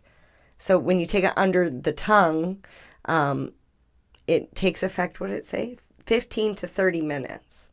Okay. Whereas if you were to eat it, put it into an edible and eat it, or into a capsule, it's going to take 2 to 4 hours. So the form of cannabis is a time lapse like dispensing system.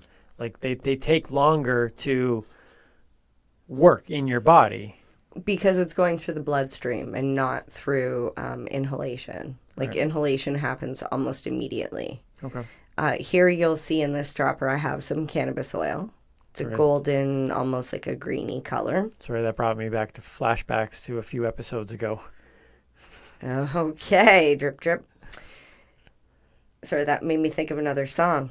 Typical. Drip drip. It's Dripisha. Dripisha, is that someone's Drip, name? drip, drip, Dripisha. I learned more about so many other things other than cannabis on this show as well.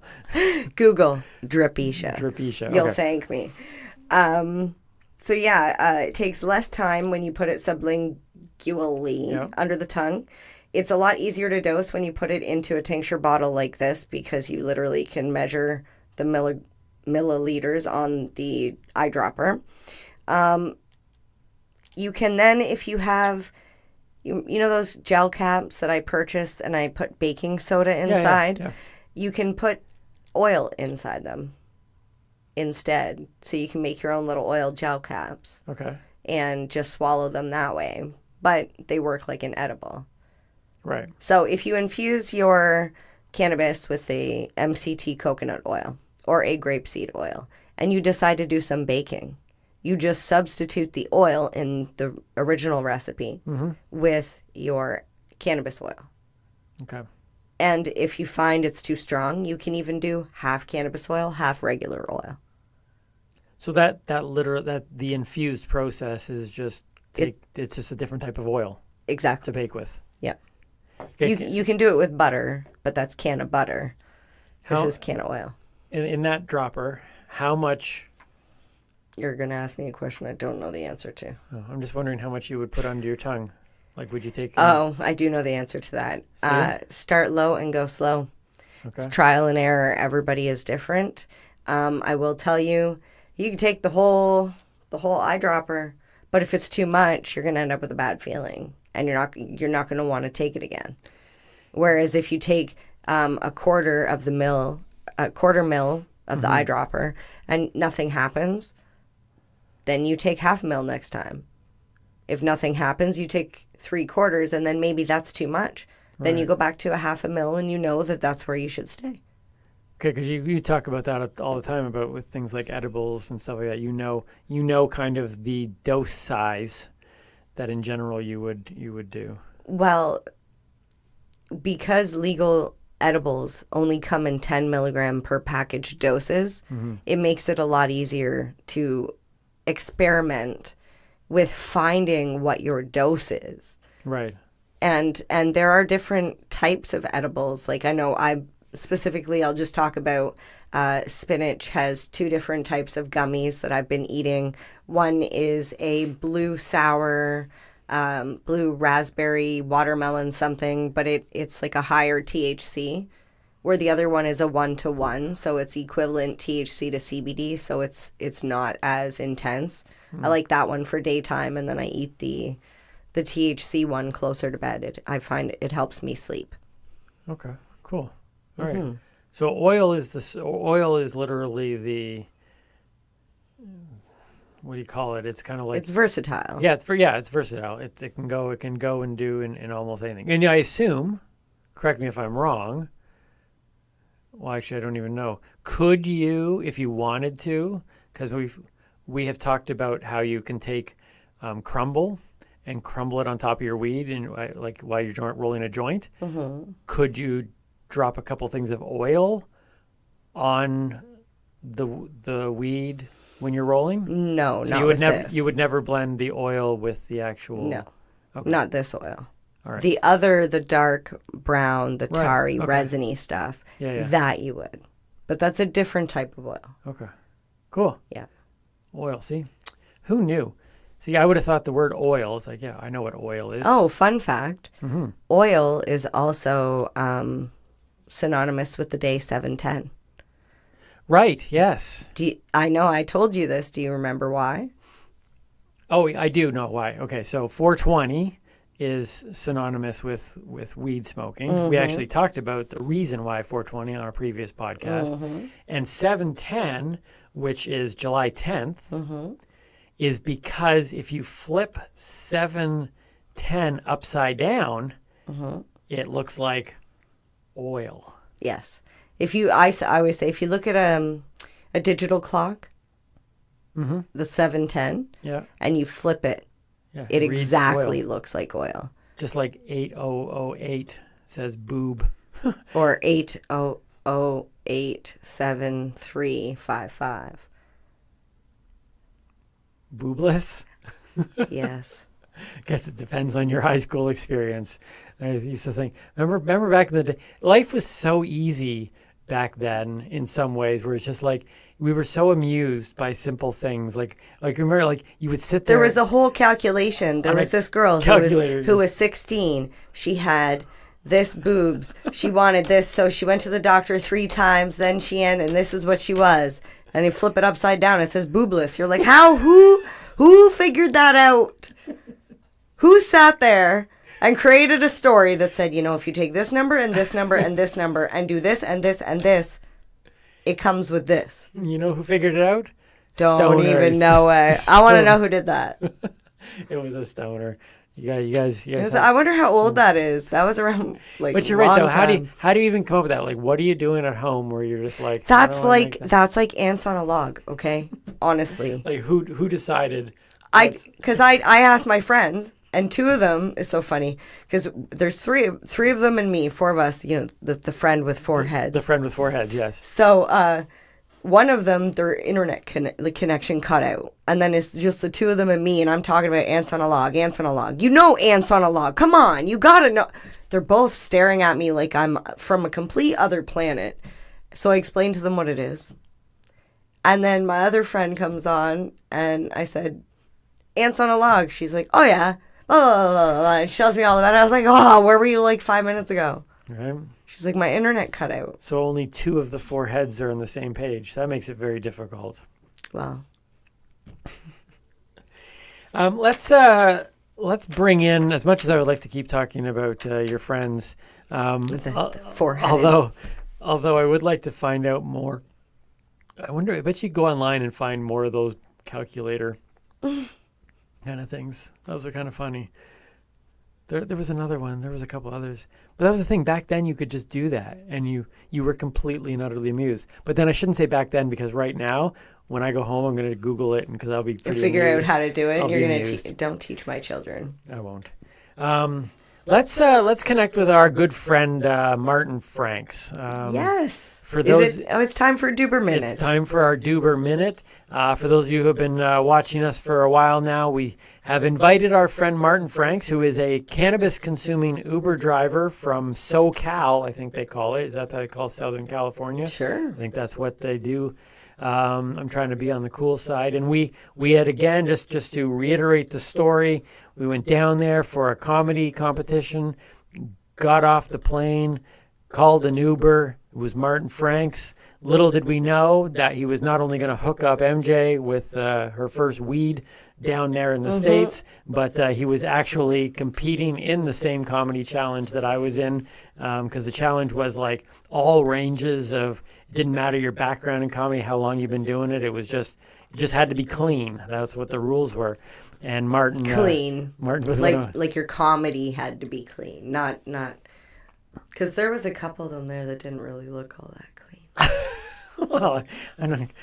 You're like, yeah, I didn't say that. I'm not going there. I didn't say that. Anyways, Martin Franks made us laugh in that Uber, and so we decided that we would start this Duber Minute and invite him to come on the show and pretty much just share whatever's on his mind.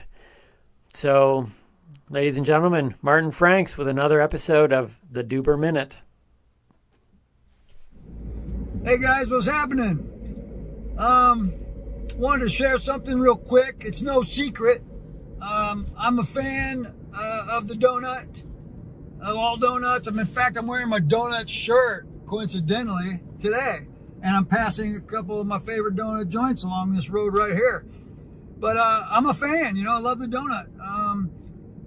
And I think it's kind of a universal thing. I mean, who doesn't love a donut, and why not?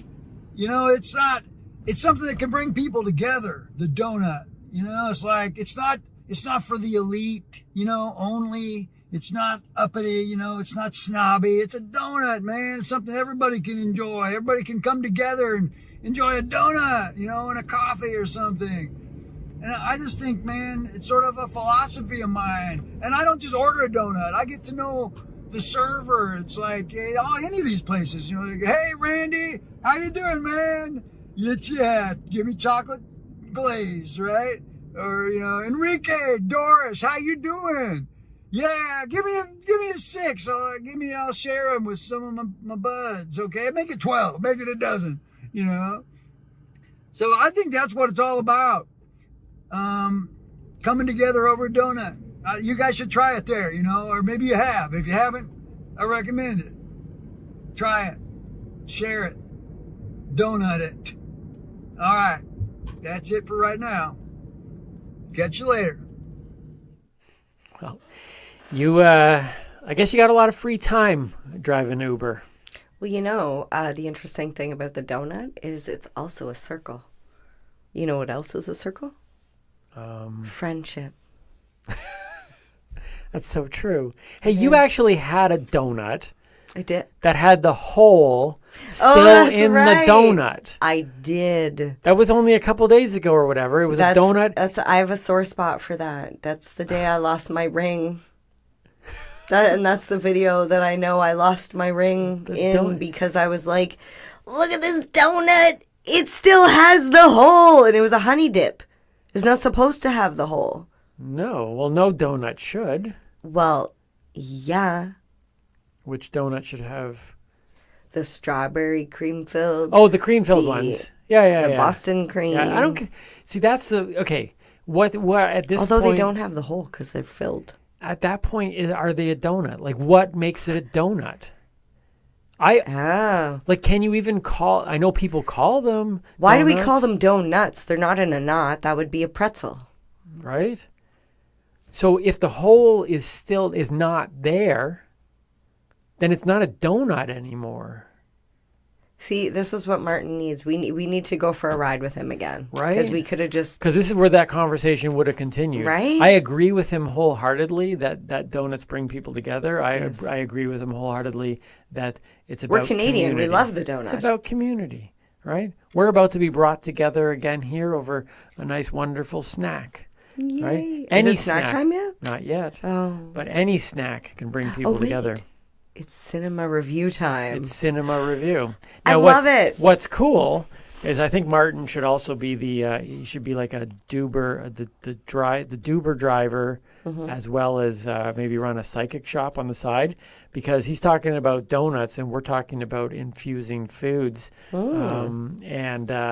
that what your cinema review my is? My cinema review is about a movie where infusing foods. Maybe went wrong. Foods, yes. Oh, right. I know what movie it is now. I was sitting here going, "What movie is it?" Movie? Catch everybody up to speed. MJ has been sitting me down to watch. What's it? Stoner flicks, and she's been wanting. And I've seen some before. Very few. I have though. And all the way along the way, there's some gems. There's some horrible ones. Look back on a couple episodes ago, and you'll find out about one of the ones that I couldn't do. I sat through it because I wanted to do the review. All 86 minutes. All 86 minutes of that interesting affair. What today's, though, is a diametrically opposed viewpoint. Diametrically. Diametricious, eh? It's a diametaceous. Diatomaceous. Yes, that's dirt. Poisonous dirt. By the way, a couple episodes ago, we had poisonous dirt in here. It's true. Diatomaceous. Yes. We literally almost died for this show. Anyways, so Martin talks about donuts. And I'm going to talk about a movie that highlighted brownies. And brownies that were infused and went horribly wrong. So, ladies and gentlemen, it is time for Timmy's cinema review. S-I-N. Cinema. Because when I grew up, these would be considered movies about the devil's lettuce. Scary, eh? Scary when you say it like that. It was scary when you looked at me like that. Right? Here we go. The movie I will be reviewing today on Timmy's Cinema Review is called Smiley Face. Smiley Face was 2007 it came out, and I had never heard of this before. You sat me down to watch it, and I am thrilled that you did. So here we go.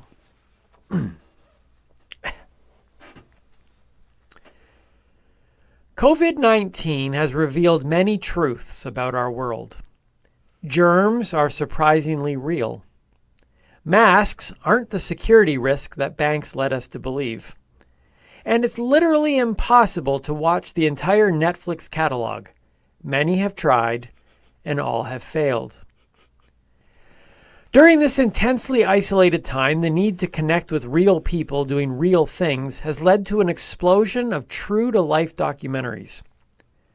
The bottomless pit of gripping entertainment blended together with my voyeuristic tendencies and an ungodly amount of free time have combined to create a mind now equipped with everything needed to excel in our upcoming post-apocalyptic world. Apocalyptic.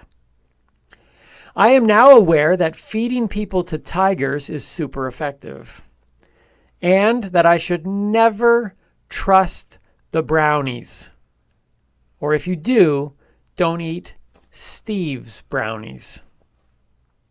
Of all the documentaries about why not to use weed, 2007's Smiley Face is probably the best of the batch. Pun absolutely intended. Not officially a doc, but I'm sure they nailed the too many brownies experience. Some might ask, Timmy, as a non-consumer, how would you know? Well, let's just say that the sheer number of knowing nods and agreeing sounds coming from MJ throughout the movie gives me a high level of confidence in the truth of the too many brownies experience. Anyways, let's discuss some specifics.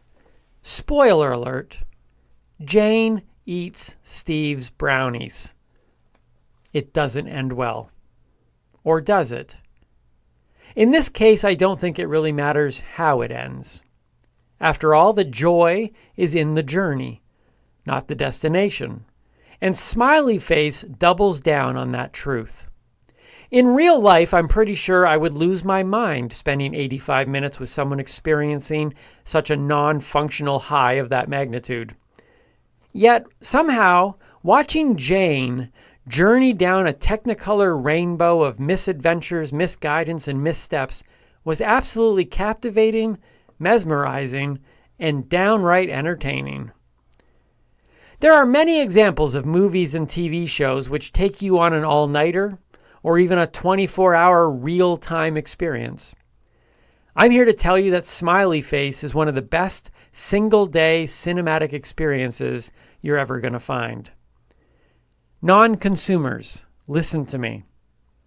Don't be fooled. Do not judge this book by its cover.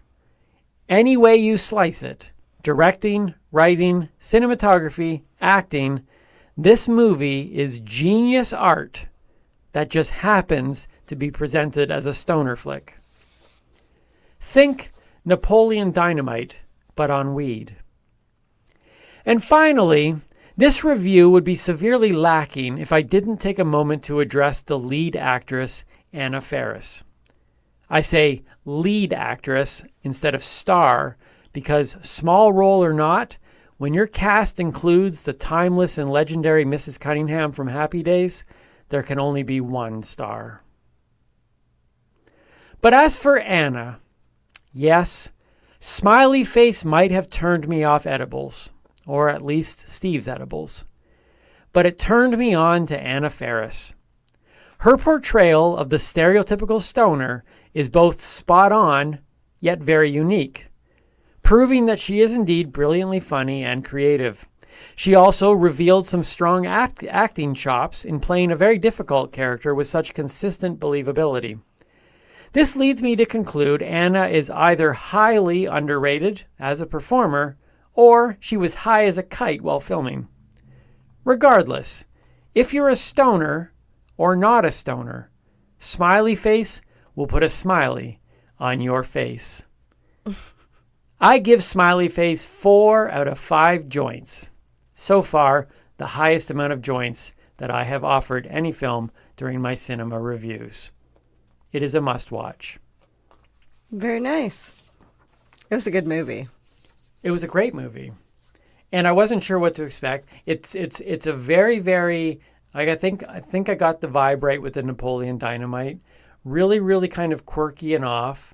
I still don't really understand the whole what exactly happened through it, but everything about it, I thought it was a genius movie. I really, really enjoyed it. I'm just gonna say one part. My favorite is when she's standing, she's trying to make weed butter, and the phone's ringing, and she's got the phone, and she's like, on the phone, man, talking on the phone. No, man. You don't understand. Meanwhile, like, it's burning away in the back, and like she's like, shut up, yelling at the smoke detector, shut up.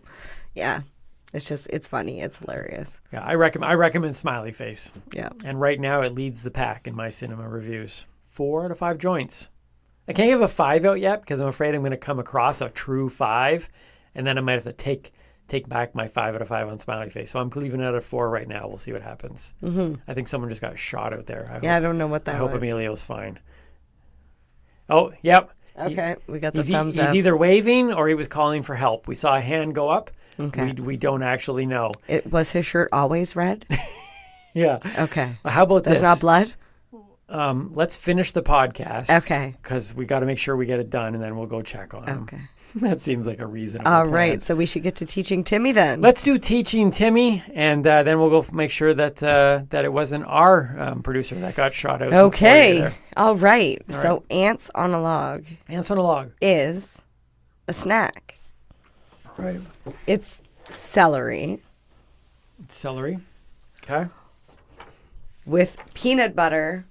Now, see, right away, I do not see those as compatible. Yeah, ingredients. and let's throw some raisins. Nobody with it. likes raisins. And this is what my friend said. One of them, she's like, "Who sat down and said, yeah, I'm gonna take some celery and some peanut butter and some raisins."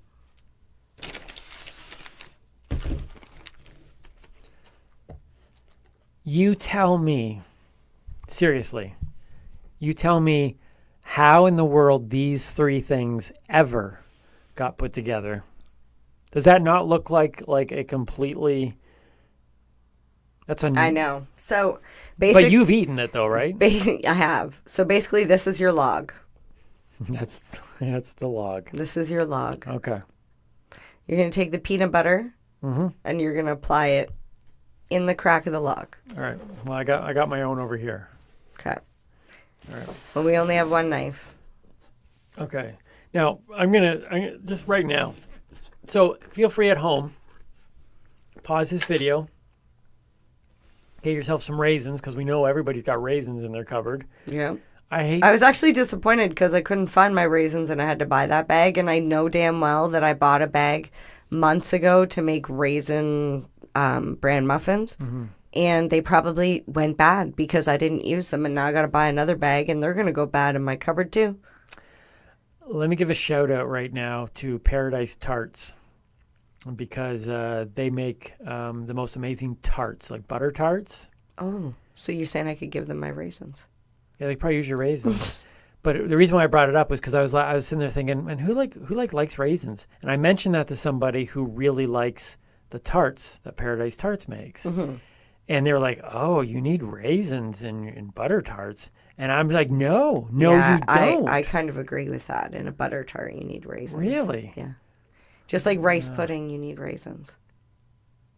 Oh, see, that's I've never really eaten rice pudding. I know you said that the other day, and I was like, see, another thing you say you've never I never had that. But Never heard that. Never seen But that. I'm gonna try. I love You know it. how much stuff I've tried over the last couple of years? It's been amazing. I And I'm know. gonna try this. I can't remember the last time I ate celery. I have peanut butter all the time, and I haven't eaten raisins forever. So, okay, so if you're at home right now, and we're going to infuse one as well, right? I'm gonna show how to infuse Yeah, one. so she's going to infuse hers. But so how much do you put on? Like, does it matter? That's a personal preference. Okay, so I can't remember the last time I had celery. So take your celery stick. Some people like to do this with Cheese Whiz. Not raisins and Cheese Whiz, but Really? Do you think Cheese Whiz is actual cheese? no. Is that like false advertising? No, it says cheese product. No, that's true too. Did you know that Parlor doesn't sell ice cream? What do they sell? Ice cream product? Frozen dessert. Oh, really? Yeah. Now, if anybody has Parlor at your house, go and take it out of the freezer and look at it. Okay, I'm going to make one right now. Do you want to make one? Yeah, I'm going to show people how I would infuse this because So you got to hold it up. this way. Oh, that camera will get it? Yep. I'll open the raisins while you're doing that. So I'm going to make sure that my my crack is filled. Jeez. What? Nothing. Why you got to go all dirty? But I'm going to leave a space in the middle Okay. because, you know. Oh my goodness, you're like actually like you're taking your time with that. I don't think I was What? nearly as. No, which is funny because you don't like a mess. No. So it's sealed on this side. It's sealed on this side. Okay. I'm going to use this guy. No.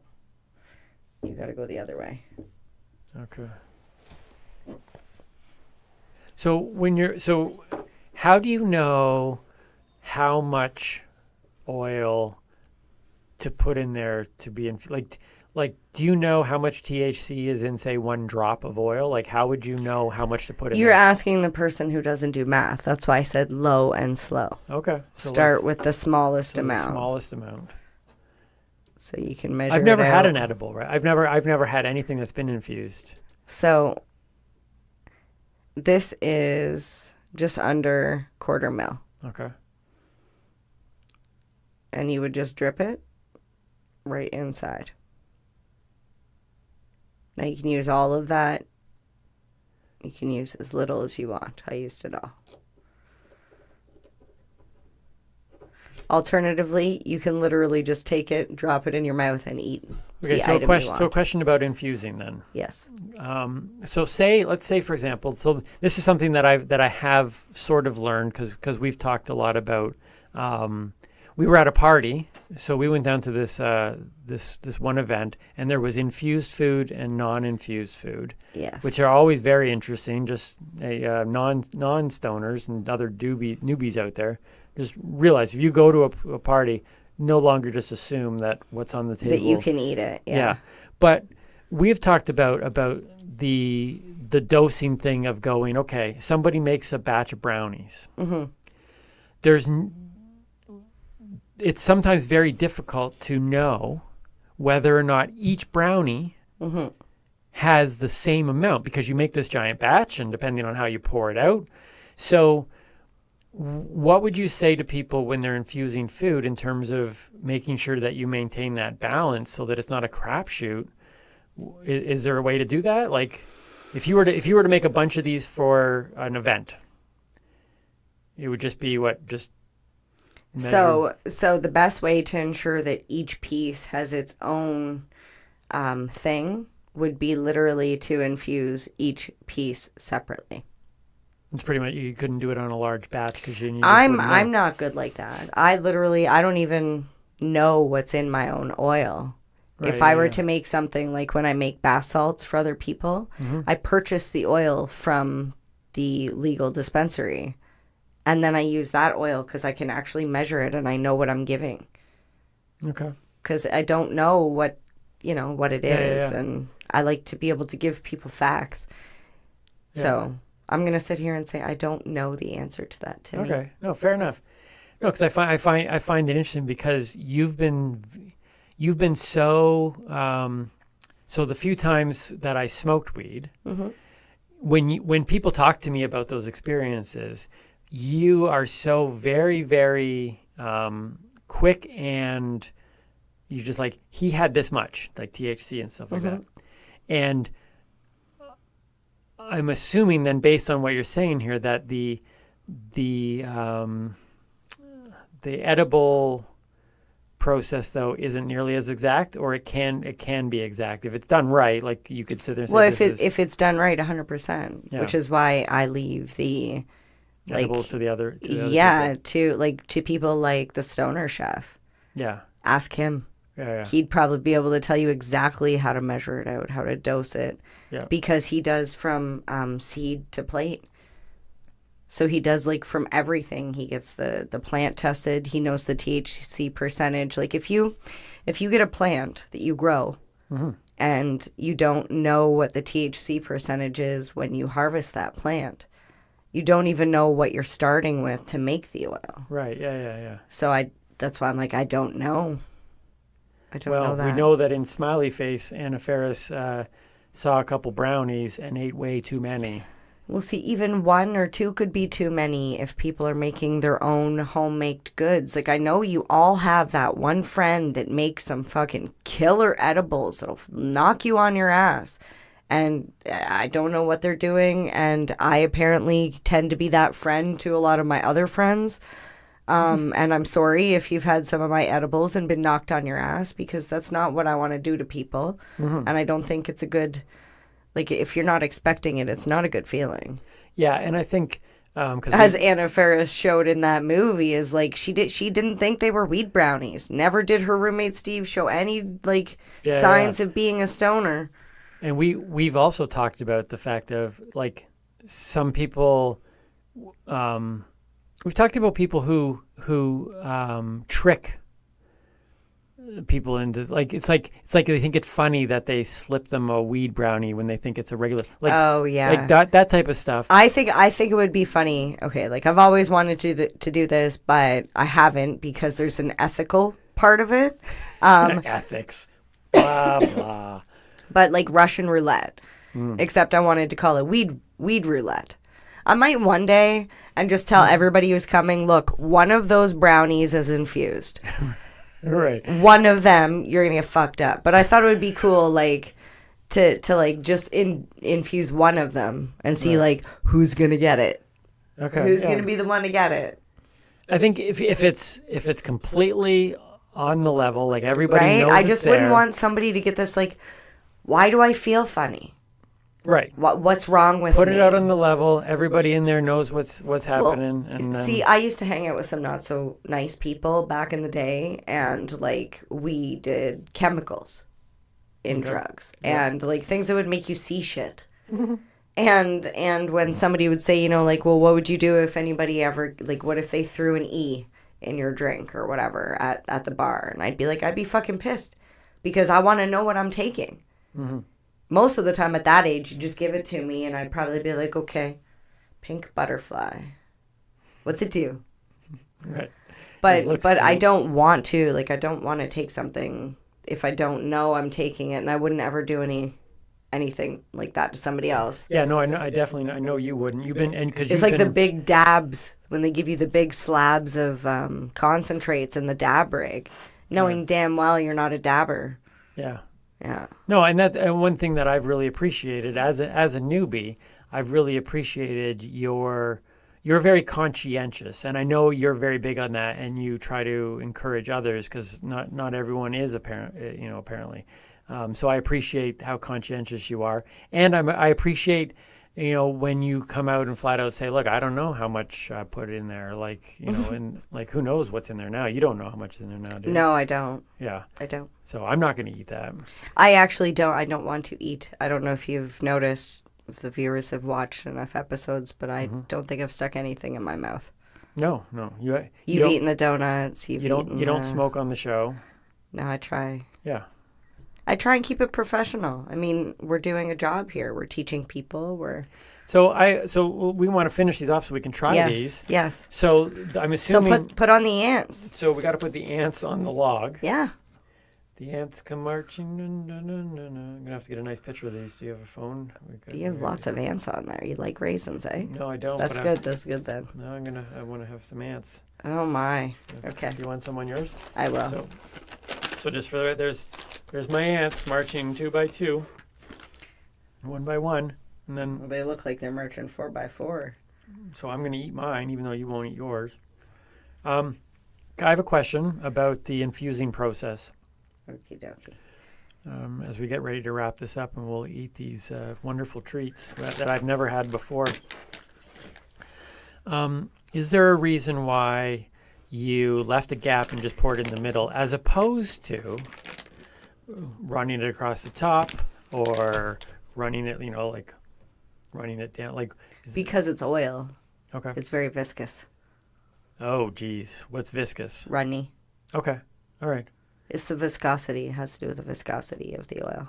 Now, are you afraid that your raisin's going to get high? Oh my God! Is that how they made the California raisins? No. Do you remember them? Yeah, I do. Yeah, they used to sing. Yeah. What's the song? See, why do you think I like them? Okay, so I've never had this before.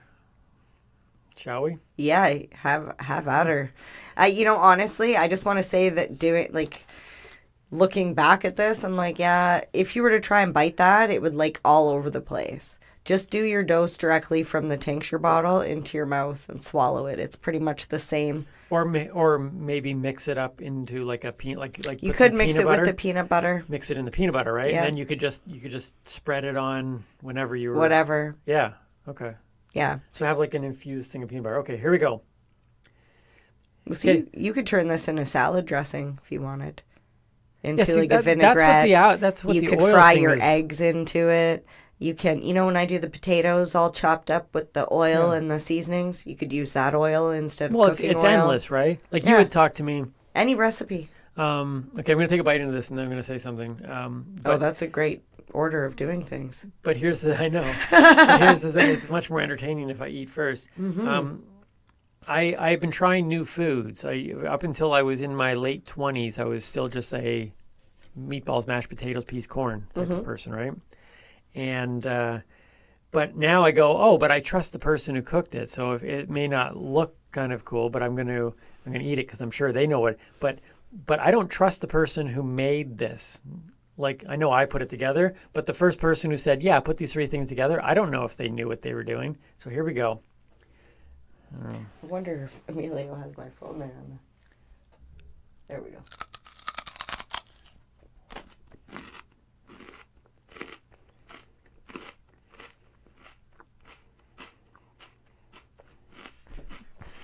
I love the face. I'm sorry. What, you don't like the crunchy and the watery texture with the chewy raisins There and is the peanut butter? Do not lie to me. There is not a child in the world that would like this snack. Yep. No. Legitimately. No. Yep. They gave us that when we were young. That's what they said our snack was. And some people love them. Pulling people's Other eardrums. people don't. That's real crunchy, isn't it? I was never really a fan of celery, just for the... You know what I'm going to say, aren't you? That's horrendous. The strings. That is so not a good snack. These things. If I was doing a cinema review, 1 out of 5 joints. See, and this is why I don't like celery. If you're going to infuse something good. This is the question I wanted to ask. Okay. By the way, let me just say this. Don't eat ants on a log. Horrible. No, I like it, so I say try it. Okay, well, you can have mine later once we get off the air here. But let me. I do want to ask you this, and this will be the last thing that we say before we go. You asked me about which foods I would like to infuse, because at some point you want me to try an edible. Yeah, I need recipes. Yeah. And I threw back to you and said, well, it really doesn't matter because infusing food doesn't affect the flavor. Yeah, like if I infuse a hot dog or infuse an which is funny ice because, cream, it's going to taste like a hot dog and ice cream. Which is funny because being high changes the flavor of things, as we discussed before. Okay, so but not while you're eating it. Like you have Right. to be high prior to eating it. Right. So it really doesn't matter what I infuse.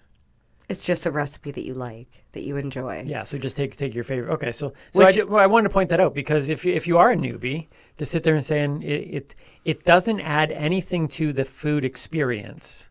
So Well, it changes the flavor, but not for the better. Like most of the time, it just tastes like weed. You have to find the recipes that cover the flavor of weed. So Okay. that's why most people All do right. brownies, because the chocolate covers the flavor. Okay, If I can make a suggestion, that's where I wanted to go with this. if you like peanut butter, you're not allergic, try, what is that? I want to call them church windows. But no. Is that another weird snack? Rainbow marshmallows with butterscotch chips and peanut butter. I think they're called church windows, or space bars if they're infused. I like those marshmallows. Yeah, the rainbow ones. That the peanut butter and the butterscotch will cover the flavor of cannabis. And if you make a MCT coconut oil, you can try Rice Krispie squares. Okay. They taste like coconutty. They're really good. Okay, interesting. Well, let's wrap this thing up. I do not recommend this snack, but you know that I don't like to leave food just lying around. Can you take the last bite on the way out, so the last thing they remember is your face after you take a bite? Okay. Like, can we do our sign off first? Yeah. We'll cheers with our celery. And then I'm going to jam the whole thing in. I don't think that's a good idea. Well, I want to finish it. You do things in threes. That's 3 bites, sir. Okay. Well, let me take one bite here. No. Okay. Okay.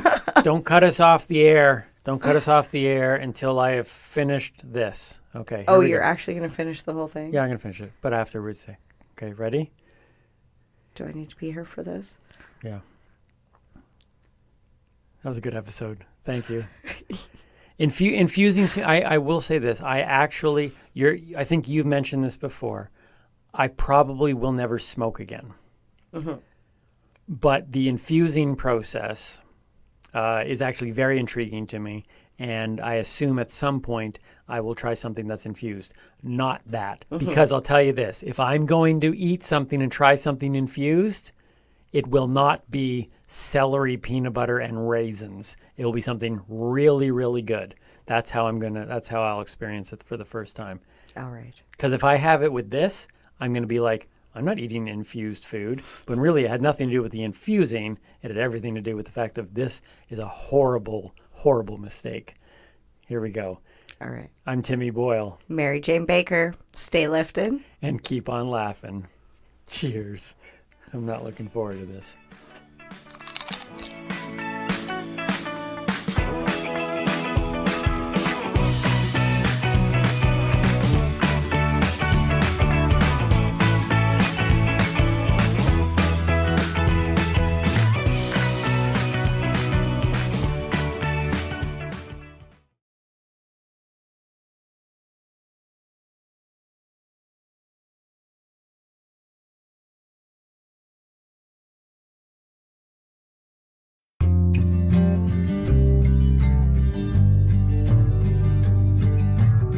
I wanna talk about news, don't want the drama.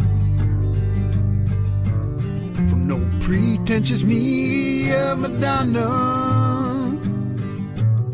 I found me a great ganja mama. Cannabis and coffee with some marijuana. You're listening to the Pace Radio Network here at paceradio.net. The views expressed by the individuals during this broadcast are their own opinions, and they may not be the same as those of their group or other organizations they may be involved with. All medical advice during our broadcast is not a medical opinion and should be checked with your medical physician.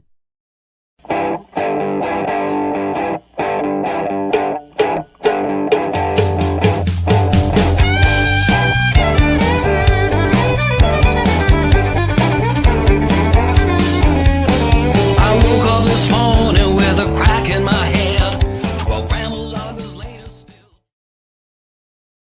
Good evening, everyone, and welcome to the Pace Radio Show. We're live and we're coming to you from paceradio.net as well as the 420 Pace. What's that? Network. That's gotta get the wording right there. The Pace 420 network.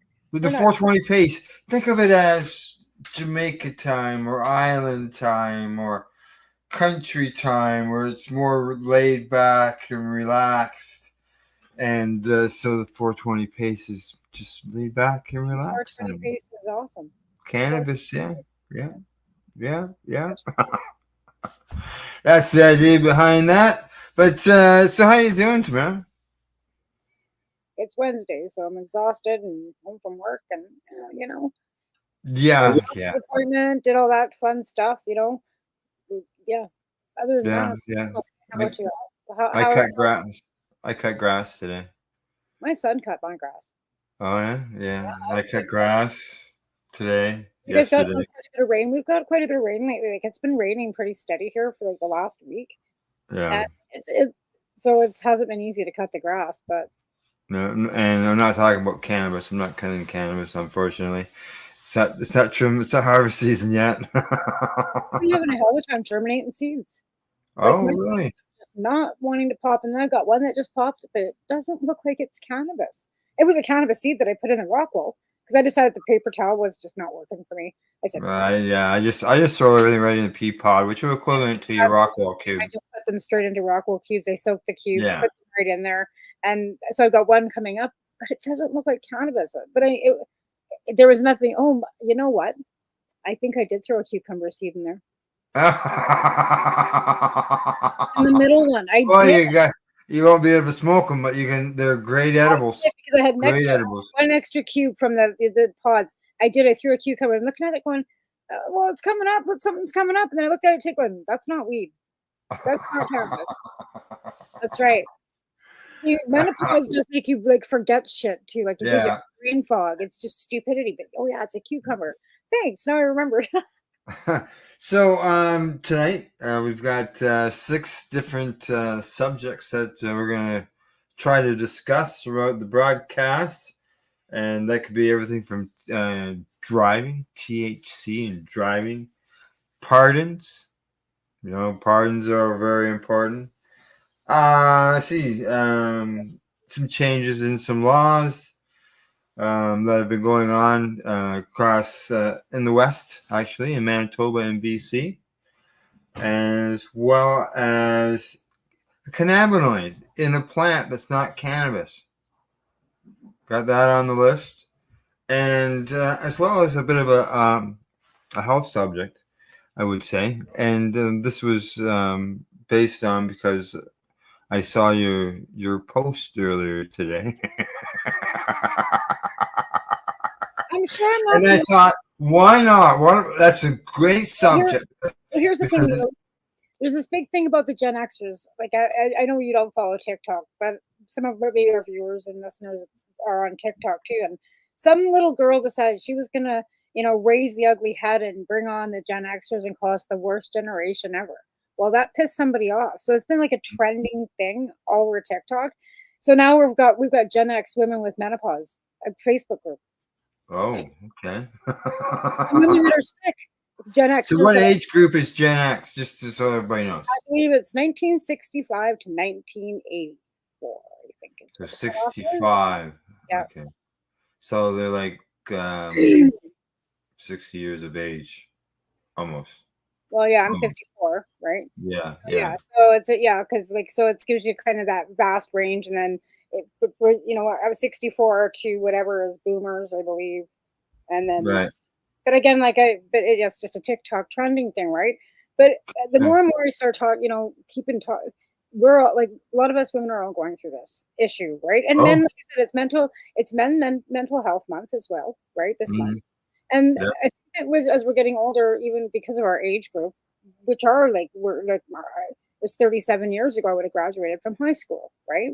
So we're all getting older, and mental health for all of us has been something that we've all been talking about a lot more openly than when we were kids, because we were all growing up in like 70s, 80s. We were told to, You want to give me something to cry about? Like, you know, you were to be seen and not heard, right? Like you were that kid, like, you know, don't even open your mouth kind of thing. Get outside and we call you, you can come back in the house and there's the garden hose if you're thirsty. Like, don't come asking for nothing, right? Kind of thing, right? I was scraping paint and pulling weeds. Like my grandmother had slave labor when we were growing up. You know, under her yard looked so nice because we were all Well, now you're older. Right. Now you're older, and things are changing not only in the world but in yourself as well. And I'm sure, like I said, men and women both. I'm sure we all feel it. Right? Yeah. There's this isn't, but this is exclusive to women. Like I'm not going to say men have the same issues. You don't, right? And No. that's not because we've got different parts. Plain and simple. Okay. The oh, just so you know, we got a message. The Dragon Master says, "Cheers, cheers, Dragon Master. Thanks for stopping in." Yeah. So yeah, okay. So basically, menopause. They're at that age. You know, some people get it older. Some women get it later, right? Some younger too. Like, you know, there's premenopausal too, which is somewhere in between 45, and some women who have hysterectomies also. Yeah. But there's a point where you can actually have hormone therapy. So if you have a hysterectomy and you have like a gynecologist where they usually start you on hormone therapy right after a hysterectomy, right? So that makes so that your menopause that you are kind of forced into is way easier. But there's not really a point in time where your doctor says, so how long has it been since you had your last period, that you know you have to run in there if you want to have hormone therapy, right? So after a certain point, like they can't give you hormone therapy. You've gone this long now, we're sorry, that's not going to help, right? So it's too late. It's too late. It's like starting to give blockers to trans kids when they're 18. Right. Exactly. Right. It'd be trying to like re-kick the estrogen when the estrogen's almost gone. Yeah. Yeah. And I'm not like too upset about that, to the point that, you know, at least I didn't have to worry about growing a beard. You know, Right. there are side effects too to that. So obviously there's these things that you deal with during this time of life, and the heat, the hot flashes, roll down the window or put down the window in the car, open the door of the house. It's the night sweats too. Like it doesn't just stop. So here you are, you know, middle of the night, you're sweating to death and you're freezing to death and you're waking up 100 times. Like, you know, everything just like, it's just, yeah, it gets to be to the point that I don't even know what to do. You want to pull your hair out. It's so, if you're not getting a full night's sleep, then you're bitchy and cranky. You're not eating properly. Like meanwhile, I already have enough health issues as it is, right? On top of Yeah, you're already patient. No, this is right. Well, and, you know, at least you know this is naturally occurring. It's gonna happen no matter what. It's not that I can stop this, right? Correct. And that's the thing with any of our autoimmune, yourself included. Anything out inside, we can't stop that. It's not like, you know, all of a sudden we can, you know, because, you know, I got my women's strike page come up, and of course one of the convoy organizers comes in with her comment about, wish you would have had the same opinion with the clot shot. And I said, pregnancy is not contagious. And then she wanted to get into an argument, and I walked away. I'm damn proud of me. I said, I'm not doing this. You have a nice day.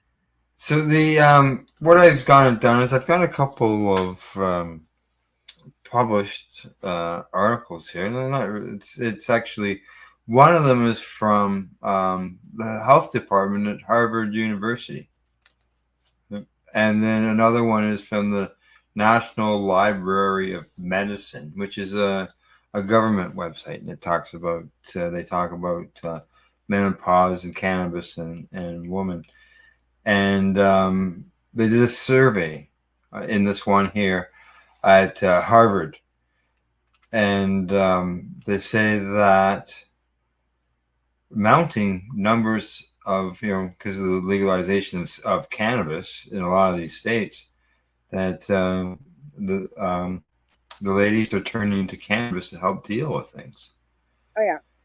I will say it does, like, as far as, you know, the impulsive rage.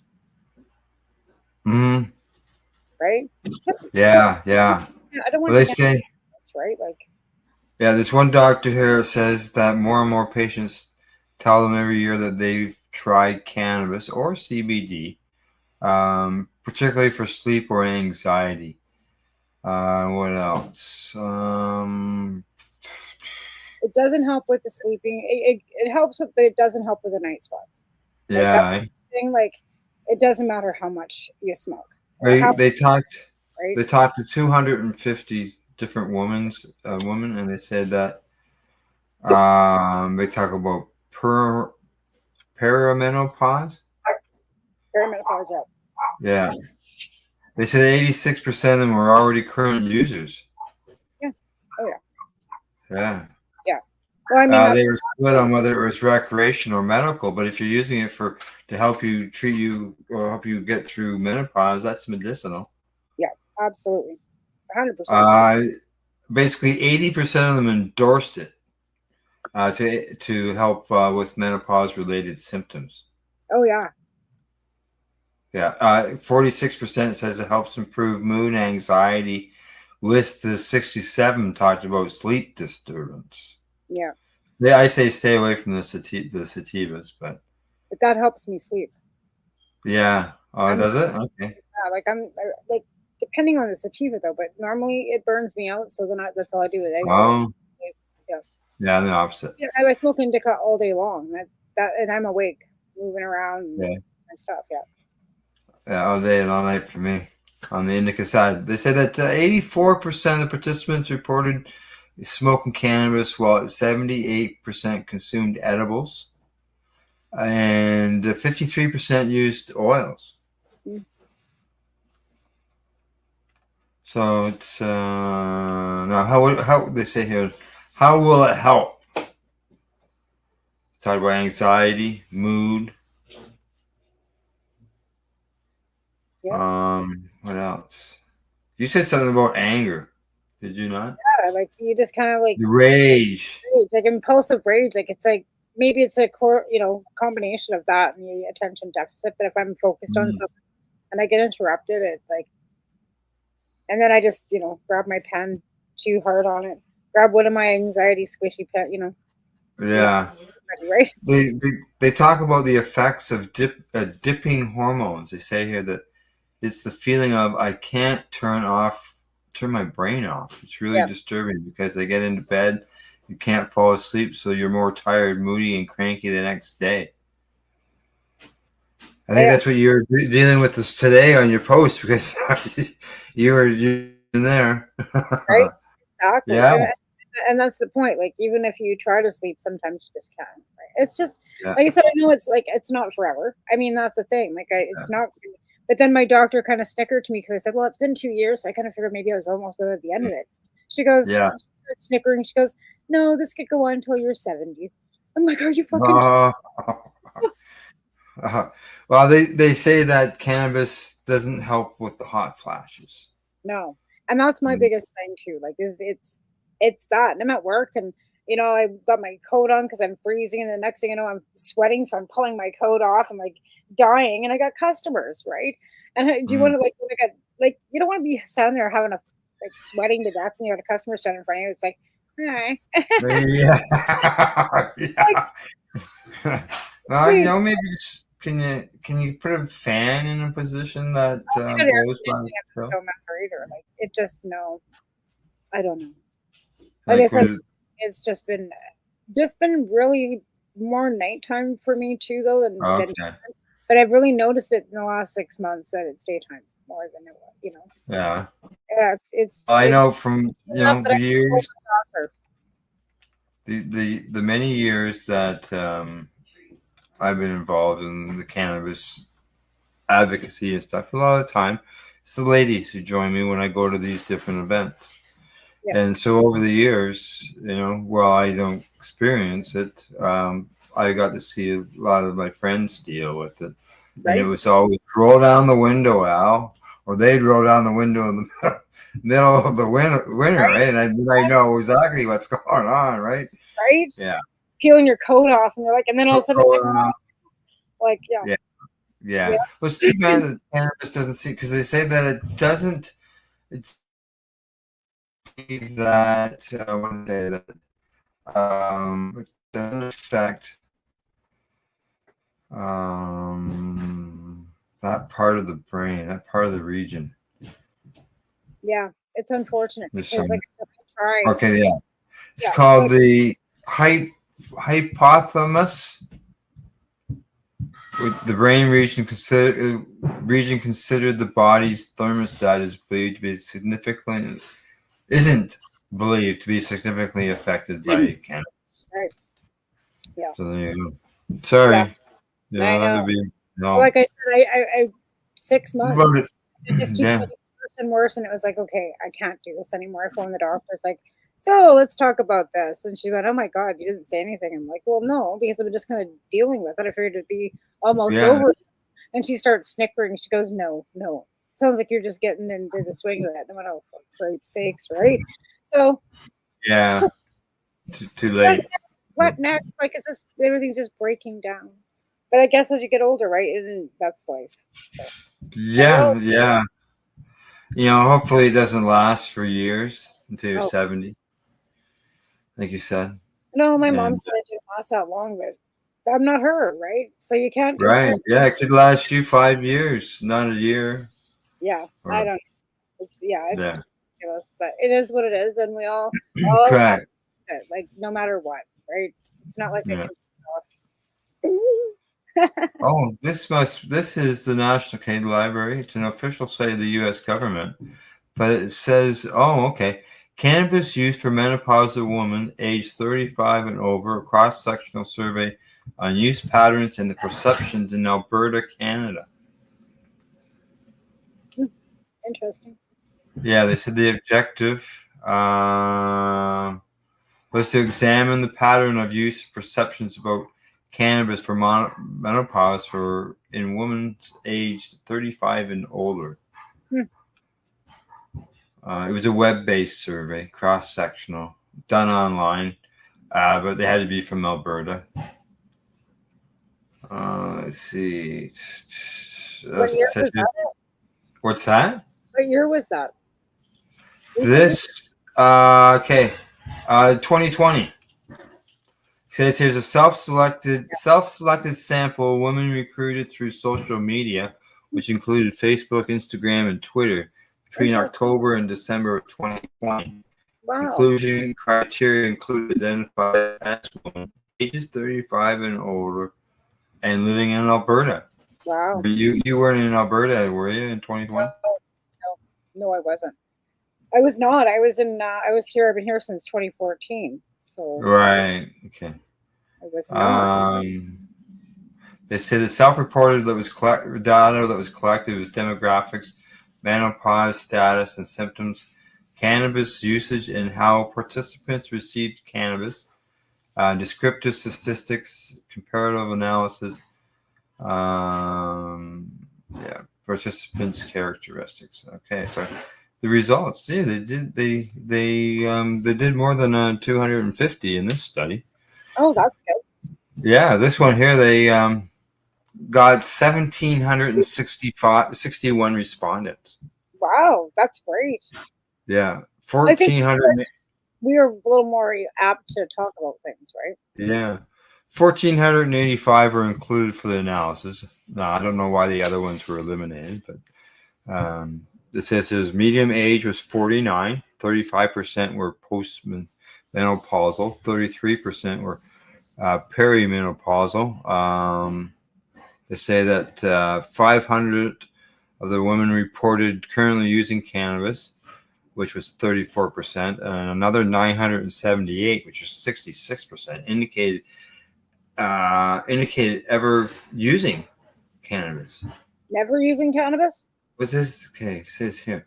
Among analyzed respondents, 34% women reported currently using cannabis, and 66% indicated ever using cannabis. It seems as if, yeah, like you say, never. I wonder if there's a letter or a typo in that. It just doesn't sound right, does it? No. Of the 500 current ones, 75% were using cannabis for medical purposes. For sleep, anxiety, and muscle and joint pain. 74% indicated users that cannabis was helpful for symptoms. Current cannabis users were more likely to report in experiencing menopause symptoms compared with non-users. Huh. There you go. Okay. Of course, they say further search is required to assess safety and efficacy. And it agrees that the ladies are using cannabis to help them with menopause. Right? Yep, that's for So, sure. Yep. you know, But if it you're doesn't finding, with the night yeah. sweats. So the night sweats you have to sometimes tap because this like now they, unfortunately she did, because I'm the last person that wants to go to my doctor and say, hey, right? right, exactly. Alrighty. Well, hey, there's benefits obviously in there, and let's hope that more people and more women can get access to cannabis.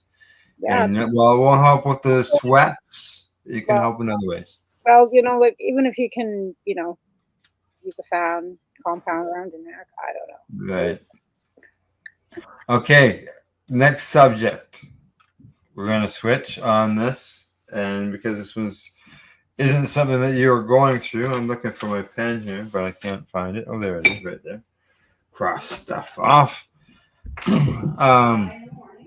This next subject is, I'm going to say, welcome Manitoba, and that is the fact that now Canadians that live in Manitoba can finally grow their own cannabis at home. Boy, that was one ridiculous wall that was in place. And they've got a new government. They've got a new NDP government with Wab Kinew at the head, and he's fucking amazing. He's just loving stuff. You bet. And it's good to see. I understand there was a bit of a delay in getting things rolling here, but there was some opposition from the obviously the former government who wanted to keep it illegal. But it was good to see that they got it done, and it's done early in the mandate, not something that was done at the end. It's done, I'm going to say, to me, it seems like one of the first, sets of things, right? It really was.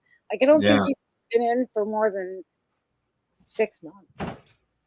Yeah, He hasn't been in that long. No. Passed on June the 3rd. So there it is. Yeah. Just the other day. That's something that I could never understand, why they would do that to people when they know it was a federal mandate. Okay. Here is something that, okay. There was some opposition, obviously, right? Because the former government. Now, there's a fellow there. He says that he's a former chief of police, and he has concerns because he's worried about how he has seen homes with extensive damage from indoor cannabis operations. Oh my God, shut up.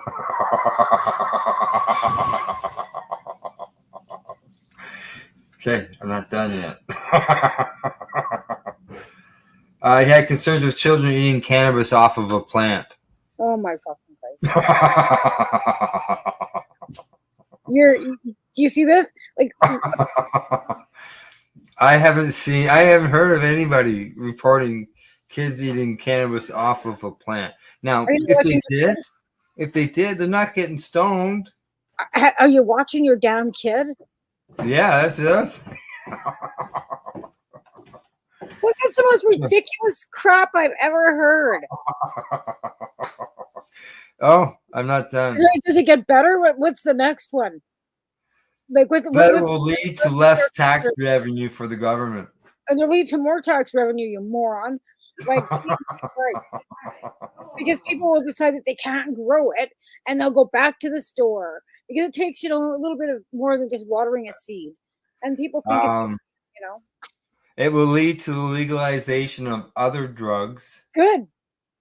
And that it will open the doors to organized crime. Oh my Christ.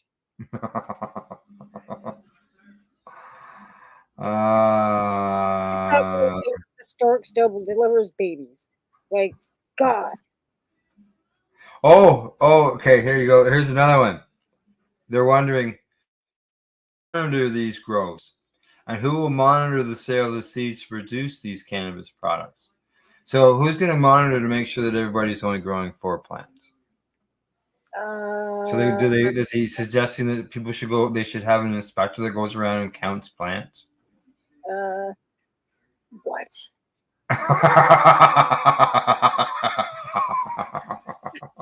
No, like, where do these people smoke it? I want some. Okay, you do that, like a little guy that comes around, like, checks your heat and your electricity, you know? Hi, how many plants? Electricity. Well, they used to do that, but now we got smart meters, so they don't have to go around and do that because that was a necessity to get bill, right? But I mean, Jesus, like, nobody needs to monitor it. You'll be like, who cares? Who really cares? Were they this restricted with medical in Manitoba too? Or like, I don't remember hearing patients going. No, not the medical. The medical, they've always been able to grow the medical. Okay, so that's never been a problem. Right. So now what's the problem? It's 4 plants. It's not like it's 400. Yeah, exactly. It's 4 plants. It's 4 plants. Like, good grief. Like, and if you're gonna grow, nobody's gonna be growing 400. No, if someone's got, the law is 4 plants. Right. But again, like, let's put it this way, even the people that I know that were at one time growing that much, because of the cost and the price, people aren't growing that illegal like, they're just not. People aren't growing hundreds of plants illegally. I'm not hearing anybody doing that anymore. Really, you get the odd report that comes up in the news, but it's very rare and far few. Yeah, I remember at times there was all kinds. It seemed to be. Yeah, and I said it's pretty hard to find anything that isn't from a store. Like, it's not like you can go to the bar and we'll go buy a joint like you used to be able to. People aren't doing that anymore. Yeah, people can just grab it on the go because of the convenience, right? Right. So difference, lots of variety, tested, whatever, THC, terpenes, all on a label. I don't know. People like labels, right? People like the packaging, not that packaging, but let's face it, the average person. No, but I mean, the average person that would probably have not ever tried cannabis because it was illegal. Now that it's legal, those are the people that like packaging. Those are the people that like going to stores and knowing that it's tested and knowing that it's, you know what I mean? They're like, where people that were smoking it before when it was illegal didn't give a shit, right? Like, they knew it was illegal. They didn't care. They go to the back alley and get a bag of swag, right? Where these people have never done that. No. And there's going to be a whole generation now that's going to grow up to there being legal cannabis. And safe cannabis. And nothing that's laced cannabis. And nothing that anybody can say, hey, somebody put some cocaine in my joint. Like, yeah, like I have grandchildren. They'll never ever know cannabis being illegal. They'll never know prohibition. So, well, you don't know that. And if we get this other, arbitrary authoritarian bunch of nutbags, you never know what they will do. So we can't say never, Al. Well, you're right. Yes, I know. The people of Thailand would agree with you 100%.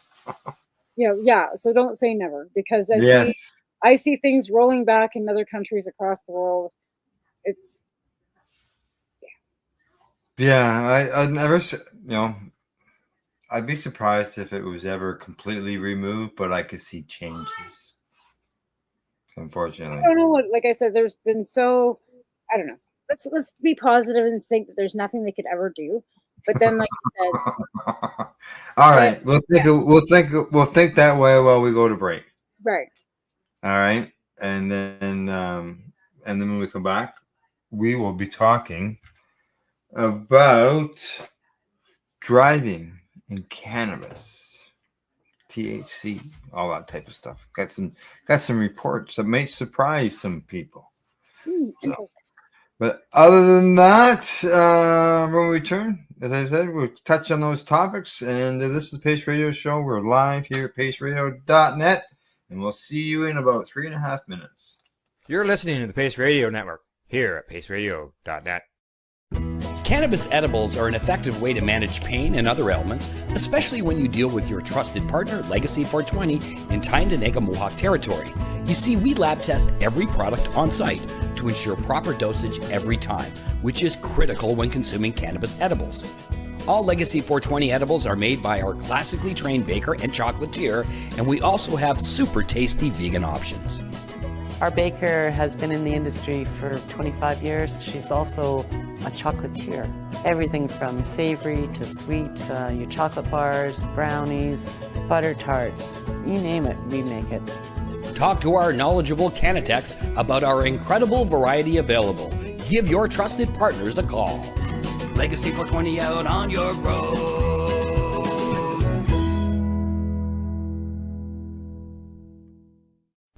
In February of 2022, the Victoria Cannabis Buyers Club and Ted Smith were fined $6.5 million.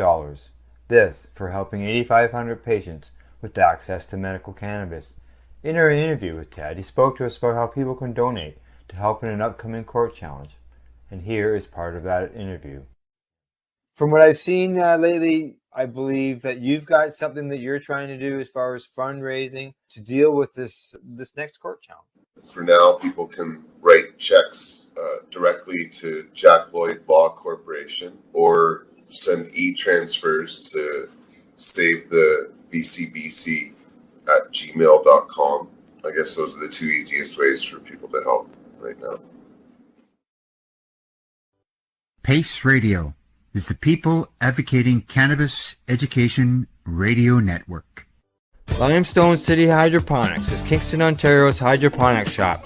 Take your growing to the next level and create the optimal environment with a tent kit or maximize your yield with an ebb and flow flood table kit. Either way, Limestone City Hydroponics has more sizes and options to fit your needs. Are you looking for the power of the sun that adapts to your budget? Then look no further as they have professional grow lighting. They have indoor grow systems that are easy and cost effective with many options to fit your living space and lifestyle. Cultivate your growing potential. We have everything you need to succeed. And if you can't make it to the store, they offer local delivery to the greater Kingston area. Remember, when you're looking for experts to help you grow, then look no further than the locally owned Limestone City Hydroponics, 105 Sunderland Drive in Kingston, Ontario. Call them at 613-548-0420. Enjoy the buzz of legalization with Campbellford Lifestyle Shop. From lights to plant nutrients, books, consumption accessories, and more, we've got all your basics to grow or consume cannabis. Visit our info center or take a look at our piercing services and body jewelry, now available in-store through Campbellford Lifestyle Shop, 17 Bridge Street West, Campbellford. We are People Advocating Cannabis Education here at paceradio.net. Awesome. Hey, we're back. We're back from our break, and we're on to a new topic. We've discussed some menopausal and cannabis. Yeah, I just had actually, that's what I was doing in my on Facebook in my inbox. Teresa Taylor was giving me some advice, some stuff, some little herbal stuff. Oh, yes. Yes. Yeah. And anything that you can share or want to share?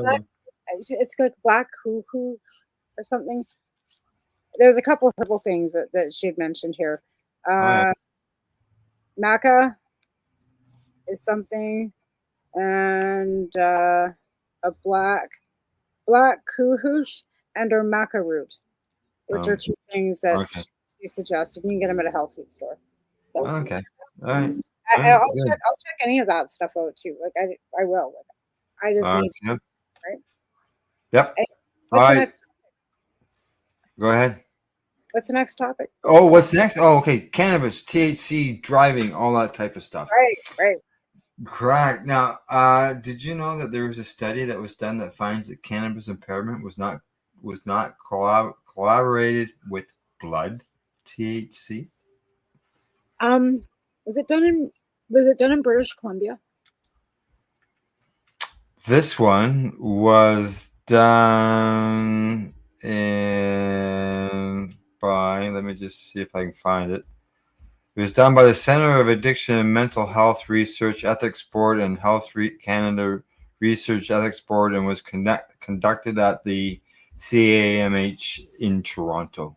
Okay, it's not the same one. Not the same one. No, I have heard of studies doing driving and impairment, but not this one. So no, I haven't. Okay, so what they did, this had to do with the edible cannabis, and they used simulated driving. Oh yeah. Okay. They didn't give people THC and unleash them onto the 401. The simulation and that is a solid wall of traffic. I know, but seriously, like, really, like.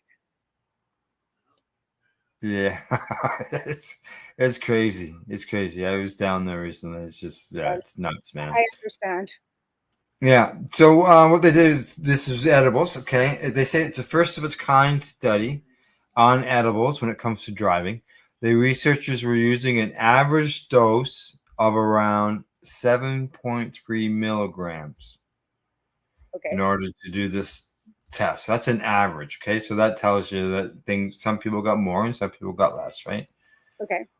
22 people were involved, 16 males, 6 females. Had to have a driver's license and used cannabis edibles at least once in the last 6 months, and to drive at least once a month. So they got to drive once a month. And they could be anywhere from the age of 19 to 79 years of age. So that's a good range of age, obviously. Right. The people have got some experience with cannabis if they've eaten something in the last month or so. Let's see. Participants couldn't use for 72 hours before the test. That included alcohol. Alcohol only for 12 hours. Let's see. They had different scenarios: a 2-lane rural highway and a potentially frustrating event, road rage. And they tested the drivers for speed, lateral control on a 4-lane highway to rate drivers' reaction time. And it was all simulated driving, right? Correct. Yeah. As I mentioned, the 7.3 milligrams of THC with 2.14 milligrams of CBD. Of that was the average. Of that, 11 chose the maximum of 10 milligrams. All right. Or 10 chose edibles with 5 or less. A blood sample was collected after 2 hours of consuming cannabis edible or a control candy. So would that be a control candy? Would that be a placebo? Maybe. Yeah. They said the speed of the drivers was reduced after 2 hours of eating the edibles. Yeah, they didn't speed up. No, that's okay. Yeah. Let's see what else. They said that while past studies found evidence of increased swerving and decreased reaction time after smoking or vaping cannabis, these effects were not observed in this study. Huh. Interesting. Yeah. They speculate it may be due to a relatively low amount of THC consumed to the ability of the driver simulator to detect small changes in performance. Or the inability. Okay. Okay. Let's see what else they got in here. They said that the researchers also found no direct relationship between blood THC and driving impairment, speculating that the present study suggests that blood THC may not be as useful detection of impaired driving after edibles as it may be more for the smoked root. So is this something that people can, Well, I don't understand. Yeah. That doesn't Would it be because of the smoke root? Oh, it's into your lungs, in the direct bloodstream.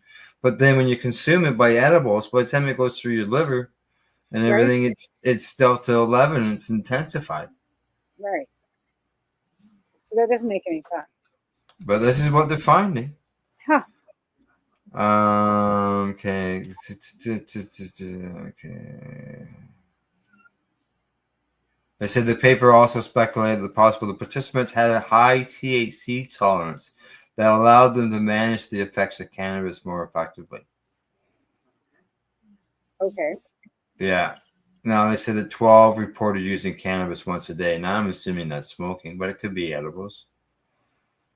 Yeah, possibly if they were doing it once a day, Yeah. maybe for bedtime or something, right? Which would be kind of an accurate assumption, taking a gummy before bed, right? Right. Let's see here. They got a video.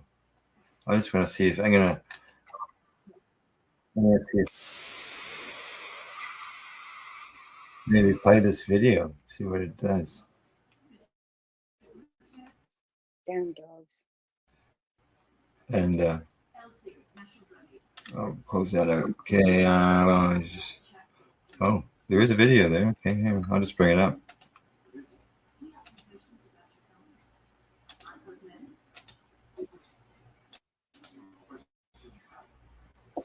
Oh, excuse me. Okay, there we are. There is. There is some sound to it. Here, I'm going to start it again. Can you hear this? Oh yeah.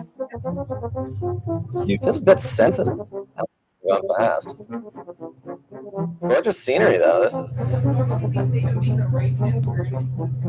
Should I do it?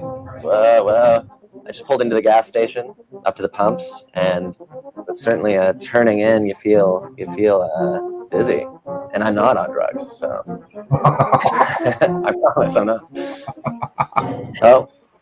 Oh, he crashed. That's gonna be expensive. And he's not on drugs.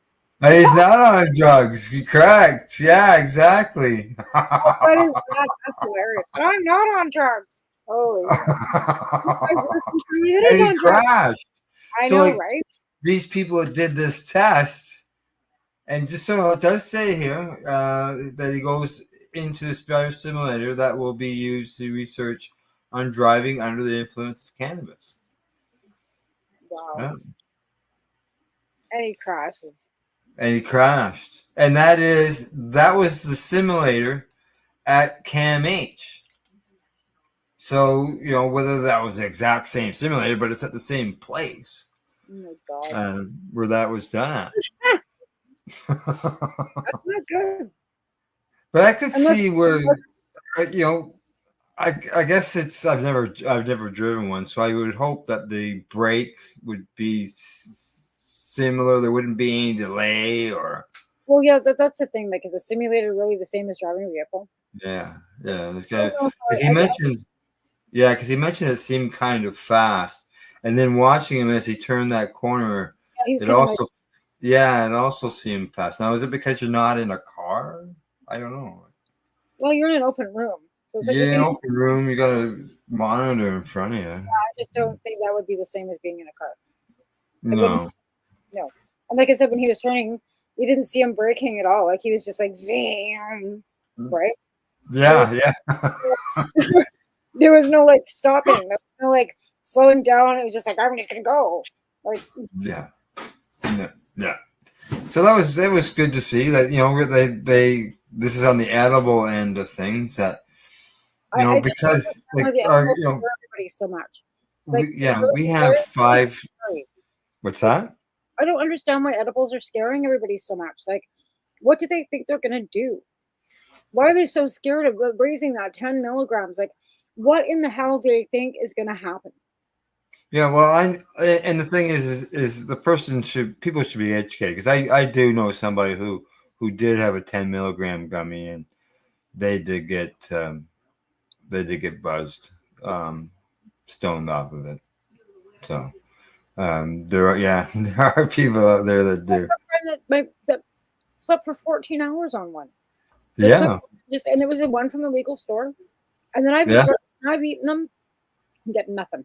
Nothing, but yet, somebody who doesn't, there is a benefit. So there is that end of the spectrum of the users where the government is trying to control that these people don't get too wasted.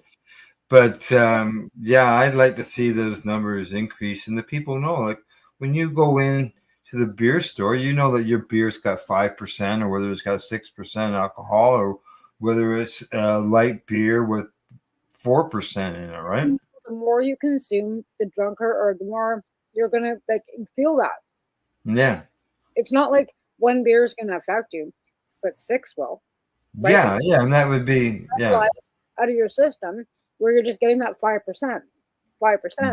It bounds up on top of each other. Next thing you know, you're staggering drunk, walking down the street after 5 beer, right? Yeah. Well, for some people could have 5 gummies and they'd be, pretty baked. Even that's only at 50 milligrams, right? And even like five joints, maybe some people would be sleeping. Right? Yeah. So as we know, here in Canada, 5 nanograms is the limit, which is an arbitrary number as far as I'm concerned when it comes to the amount of THC that we can have in our systems. Right. But as we know, more and more countries around the world are legalizing cannabis, coming in with the medical, and then they end up legalizing it recreational. Whether that's treaty agreement, good things. I know there is something in the treaties about medical end of some stuff, and I'm not sure what's going on. I know that there's some court cases that are making this way. So yeah. Now over in Germany, they're having a heated discussion about THC limits and stuff like that. When it comes to, I thought that they legalized everything over there. What's that? I thought Germany just finished legalizing everything. Yeah, I know. Well, they have their, just like we got 5 nanograms when it comes to THC in our blood, they have their driving limits as well. I understand what you're saying. Okay, so they want to increase the amount that you can have in your system. Oh. Yeah. Wow. Some have suggested that to go to a 10 nanogram limit, which is twice as much we have here in Canada. And they said that is counterpart to the 0.5 per mile limit for alcohol, or 0.5 per mil limit for alcohol. So they're suggesting 10, which is twice, like I said. Now, of course, they coagulate that like in a blood test, right? So yeah. That's what they have to do. Correct. Now, not everybody agrees, obviously. Right. Some think that it should be like 3.5.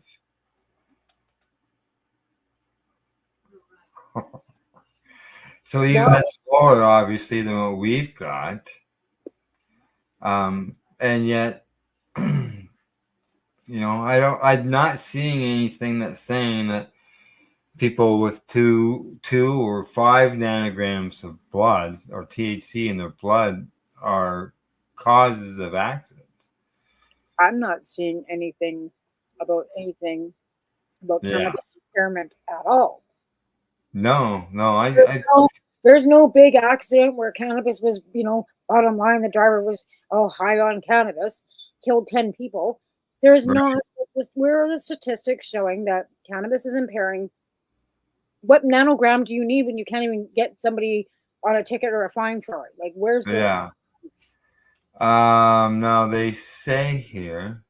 So what's the present limit? The present limit is here it is. There it is. Okay. The current limit when it comes to THC in the blood is 1 nanogram of THC in your blood is what is presently In Canada? law. Like you could create that almost from your. You would have endocannabinoid You system. sniff that shit and you would get that much. I can understand why they're concerned about false positives. No doubt. That's ridiculously low. But again, That is low. that's because there's no threshold because nobody's Oh yeah. being impaired. You know, So you they're, can't- they're they're showing that people have THC in the system, because of accidents and analyzing people's blood, but that doesn't connect it to the actual accident. Well, when you get pulled into a check stop, they don't have Nanny Joe there taking your blood on everybody to see who's got. No, grams. they have you. They that's where they swab your mouth. And then what? Then they say they do the test, and then they want the DRE guy, and they take you to the station, and they determine. Yeah. Yeah, I'd say get stuffed everywhere. You're not touching. You're not taking my blood. But yeah, well, I know that's the big argument is the blood thing and the blood removal. You're not taking my blood, dude. Like I've got a phobia. Like there's no fucking way they take my blood. Oh, I know there are people, but I know I've seen those people when I go to my clinics. Yeah, people that are worried. Some people just needles. It doesn't matter what it is. Right? Like just that's a big fat fuck off. So yeah, that is that's so low. It's good to see though that that some people are trying to increase it to the 10. 3.5 is still too low for me. 10 is still what, one joint? And how long does it stay in your system? And if you're smoking on a daily basis, how is that going to build up? I remember getting tested for cannabis once, and they said it was so high I wouldn't even go on the stick.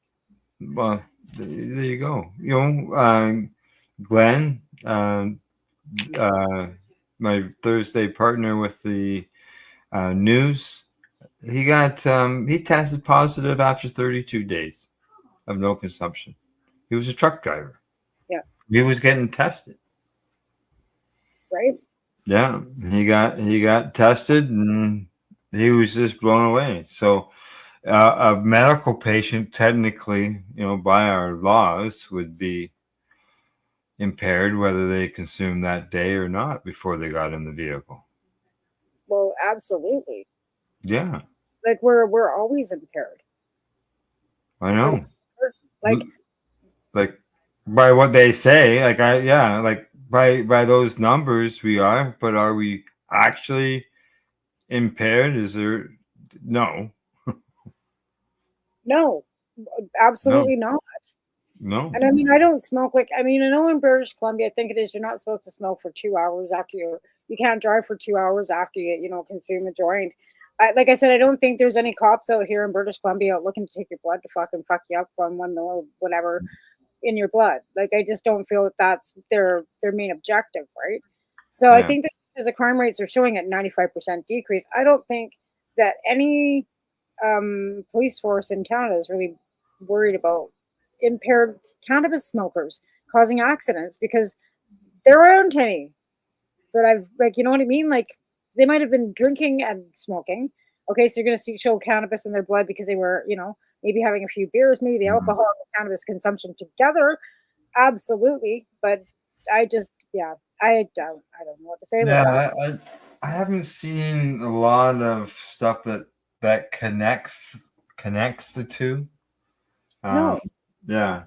I have seen it, say that there was cannabis in the person's system, but there's also, like you say, there's alcohol in the person's system. There's that one court case from Edmonton, Alberta, where that guy killed somebody in a car accident, and he had taken so many Percocets, but blamed the cannabis.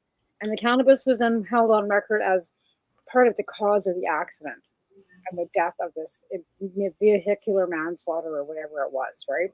And that's one court case. But that was, we were kind of appalled at that ruling, to be honest. Yeah. Well, there was something in the news about somebody, I believe it was in Alberta, who killed a guy, and they blamed it on cannabis. They said he had a psychotic episode. Yeah, And demons told him to kill this guy. Yeah, I think What? that came back as him having schizophrenia and have nothing to do with the cannabis at all. Yeah, exactly. You know, already dispositioned with something with a condition that he shouldn't be using it. It's not as if it caused it. Yeah, because that's like that. Wow, really? It was good to see that the headline on it said that cannabis did not cause this, according to the one researcher. Another one within the report mentioned the cannabis end of it, but also admitted that they never asked the guy if he used cannabis that day. Right. Just knew that knowing that he had said that he used it daily previously. Right. But didn't know whether he had used, but never asked him if he had used it that day. Well, yeah, right. So, It's and funny, you know, how they like to twist things around and make it so that it could possibly be this. And this was like back before legalization, because they really didn't want legalization. They were looking for some reason to do this. And I think that was, kind of inflammatory on their behalf, because like I said, there's always that one person in the back bench that doesn't like what we're doing, right? yeah. Oh yeah. Doesn't like any reform. And honestly, this has been good. This is something that, whether you like Trudeau or you don't like Trudeau, whether you like his, but you have to look back at the whole committee that did this, right? And we're talking like whatever her name is, McClellan. Yep, and Dan. the whole tribe of 13 of them that Task force. right? Yeah, the task force that actually put this all together, right? And the people that went to those things behind everybody's, some of us were there too, right? Oh yeah.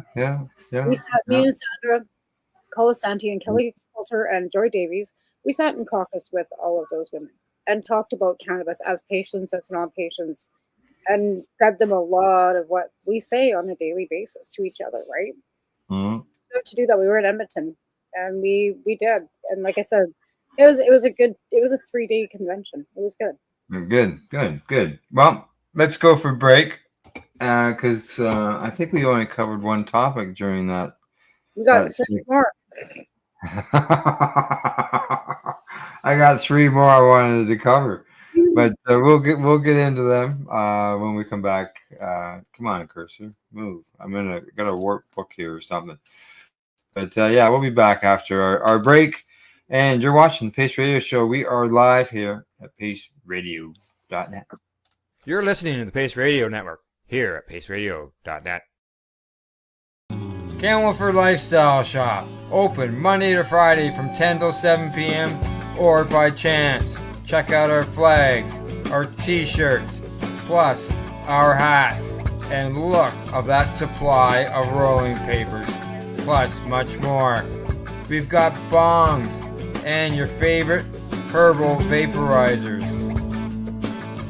Look at all the incense we have, as well as for those who collect knives, check out these knives in our collection.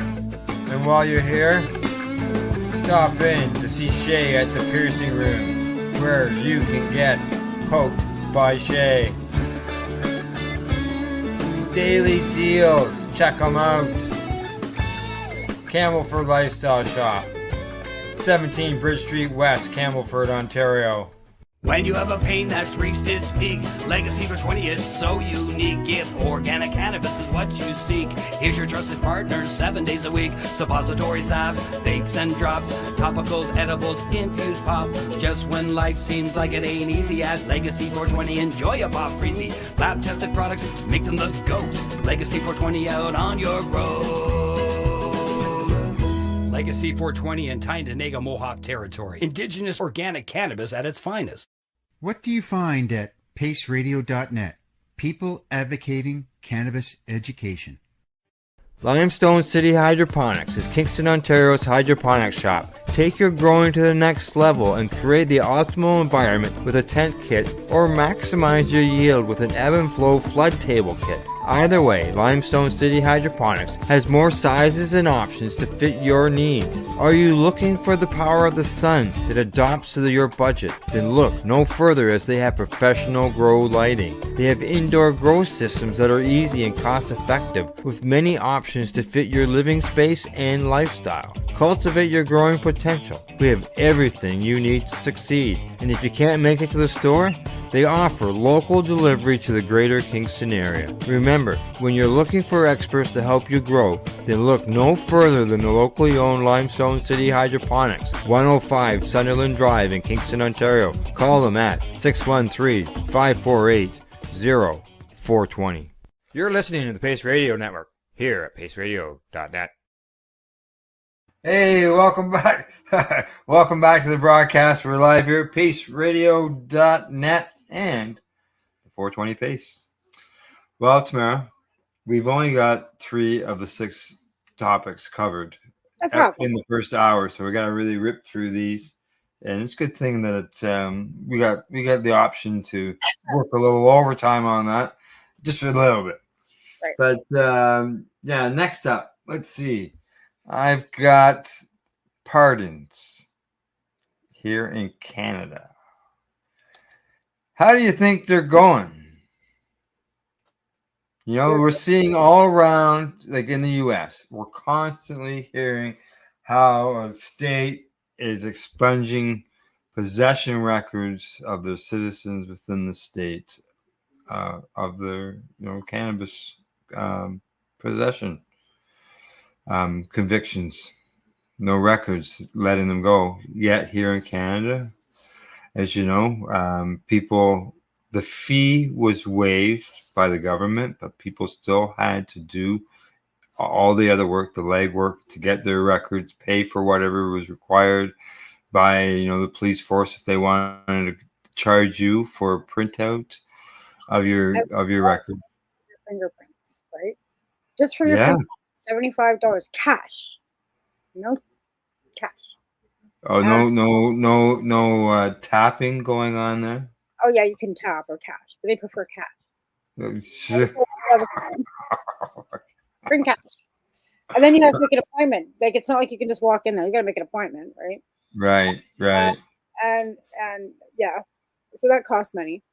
But yeah.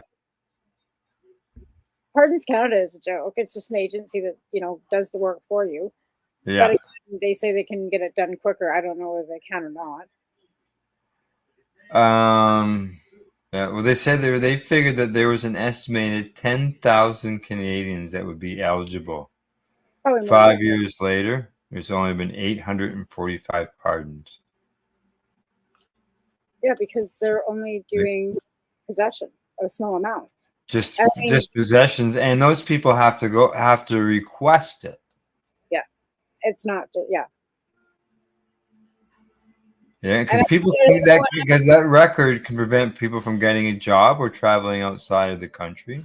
I know somebody for a fact that applied for it and was denied because his was not a possession charge; it was something else. But it was yeah. It's just a simple possessions is what this is for. Or something, but it was like so old. It was like from like the 60s or something ridiculous. Yeah, like smuggling or something like in a small amount, like 3 grams smuggled across the U.S. border during the 60s party, whatever, right? Yeah. No, they would not pardon that. 1,300 Canadians have applied, so all those other ones were rejected because they were incomplete or ineligible, such as your example. Right? Yeah. Which I think to do with cannabis should just be blocked. This I wasn't aware of, but it says here that in 2022 there was a push for an amendment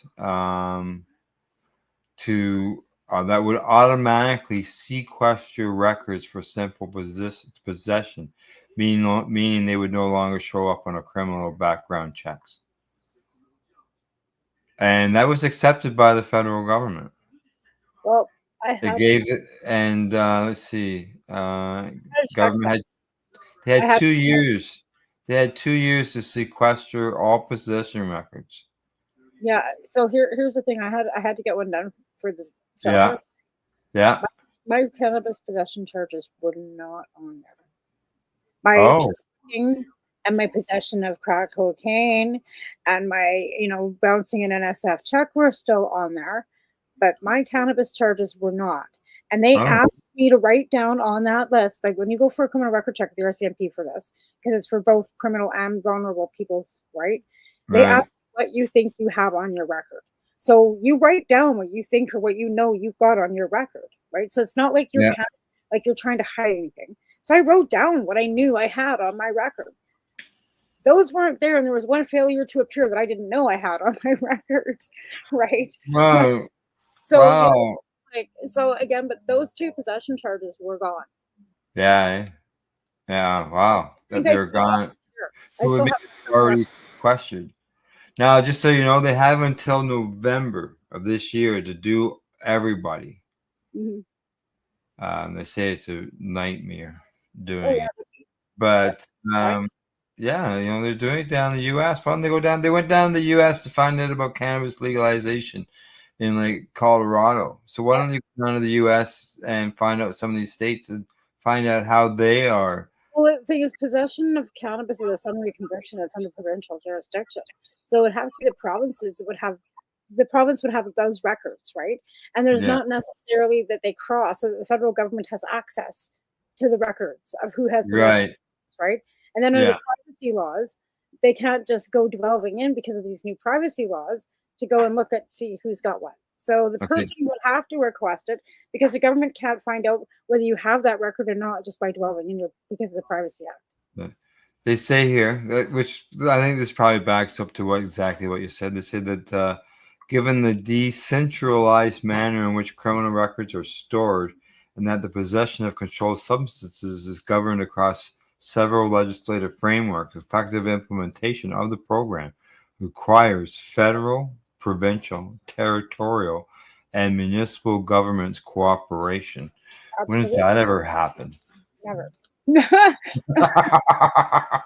mean, they're already having issues right now about overreach because we don't. Yeah. Anyway, but again, that's the problem, right? And because possession of small amounts are summary, you don't usually go to jail for stuff like that, and depending on what year it was and what province you were in. Again, if you were in Alberta a few years back, yeah, they would have nailed you. Out in BC, it would have been a slap on the wrist. And that's what happened. Everybody's growing out in British Columbia, out in Kelowna, getting busted with, and they're getting whatever, here's some probation for you. Same person, same amount of, cannabis being busted in Alberta. You're going to jail for 2 fucking years, dude. And that's the, it was just And then as soon as legalization happened, every Tom, Dick, and fucking Harry had a store in Alberta. Oh yeah, well at one time Alberta was leading the country, right? Right? Because of privatization, because it was easy to get it done. Yeah. It was off the Liquor Control Board, right? So yeah, anyway. But that's what Yeah. killed me. It's so hard it was so hard when we were doing activism out there, and then it exploded. But yeah. Pardon. Okay, let's see what else they say on here.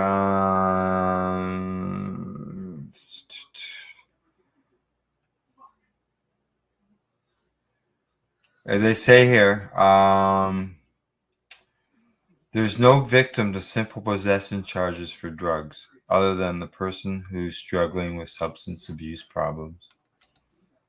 Substance abuse and cannabis don't really go hand in. Yeah, I know. And I found that odd that was in here. It's the last line in the article that I'm looking. Oh, okay. I see the program because I see that they're talking about here the opioid crisis. The program is really your priorities. Oh. Yeah, it switches over to that. Oh, criminal records. Those people, for example, the people who are dealing with the opioid crisis that are, living on the streets or that are addicted to them, they could have criminal records of cannabis. They don't have any housing. They got no way of dealing with those people in order to eliminate their records so that they are aware that's not going to prevent them from finding a job. It's really hard to get housing, especially if you Yeah. don't have a job and if you don't have a credit rating. Yeah. Seriously, if you don't have a credit rating, people won't even ask you. They won't even answer your phone calls. My daughter found that out when she was trying to find an apartment in Vancouver. They all wanted credit ratings. They all wanted job like confirmations. They all wanted like your left arm and your firstborn. Right. Yeah. Yeah. Oh, yeah, I can see that.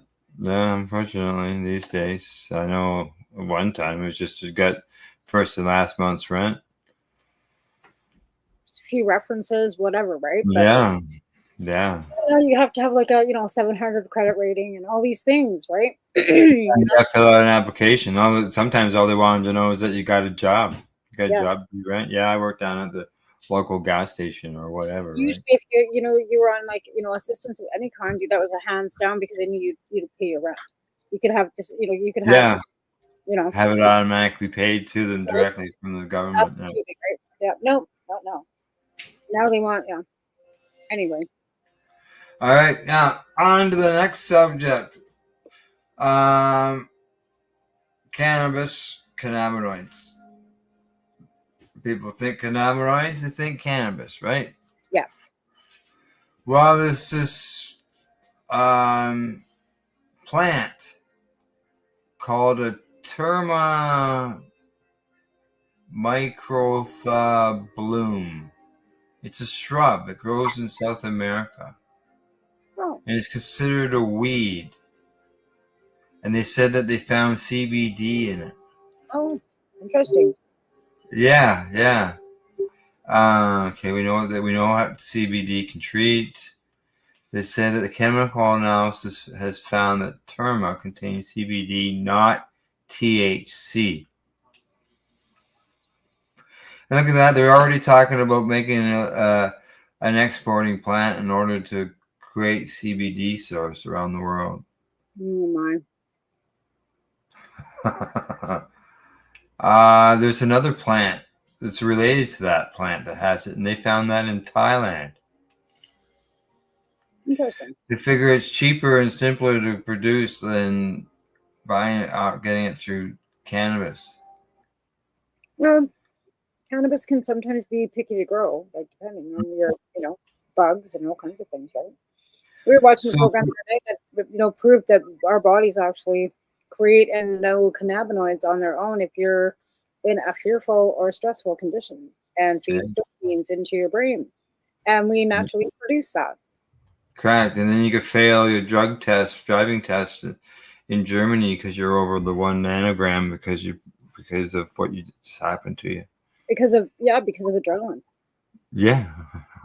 No, seriously, That's what the article said. False positives. Right, and it can be wrapped in adrenaline because we have a natural ability to apparently, produce our own cannabinoids. That's right. That's right. We say it's in. So, the Brazilian government, they're going to spend $104,000 over 5 years to research this plant. Wow, It really? doesn't sound like a lot of money, does it? No, but when are they going to do that? In between the flooding? Oh, I don't know. Maybe that's why it's going to take 5 years. I hate to say that, but they just got flooded pretty bad down there. They did, eh? Yeah, they did. Wow. Yeah, they're all underwater in Brazil right at the moment. Are they? Yeah, unfortunately, yeah. Yeah, there's been all kinds of weird, wild weather going on around the world. Yes. Yeah. All right. We got to that. We got 2. I can check that off the list. Pardons and a plant with cannabinoids. Powered right through them. Yeah, exactly. Okay, so the last topic was something that we were discussing before the show started, as we were counting down the minutes before we went live. We're just discussing something, and I thought it'd be great to add that to the list. And this has to deal with, because you're in British Columbia, right?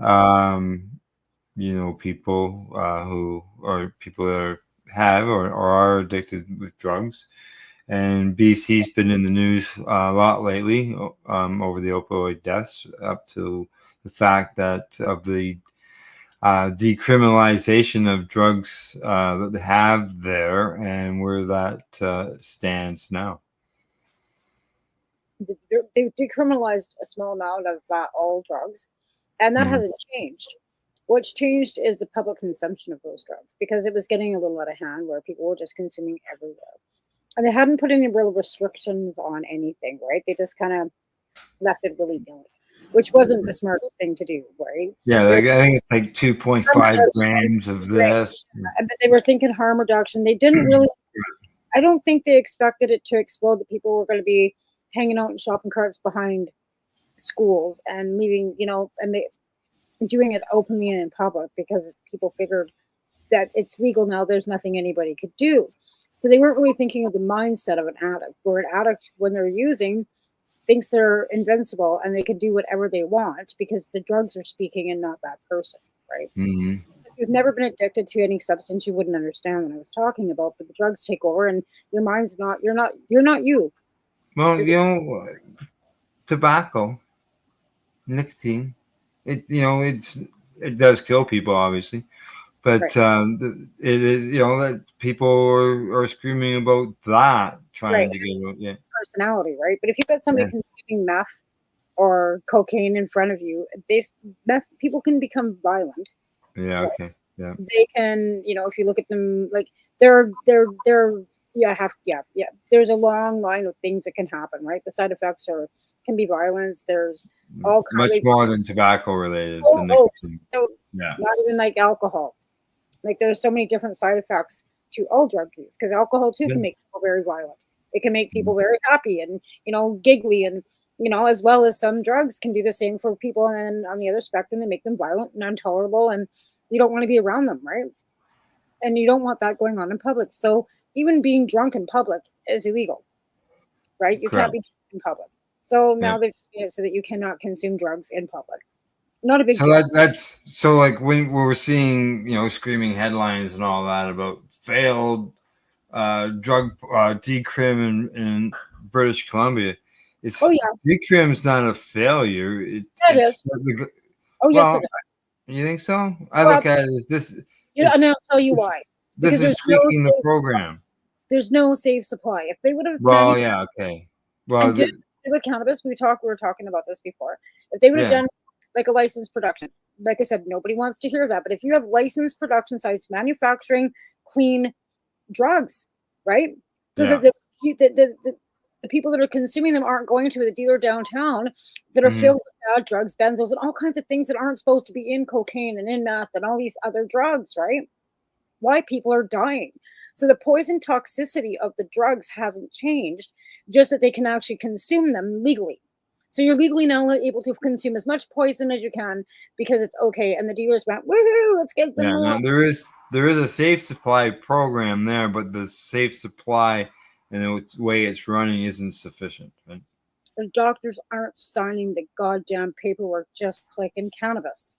It's the same fucking shit show. You have to have a doctor sign so you can know that access safe supply. So it's not, it was the same as it was with the cannabis. Remember when we were cannabis patients and the only way you could get safe supply of cannabis is through the government? Same Yeah. shit, right? So if they would have done it like cannabis and had manufacturers put it into stores, a big neon sign that says crack store, you have to be 19 years old to get in the door, right? Yeah. You're not selling to kids, then you're selling clean drugs. And because drugs aren't going away, people are not going to quit doing drugs. No, people aren't. It's been here for centuries. It's not Right. going to change. So they did it backwards. If they would have put the manufacturing first, safe supply, consumption sites, along Yeah. with treatment and recovery, all hand in handily, this might have worked quite nicely. Because right now, like I said, look at the cost of cannabis. It used to be $3,500 a pound. Now it's $300, right? Dealers, you can't find one anywhere black market. Very rarely on the street you're going to go up and find somebody peddling a joint, right? Anymore. That would get rid of. So again, if you legalize these drugs and have manufacturers with safe supply, what's going to happen? Your crime rates are going to go up 95%, and all the dealers are going to be gone, and maybe nobody's going to die. Yeah, then what do you say about the diversion end of things? There's always there was that complaint in the cannabis end about the diversion to the black market. You know what? At least it would be clean and not killing fucking people. Well, you got a point there. That's it. Basically, I don't give a rat's ass as long as it's clean and it's not killing people. What you do with your body is none of my business, right? As long as it's not harming me or you, or if it's your choice. You want to use drugs, have at her. Just don't use alone. Get them tested and be smart about it. But again, when there's no What about making? Yeah. What about like? I've seen at some events. Like for example at raves. Not as if I've been to a gazillion raves or anything, but I know where one was held that I visited, and they had a booth right there. Get your drugs tested. Absolutely right. And we have an here, which has in these areas of in the downtowns of these big cities and other places. Why not have a spot where people can get them tested so they know? Like it's not as if you're giving them permission. It's saving lives and making it safer for everybody instead of stigmatizing. Those machines are really expensive, right? Yeah. So Dana's got them in Vancouver, and we've got one here at Anchors here. But I was told the other day by one of the kids that these kids' anxiety is so high they don't want to walk into somewhere and ask if their drugs are okay. They don't want to be outed, right? They're underage. They don't want, even though it's confidential. They don't trust They don't trust adults. Like they don't trust like anybody. They're teenagers. Let's face it, that hasn't changed. Even when we were feral in the 80s, we didn't trust adults either, right? Yeah. We were like, it was like the Lord of the Flies. Yeah, I was of age when I was in the 80s. I was in 88. I was 18 in 88, but I mean, Oh, like, yeah? but I mean, I would have graduated in 1987, 37 years ago, like pretty much now. Yeah, right? yeah. It's grad season, right? So we're all like reminiscing about how many years it was when we graduated. 37 fucking years ago. I'm like, ooh. I never saw graduation. I didn't either. I was swinging haircuts. I got a GED afterward, but I didn't. did? Yeah, I quit. They yeah. I got my certificate hanging on the wall right there. It's got my name on it, and it says Secret Certificate of Achievement. Yeah, can sell. So. I went to hair school. Huh? I went to hair school. I quit. Yeah. And Yeah. You did all that stuff. Yeah. So I had a career. I had a trade. So. Yeah. Well, I was actually involved in a trade that wasn't common back then. It wasn't very well known. It was something that we were sort of, in a way, taught by somebody from another company in another country that came and trained a few of us, and now that company is 500 employees all the way across Canada, and it just sold for untold big bucks. Let's just say. What company is that? Company's called Camtran Co. Yeah, it was a family business. Ooh. It was never like on the market or trade or shares or anything. It was just the families. What did you manufacture? Hydro transformers. Oh, okay. Yeah, we supplied. At one time, it was all small towns here in Ontario, and then eventually, once Ontario Hydro took over and brought up all these small places, then they started supplying. Right. Yeah, but so now they have 4 factories spread across the country. One in BC. That's what I mean. Yeah. I'm wondering BC, Alberta, Ontario, which is where the main office is, and factories, buildings. It was originally in one building. They started out in the. I say we because technically I'm not working there, but I'm on disability from there. Right. And it's started in a 30 by 50 building. And the last I knew, it absorbed the majority of the local industrial park and was involved in like 5 or 6 buildings. Yeah, so they're producing product. Over 1 million transformers were sold now. That's awesome. Yeah. Correct. Yeah, I was talking to a friend of mine who still works there. I actually got the guy that helped him get the job there. Oh. Yeah, he's still there. Yeah. Oh, nice. There's employees. I would have been there if I was still there. I I've been off for 29. So it would have been 43 years if I had to remain there. I've almost been off as long as I worked there now. Oh, Yeah. Yeah. So that's crazy. yeah, and the people who stuck it out and stuck around and all that, now that it's been sold to a U.S. company. Oh, yeah.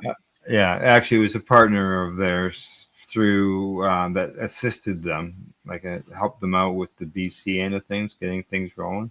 They were a big company in the U.S., and so they bought the whole thing. But from my understanding, those who survived all those years, who were still worked there, they were rewarded with their dedication to the company. Yeah. That's awesome.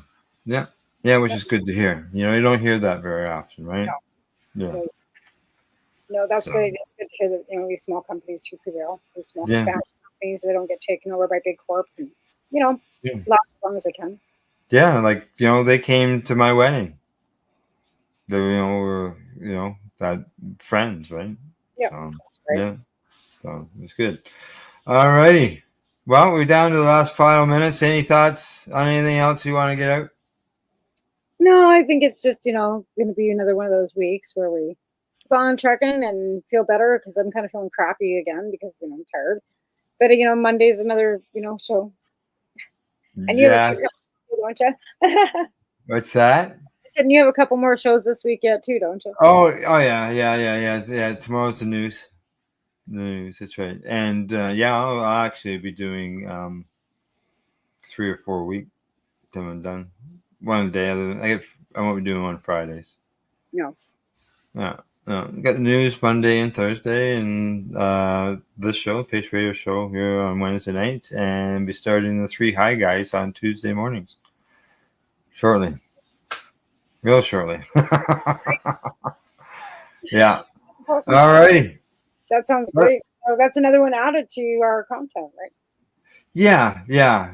It'll be that'll be coming through the 420 pace and the things, and discussion. It's gonna be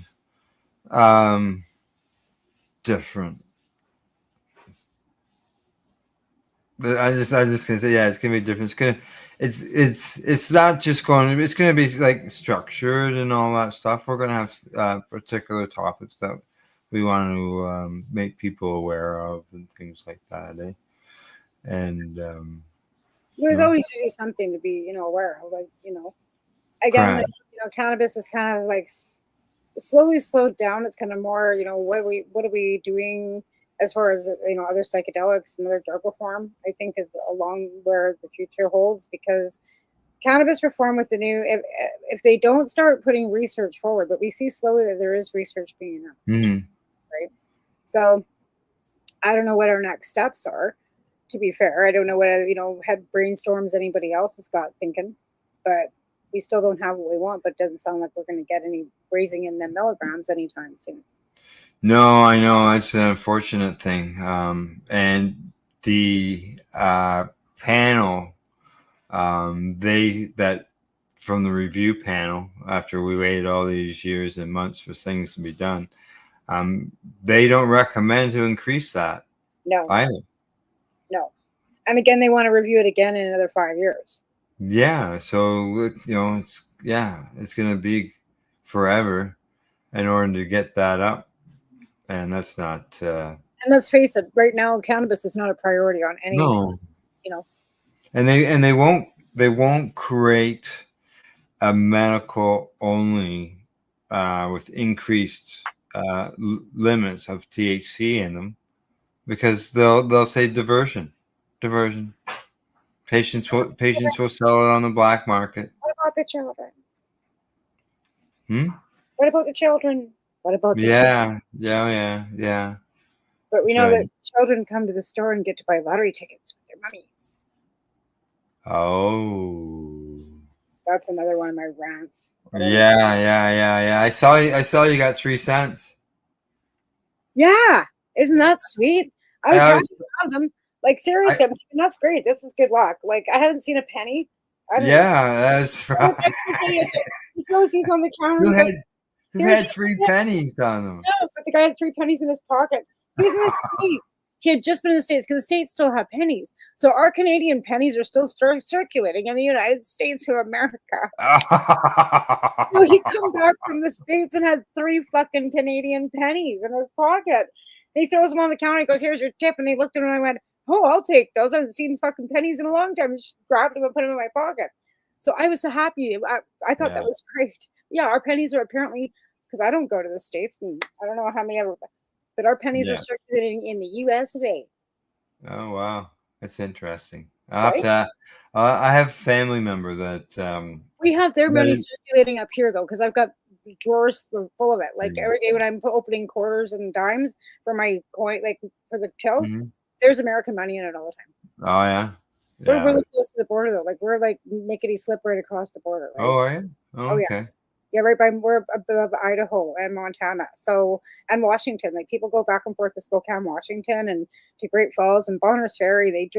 They shop across the line, buy gas down there because it's cheaper. Right. Do they have to claim it when they come across the border?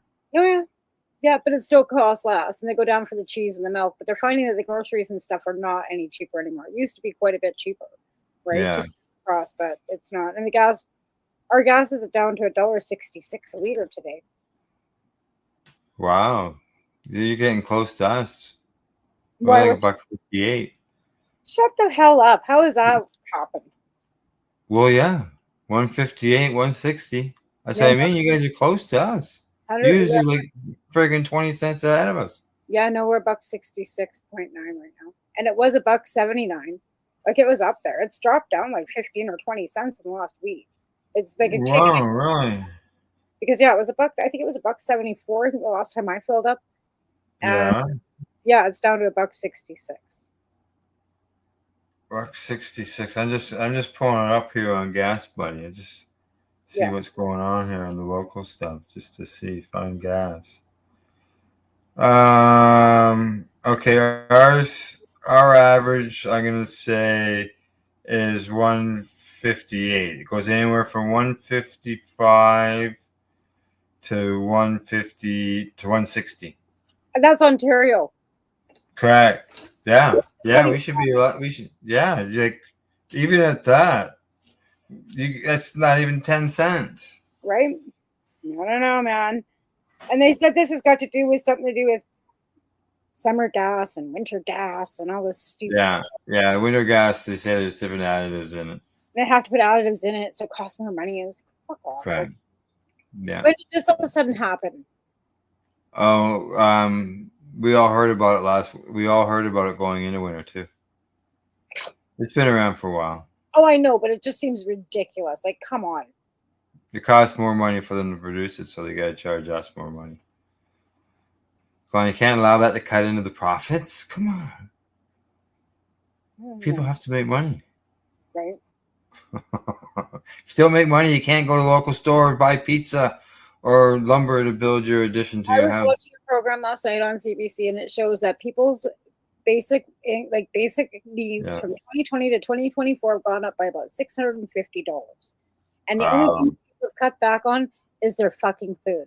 So people are just cutting back on not eating. They're just not eating. They're not buying as much groceries. They're just diverting their food to other things and not buying food.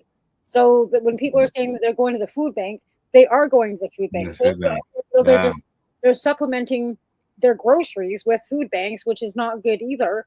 But because electricity, rents, everything else has gone up, and most effectively, the highest jump in everything is housing. The cost of fucking rent has gone up so ridiculously. Oh, yeah.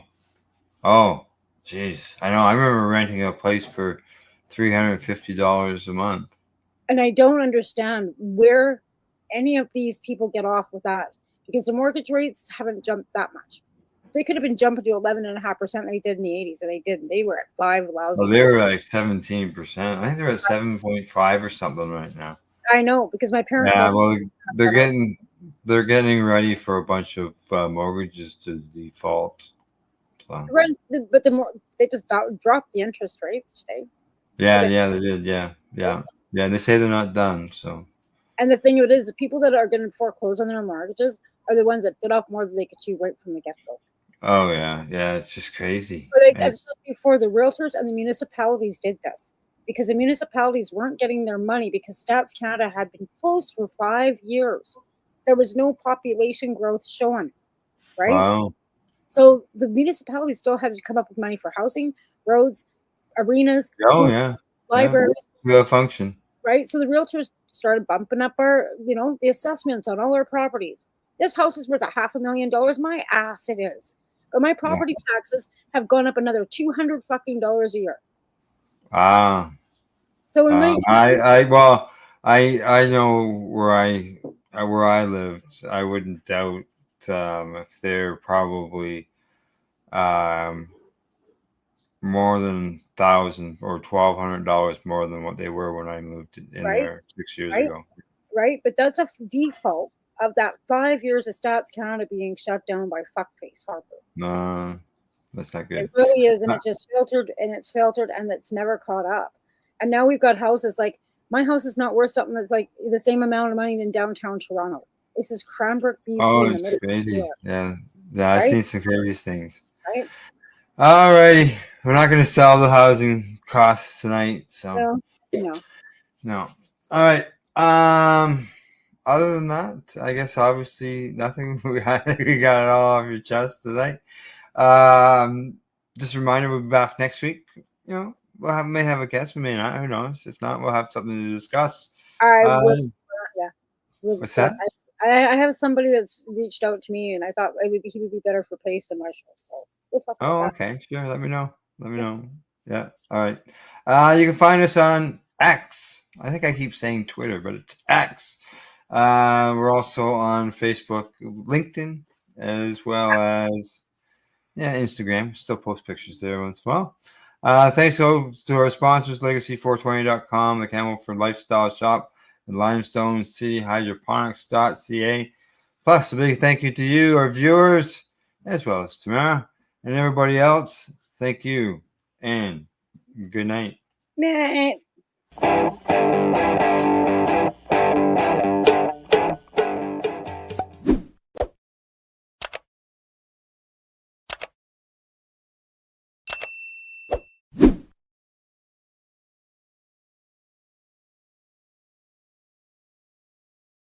Let's share Pace everywhere. That way it can help create peace.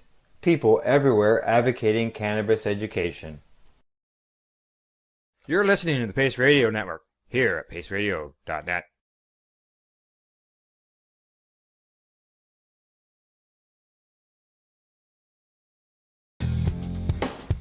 Stay tuned. We'll be back after this toke. You're listening to the Pace Radio Network here at paceradio.net.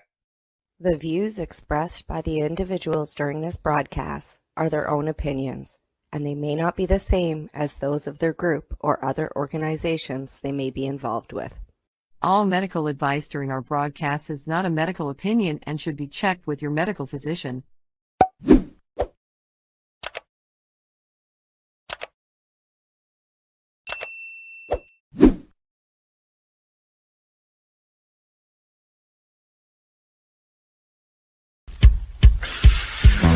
Oh yeah, baby, that's lovely.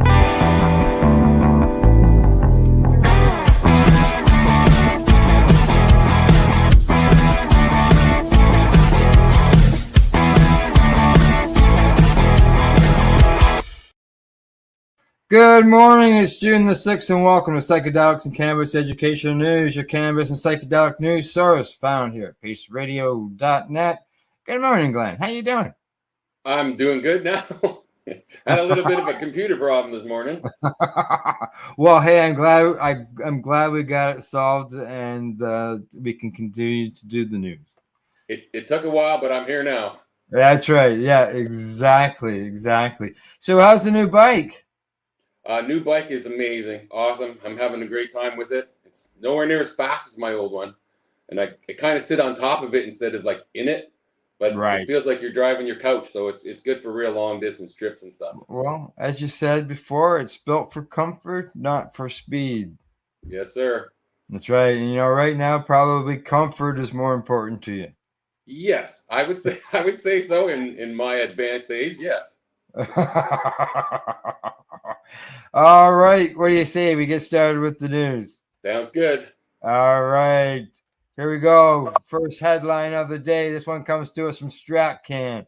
Manitoba passes legislation to allow cannabis growing at home.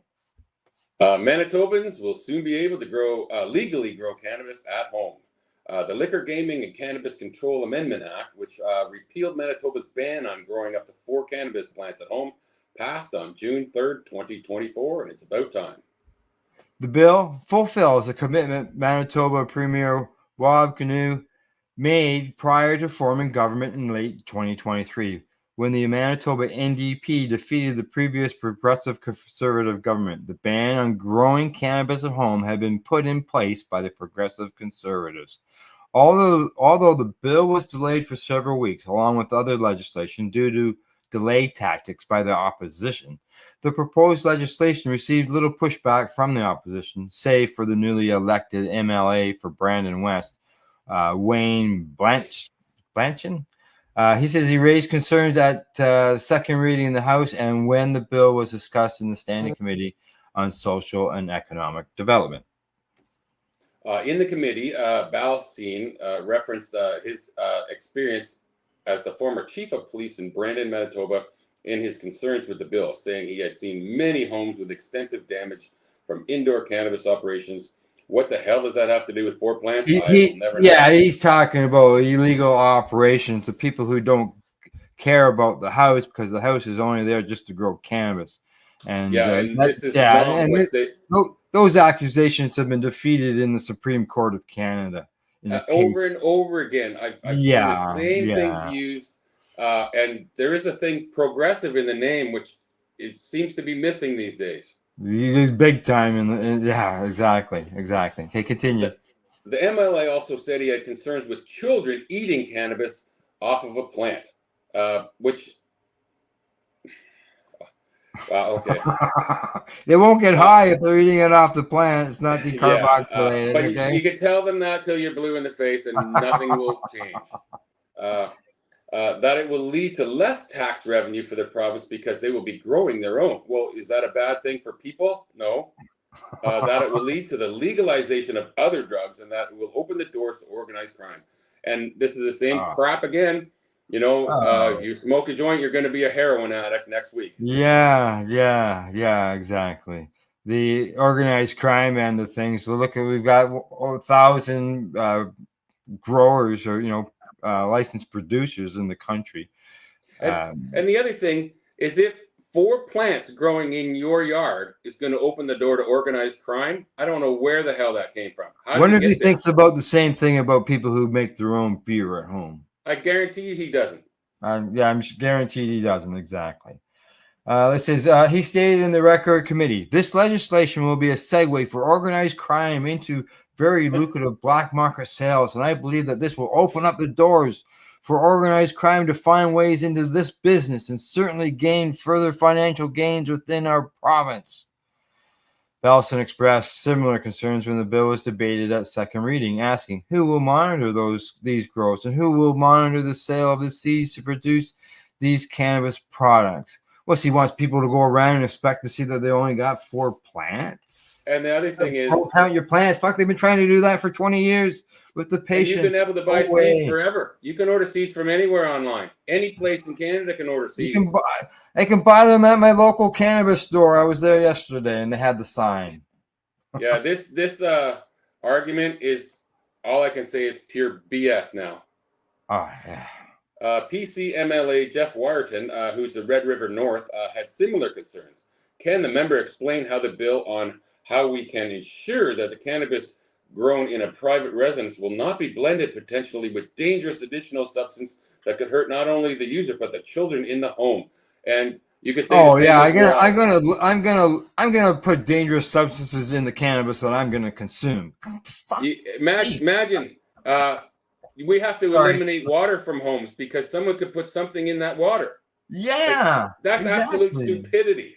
Oh, despite Steve's concern, the bill passed with no amendments in committee May 27th and passed concurrence and third reading on June 3rd, 2024. And I could say I'm not going to say that.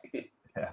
The group challenging Manitoba's ban on growing cannabis at home filed an appeal earlier this year against a court decision to uphold the ban. That group, Toba Grown, has now suspended their lawsuit following the government's move to repeal the homegrown ban. Toba Grown is pleased to observe the progress of this bill and values the ongoing positive communication we're having with the Manitoba government, says Jesse Lavoie, who has led the charge against the ban through his organization, Toba Grown. He says, "We have firmly suspended our lawsuit against the province and will fully withdraw it upon the enactment of the new legislation." That's good. That's good. These Exactly. guys making the same tired old arguments that don't hold any water. It just blows me away now. This is 2024. Yeah. Okay, we've had people growing their own cannabis at home in almost every province except for 2 up to this point. We've got a rash of house fires all of a sudden the past years because people were growing cannabis at home. Like, I don't know about you, but I'm not reporting on any. I don't see any in the news to even report on. No. 4 plants, and most people have them either in their backyard or they're in plants. They don't have huge lights and stuff. And organized crime, tell me organized crime is going to get involved and have 4 plants and 500 houses? You know what I mean? Like, yeah, they're already. If they're involved, they're already involved. Those are those houses that he's talking about that are all destroyed. Yeah. Penciled everybody, big brush. Everybody's the same way. But that's not what 4 plants does. 4 plants will. No, it's not. It's not. Exactly. All right, let's get on to the next story. I got a dog that's waiting. She wants to go for a walk. Growling at me. Okay, here we go. Next story up. This one comes to us from Science Alert. It says scientists find a cannabis compound inside a totally different plant. Scientists have discovered a cannabinoid, a compound in cannabis known as CBD, in a common Brazilian plant, opening potential new avenues to produce the increasingly popular substance. The team found CBD in the fruits and flowers of a plant known as Trema micrantha bloom, a shrub which grows across much of the South American country and is often considered a weed. Molecular biologist Rodrigo Moura Neto of the Federal University of Rio de Janeiro told AFP in June 2023. CBD, increasingly used by some to treat conditions including epilepsy, chronic pain, and anxiety, is one of the main active compounds in cannabis. The compound's effectiveness as a medical treatment is still under research. Neto says chemical analysis have found Trema contains CBD but not THC, raising the possibility of an abundant new source of the former one that would not face the legal and regulatory hurdles of the cannabis, which continues to be outlawed in many places, including Brazil. It's a legal alternative to using cannabis, he said, and I'm sorry, it's not. It's not the same. It's good that they found this, but it's not an alternative. Right. This is a plant that grows all over Brazil. It would be simpler and cheaper source of cannabinol. Scientists had previously found CBD in a related plant in Thailand, he said. Neto, who has not yet published his results, said he now plans to scale up his study to identify the best methods to extract CBD from Trema and analyze its effectiveness in patients with conditions currently treated with medical cannabis. His team recently won a 500,000 Rio, which is about $104,000 US, grant from the Brazilian government to fund the research, which he estimates will take at least 5 years to complete. That's a pretty small grant then at $20,000 a year. The study in 2022 by market analysis firm Vintage Market Research estimated the global market for CBD at nearly $5 billion and projected it would grow to more than $47 billion by 2028, driven mainly by health and wellness use. There you go. Yeah. That's incredible. They're estimating $47 billion within 4 years. They always come up with these big numbers, hey? Yeah, I don't know where they're getting that one, but I don't know how you go from 4 to 47 in 4 years. Well, yeah, they're going to come up with a big number, and that helps it sell. But see what happens in time. The numbers they had here for Canada didn't come as big as they thought, and that's just overestimates, right? It's unfortunately. All right, there we go. On to the next story. This one comes to us from NBC News, and it says the FDA panel rejects first MDMA treatment amid deep concerns about flawed trials. And the committee members said that while therapy holds promise for treating PTSD, the trials were poorly designed. The Food and Drug Administration Advisory Panel on Tuesday declined to recommend the approval of MDMA, commonly known as ecstasy or Molly, as a treatment for post-traumatic stress disorder, a major setback for advocates who have long pushed to include psychedelics in treating mental health disorders. The two votes, one for the treatment's efficacy and one for its safety, by the agency's psychopharmacological drugs advisory committee, marked the first time the FDA advisors have considered a Schedule I psychedelic for medical use. If approved, it would have been the first treatment for PTSD in more than 2 decades. The votes reflected panel members' struggle to balance the need for new PTSD treatments against serious concerns about the data submitted by drug maker Lykos Pharmaceuticals, which they say was marred by inconsistencies, poor study design, and allegations of misconduct. It sounds like MDMA has really impacted a number of people in positive ways, but it seems that there are so many problems with the data, said Melissa Deca Barone, an adjunct assistant professor at the Department of Psychiatry at the University of Maryland School of Medicine. Dr. Walter Dunn, an assistant clinical professor in the Department of Psychiatry at the University of California, Los Angeles, was the sole yes vote on the safety and one of 2 yes votes on the efficacy. While he had concerns about the drug, he noted that we are in dire need of treatments for PTSD. He says that there's no free lunch in medicine. What was the potential for benefit has the potential for harm. The panel's decision was based on the results of 2 phase 3 clinical trials that included nearly 200 patients with moderate to severe PTSD. In both trials, researchers found that a treatment approach that consisted of MDMA given in 3 8-hour therapy sessions 4 weeks apart worked better than the placebo in reducing the severity of their symptoms. People also had a number of shorter talk therapy sessions before and after getting the medicine or the placebo. In the most recent trial, published last September, about 86% of participants who got the MDMA treatment along with talk therapy saw a reduction in the severity of their symptoms after 18 weeks. About 71% of participants who got the treatment met the diagnostic criteria for PTSD, compared to about 48% who got therapy but took a placebo instead. The vote came after analysis from FDA scientists published last week raised concerns about how the trials were carried out. A double-blind randomized clinical trial is considered the gold standard for determining whether a drug works better than a placebo. They say that double-blinded means that neither the patient nor the researcher administering the medicine knows whether it's a placebo or the real thing. In the MDA trials, however, due to the profound alterations in mood, sensation, suggestibility, and cognition, the vast majority of the participants were able to accurately guess which treatment they had received after the study ended. The FDA scientists wrote, as a result, studies are nearly impossible to blind. So that means there will never be a double-blind study on this. People were able to figure out which one they got, probably because the one that was the medicine worked. Yeah, and also you get a feeling when you use it, where you don't get if you got the placebo. And you know, that means there's no way to do a blind study, which means it'll never be recommended. It doesn't make sense.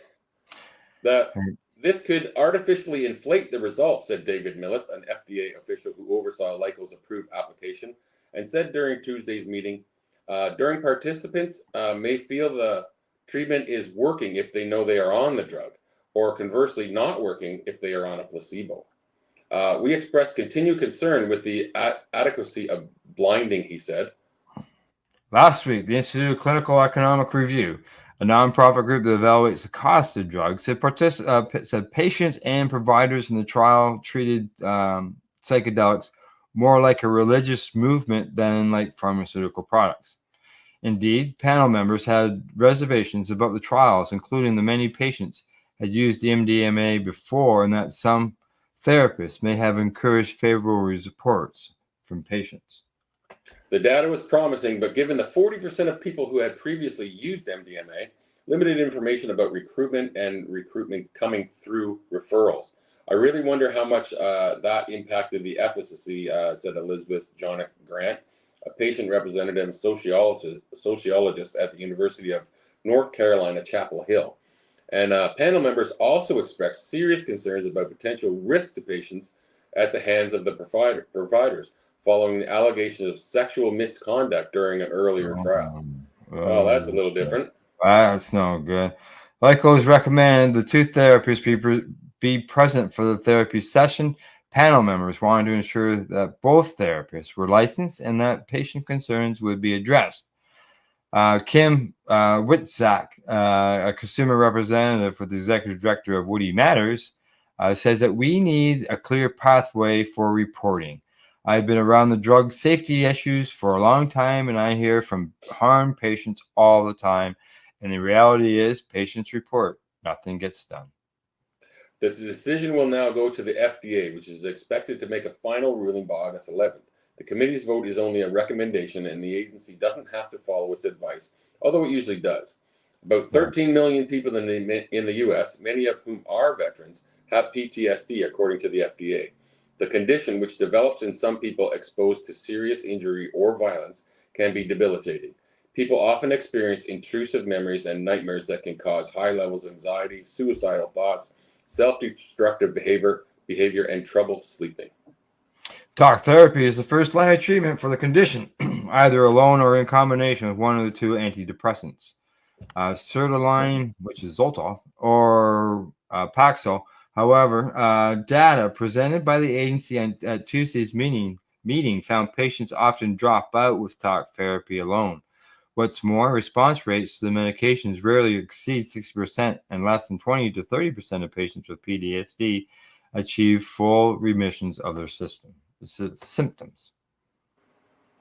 Researchers are still trying to understand exactly how MDMA helps people with PTSD, but the drug is thought to work in part by quieting the fear and anxiety response in the brain, said David Olson, director of the UC Davis Institute for Psychedelics and Neurotherapeutics.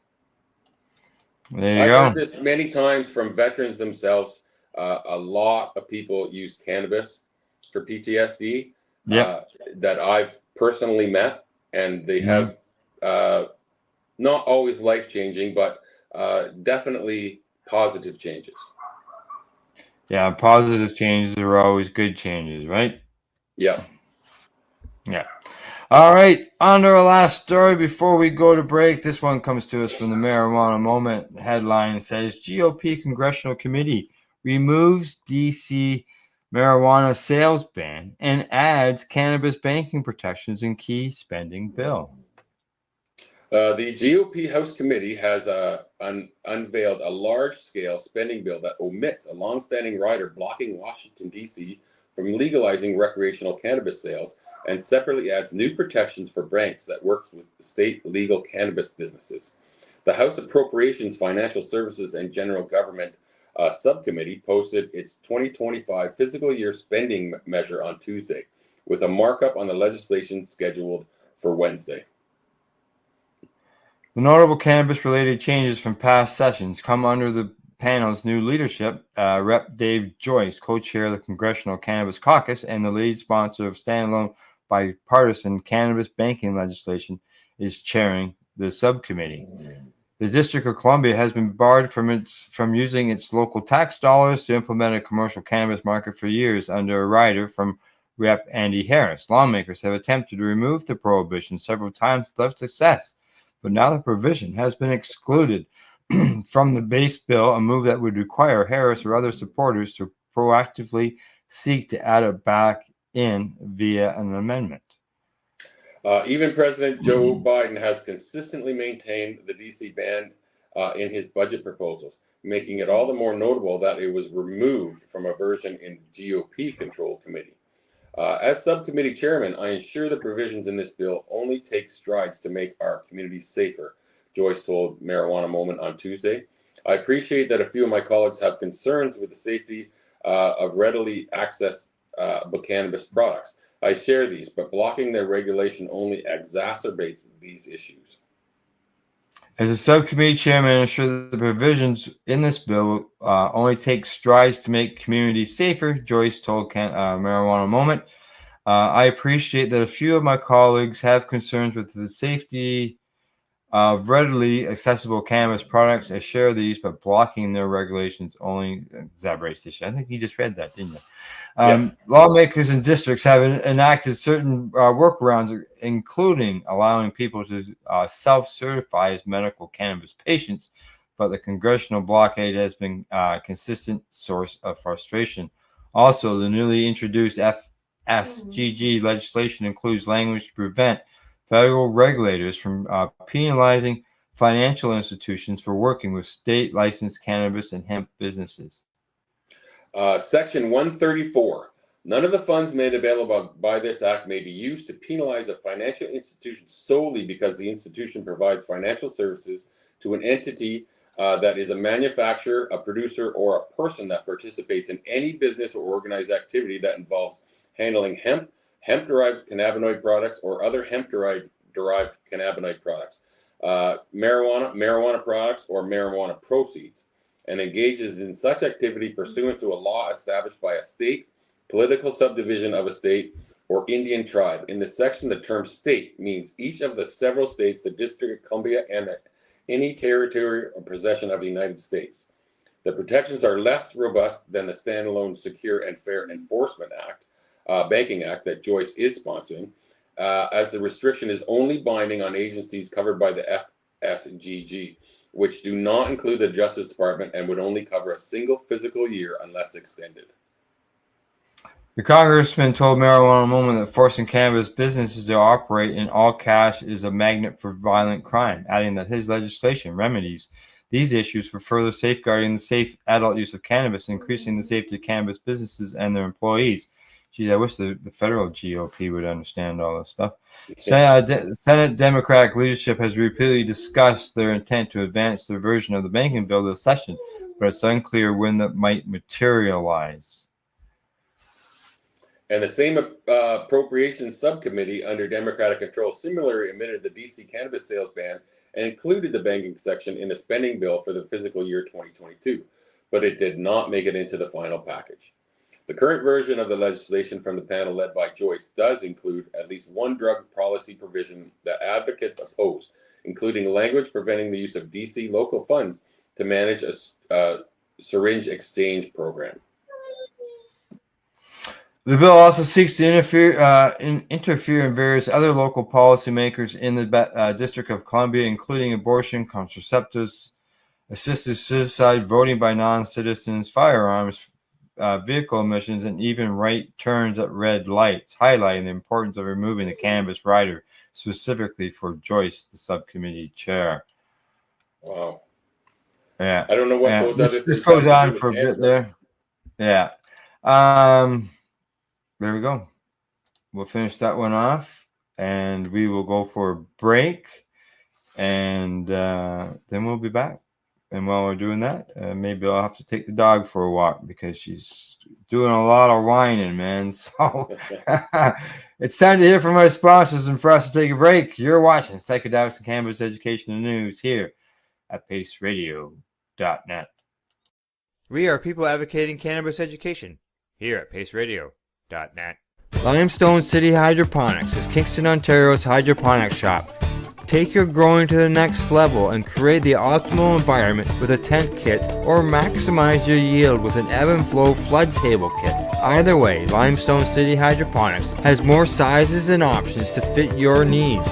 Are you looking for the power of the sun that adapts to your budget? Then look no further, as they have professional grow lighting. They have indoor grow systems that are easy and cost effective, with many options to fit your living space and lifestyle. Cultivate your growing potential. We have everything you need to succeed. And if you can't make it to the store, they offer local delivery to the greater Kingston area.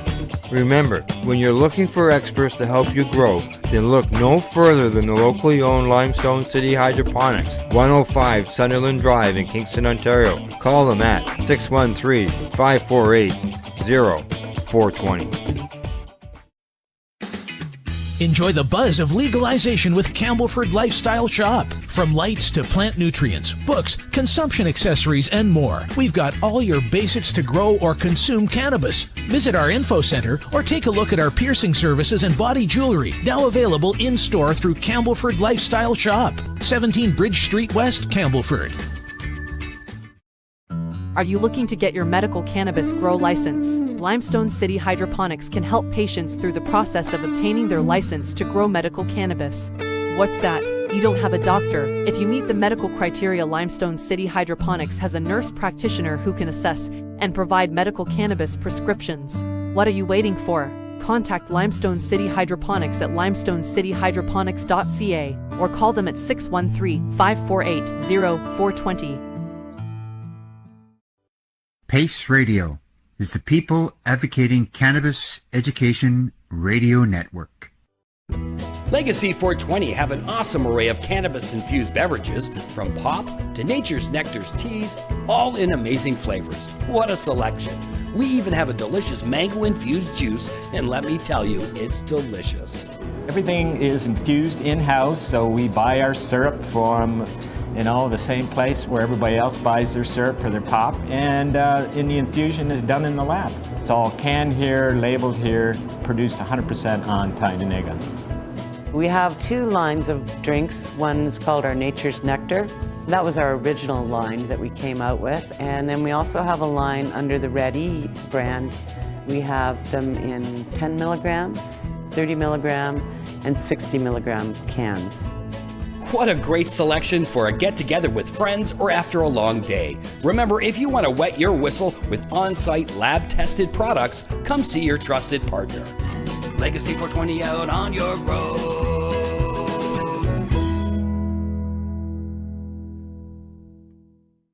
You're listening to the Pace Radio Network here at paceradio.net.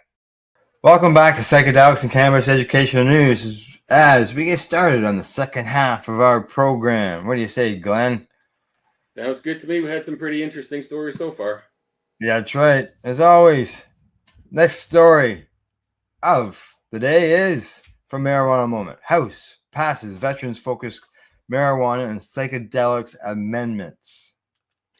The U.S. House of Representatives has approved amendments to a large-scale spending bill that would authorize U.S. Department of Veterans Affairs, the VA, doctors to issue medical cannabis recommendations to military veterans and support psychedelic research and access. One day after the Rules Committee cleared the proposals for floor consideration, the full chamber adopted them as part of appropriations legislation covering military construction, veteran affairs, and related agencies in a series of votes on Tuesday. The cannabis measure passed in a vote of 290 to 116, while the two psychedelics proposals were adopted on votes. One of the accepted proposals from Rep. Brian Mast, Earl Blumauer, and Barbara Lee and David Joyce, who together are the co-chairs of the Congressional Cannabis Caucus, would allow veterans to access state medical cannabis programs and eliminate a VA directive barring the department's doctors from issuing cannabis recommendations. None of the funds appropriated in the otherwise made available to the Department of Veterans Affairs in this act may be used to enforce Veterans Health Directive 1315 as it relates to 1. The policy stating that the VHA providers are prohibited from completing forms or registering veterans for participation in a state-approved cannabis program, and 2. The directive for the Deputy under the Secretary of Health for Operations and Management to ensure that medical facility directors are aware that it is VHA policy for providers to assess veterans' use of cannabis, but providers are prohibited from recommending, making referrals to, or completing paperwork for veterans' participation in state cannabis programs. That's wild. Yeah. Number 3, the directive for the VA medical facility director to ensure that VA facility staff are aware of the following: the prohibition on recommending, making referrals to, or completing forms and registering veterans for participation in state-approved cannabis programs. My proposal amendment, I believe, is common sense. It allows doctors in the VA, those that deal with veterans, to give advice to their veteran patients. Mass said on the floor. That seems simple enough, but under the status quo, VA doctors are limited in essentially treatment options that they can offer to their patients, and treatments in their patients that are not veterans can readily access in many states. Unbelievable. Keep it away from the people who need it the most. Makes sense to me. Beyond the veteran population, the nation is turning the page on how we think about cannabis. It's become a key part of the medical system in more than 30 states. It offers law-abiding Americans a low-cost and safe option. Low cost is I'm not sure about that one. Yeah. Do not keep those who have fought for our country from accessing what is proven to be a critical tool for pain management. It is time for change. Veterans deserve to have access to every possible tool and the best medical options available and the best possible medical advice by their doctors. No members took the opportunity to speak in opposition to the amendment. Not even Representative Debbie Wasserman Schultz, the top Democrat on the relevant appropriations subcommittee, who has historically spoken out against the reform. Instead, Blumauer used time allocated to the opposition to express support for the amendment he's co-sponsoring. He says, "It's unfortunate the Department of Veterans Affairs is trapped in time, not giving veterans the full benefits of medical cannabis." He says, noting that the Justice Department has since moved to reschedule cannabis under federal law, recognizing its medical ability. Lee also spoke in favor of the amendment, stating that the VA physicians should not be tied when it comes to advising around medical treatments that are scientifically proven to be less harmful and less addictive. In a press release sent after the vote, Joyce said he is proud to push for the common sense effort to help our country's veterans access medical treatment. As the son of a World War II veteran who was wounded on the battlefield, I've seen firsthand the many challenges our nation's heroes face when they return home. We should be resolved to help expand access to treatments for medical challenges, both medical and physical. Our nation's veterans experience. I am glad to see this amendment pass the House to help eliminate barriers for alternative treatments and provide our veterans with the care they need to overcome the wounds of war. The amendment, which is also co-sponsored by Representative Jasmine Crockett, is based on a standalone bill, the Veterans Equal Access Act, which Blumauer has championed across multiple sessions. It's advanced several times in committee and on the floor, but has yet to be enacted into law. Both the House and Senate included provisions in their respective Milcon VA Measures Act last year that would permit VA doctors to make the medical cannabis recommendations, but they were not included in the final package for the 2024 version that was signed into law in March. Another Milcon VA amendment from Rep. Jack Bergman, Lou Corey, Derek Van Orden, Ben Crenshaw, David Valadou, Morgan Lederer, John Molnar, and James Mullen was approved on the floor that would encourage VA to support research into the benefits of psychedelics in treating medical conditions commonly affecting military veterans. Increases and decreases the medical and prostate research account at the Department of Veteran Affairs to express support for recently announced VA-funded research into psychedelic-assisted therapies to treat PTSD and depression, and encourage VA to prioritize the proactive training of therapists to administer these treatments. And as we saw last year, demonstrating clear congressional approval for these innovative efforts can motivate real action within the federal bureaucracy. Bergman said on the floor ahead of the vote, "We owe it to our veterans to do everything we can in support of these breakthrough therapies." Correa said that we've seen our nation's veterans continue to needlessly suffer suicides, mental health, opioid overdoses, and it's crucial that the VA do everything in its power to ensure that they have safe and scientifically sound and potentially life-saving therapies as soon as they are available and approved in the United States. Yeah, I agree. I agree that they should get it as soon as it's approved. Then why did it take so long? I don't know. This was their goal. Why did it take so long? I don't I understand. don't know. I don't know. And you know what? I'm just trying to think. I'm not sure if I showed that on the screen or not, but just so everybody knows, yeah. Hopefully, as the veterans get their access as they need, and they can,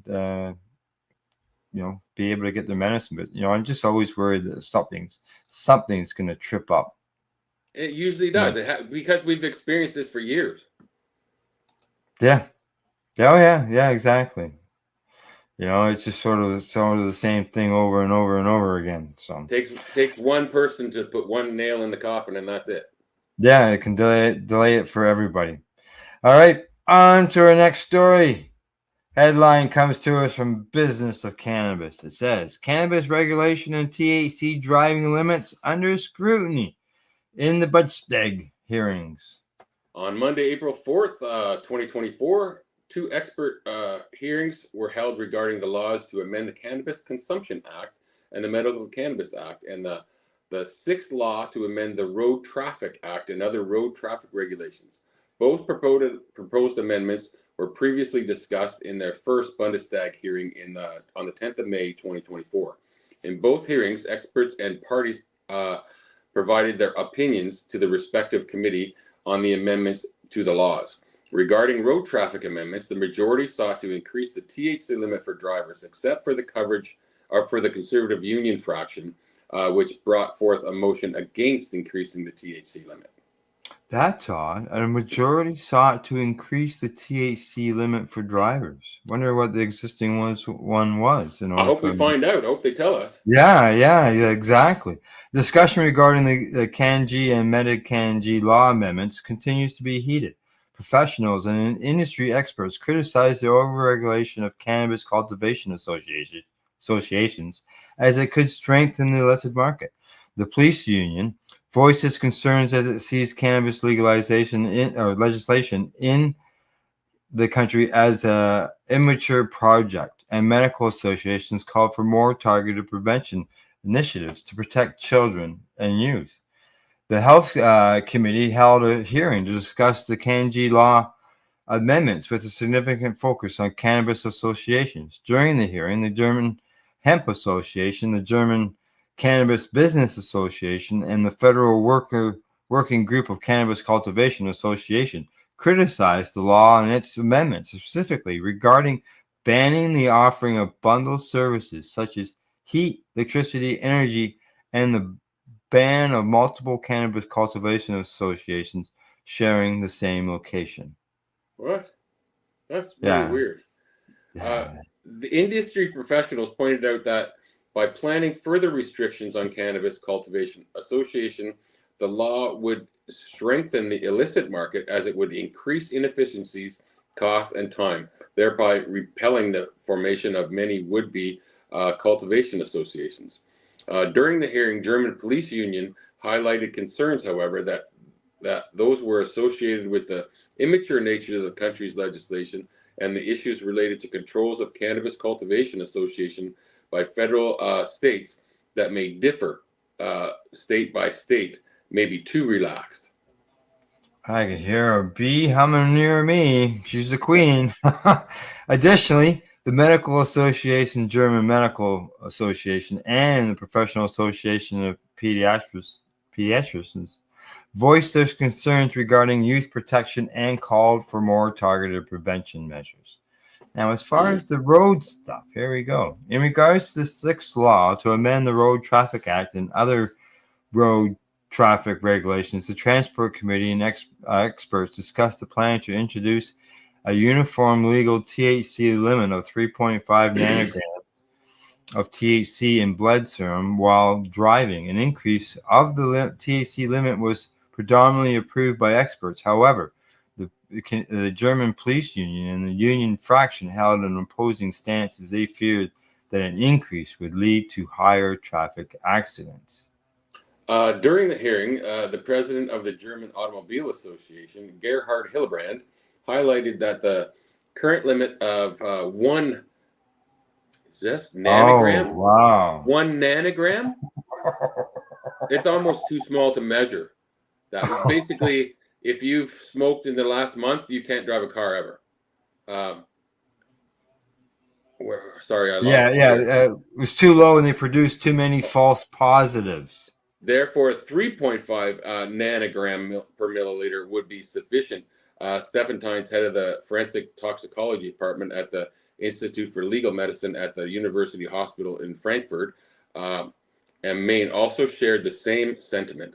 Although many experts supported the increased limit, some believe that it was still too low, said Fabian Stenmeitz, who's the senior toxicologist at the Delphic HSE, stating that there has been an unequal treatment of cannabis compared to alcohol and advocated a THC limit of 10 nanograms per milliliter as a counterpart to the 0.5 per mil limit for alcohol.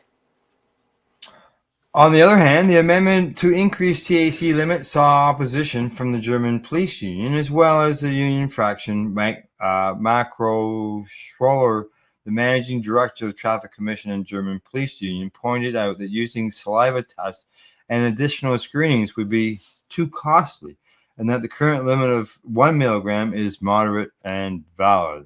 It must be also noted that the union fraction, comprised of Conservative parties CDU and CSU, put forth a motion on April the 25th entitled "For Vision Zero" and against raising the cannabis limit in road traffic, aims to stop the THC limit increase, therefore imposing a driving ban for cannabis users.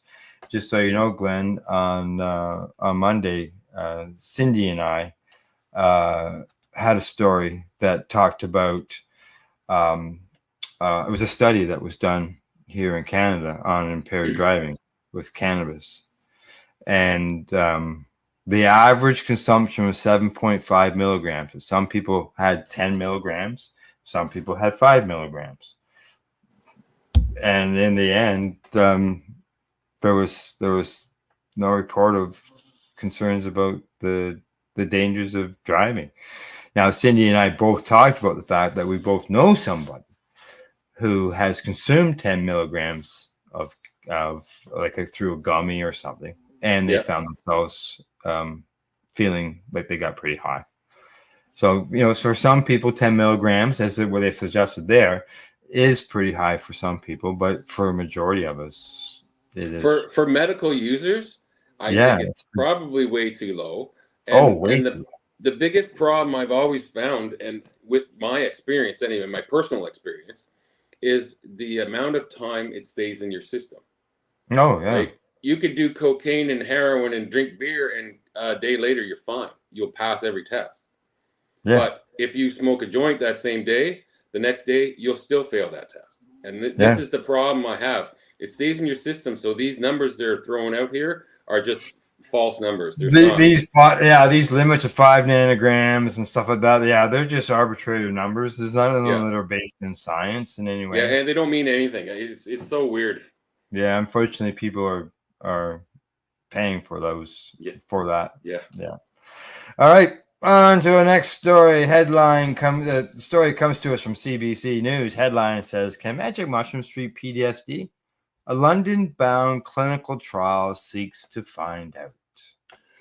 London is one of the latest Canadian cities to host pioneering research into the potential psychedelic drugs to treat severe mental illness. Health Canada approved a clinical trial in seeking 20 local participants who have been diagnosed with post-traumatic stress disorder to undergo therapy assisted by psilocybin, the active ingredient in psychedelic mushrooms.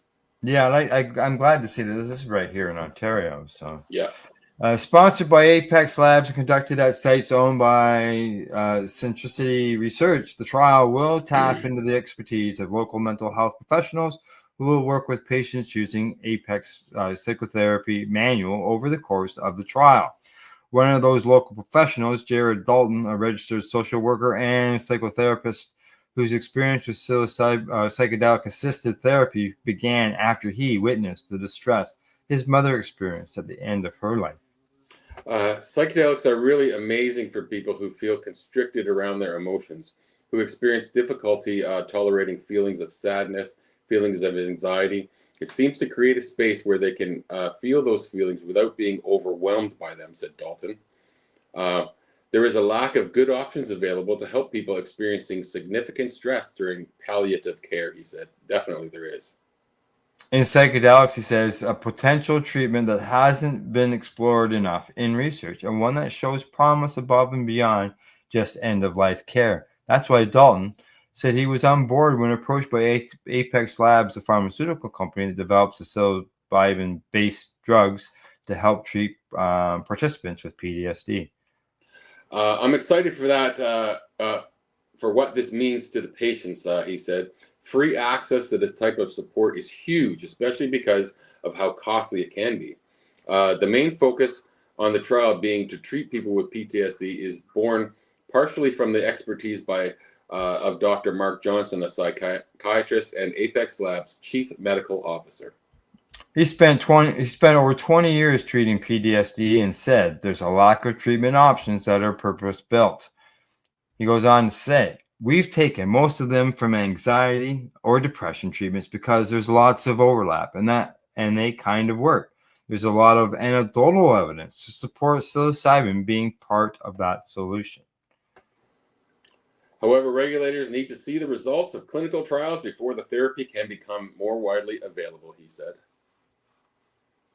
Psilocybin is prohibited in Canada by the Controlled Drugs and Substances Act and has been illegal since 1975. Health Canada says the drug shows promising results in clinical trials, but still says evidence is limited as few trials have been completed. Amid increasing interest in the medicine's potential, Health Canada posted a warning to its website retaliating the drug is currently unapproved. That warning comes with the backdrop of illegal psilocybin dispensaries happening across Canada. In the trial, which will include a total of 160 patients across 4 Canadian cities, Johnson hopes to prove that psilocybin is an effective medicine by giving participants either a placebo or Apex's psilocybin product. And they're going to face the same kind of thing that we talked about in the other story. You can tell whether you've got a placebo or psilocybin. So I don't know how you're going to do a double-blind study in these conditions. I suspect there will be a big difference between the two groups, but the proof is in the pudding, he said. Alongside multiple doses of either placebo or psilocybin medication, trial participants will go through psychotherapy sessions before, during, and after doses, an essential part of treatment, Johnson says. And that's where Dalton comes in. According to him, psychedelics have a way of making human brains malleable and allowing long entrenched connections to be adjusted. The brain is efficient. It does the same thing the same way over and over again. Psychedelics let us harness our ability to rewire our brains and make new connections, he said, adding that the neuroplasticity psychedelics promote means of psychotherapy can be more effective in treating severe problems. There's a state of expansion, and you get to decide what pathways you want to create. Still, it's hard to describe a psychedelic experience to someone who hasn't experienced one, he says. While most people experience them as a meaningful in some way, the way that manifests can be different. It could be spiritual or transpersonal or a feeling of rebirth, he says. And Dalton said he's confident the trial will be helpful not only to the mental health of participants, but the future of psychedelic medicine as well. I hope we can move to a place where between a patient, their doctor, and their therapist, they can make decisions about treatment that don't have to go directly through Health Canada's lengthy approval process, he said. And that approval process really sucks. It does. That's right. The trial is set to begin in the coming weeks. However, screening for potential participants has already begun. Typically, after clinical trials are completed and prove the drug's benefits outweigh its risks, drug companies can apply to Health Canada for approval to market them. There you go. It's good to see a study right here in good old Ontario. And, once somebody can say, oh, that's just some crazy lunatic in some third world country. But no, this is actual research done right here in Canada, which is good to see. And they're supposed to be doing this for years, but they've kind of screwed up the whole program. I've heard many stories of people who were approved for it, and then all of a sudden their approval's not there the next year. And the consistency in the doses is different, and the consistency in the mushrooms is different. People waiting 500 days plus for approvals, and then they get denied. And yeah. All right, on to our last story of the day, and I don't know. This headline sort of seems a little bit on the. It's one to grab your attention. Run, yeah. A bit of a Reefer Madness headline. Yeah. Here we go. This one comes to us from the Calgary Herald. It says heavy cannabis use didn't cause psychosis in sundry killers, psychiatrist says. So the headline, the information is right. I can agree with that. But it's the fact that somebody is accusing cannabis caused psychosis in somebody in order to go out and kill somebody. It's just a murder suspect, Solomon Elbethas, impaired contact with reality when he killed a sundry co-worker wasn't caused by his heavy cannabis use, a psychiatrist testified on Tuesday.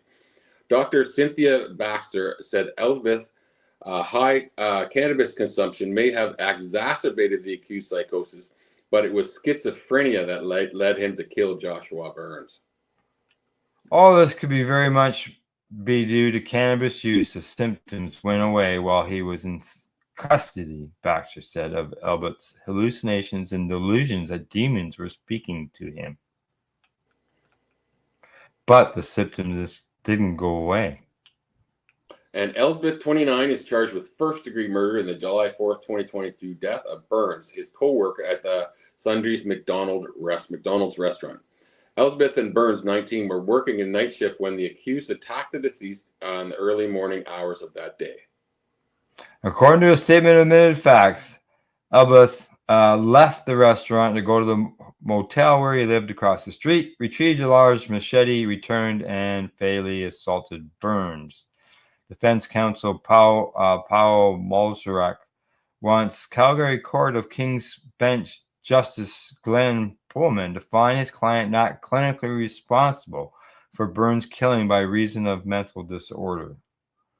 And Crown Prosecutor Vince Pignatore suggests that Elsbeth reports that when he reported hearing demons whispering to him, he was speaking metaphorically in keeping with his Muslim beliefs. People can metaphorically struggle with demons, Pignatore suggested. But Baxter said she raised the possibility with Elbeth's brother, Omar, of whether the accused believed that evil forces and demons were driving events around him, comprehended to his beliefs. I asked the brother if those were in keeping with their family beliefs, that their religious beliefs, and he said absolutely not. They were outlandish, Baxter says. She said Elsbeth shows signs of schizophrenia no later than 2021. The accused believed his co-workers, including Burns, were conspiring against him. Baxter said that based on Elbeth's cannabis consumption, that alone could have been the result of his psychosis, if not for other factors. He was probably using 8 to 10 grams a day, the doctor said. He wasn't just using a little bit, he was using a lot. It can cause psychosis in itself, which I dispute. So do I. There's many people using 10 grams a day and no psychosis. I think I have heard many studies saying it can bring your psychosis on faster, maybe. It's almost all centered on you. People who are already predispositioned. Yeah, but I've never once heard that it could cause psychosis in itself until we read that last line. Yeah. So she told Pickator that although she never specifically asked Elbith whether he had consumed cannabis prior to Burns' killing, she took it as a fact. Well, this is a lawyer. She never asked the question. He told me he was using it every day. The lawyer didn't even ask a question to him. Imagine that. Just, they're using this as part of their defense, and then she didn't even ask him if he used it. Yeah. Don't show me. I don't want to know.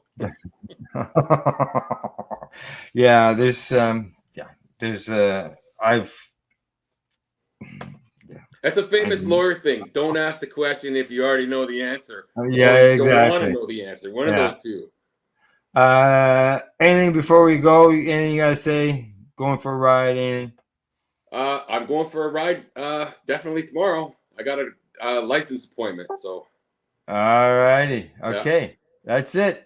From the Legacy420.com news desk, that's the news for today. We hope you found it educational and informative. Thank you to Legacy420.com, Campbellford Lifestyle Shop, and Limestone City Hydroponics.ca. And to our viewers, and don't forget to catch the next broadcast Monday at 10 o'clock with Rev, Cindy, and I. And don't forget to educate, medicate, and do not incarcerate.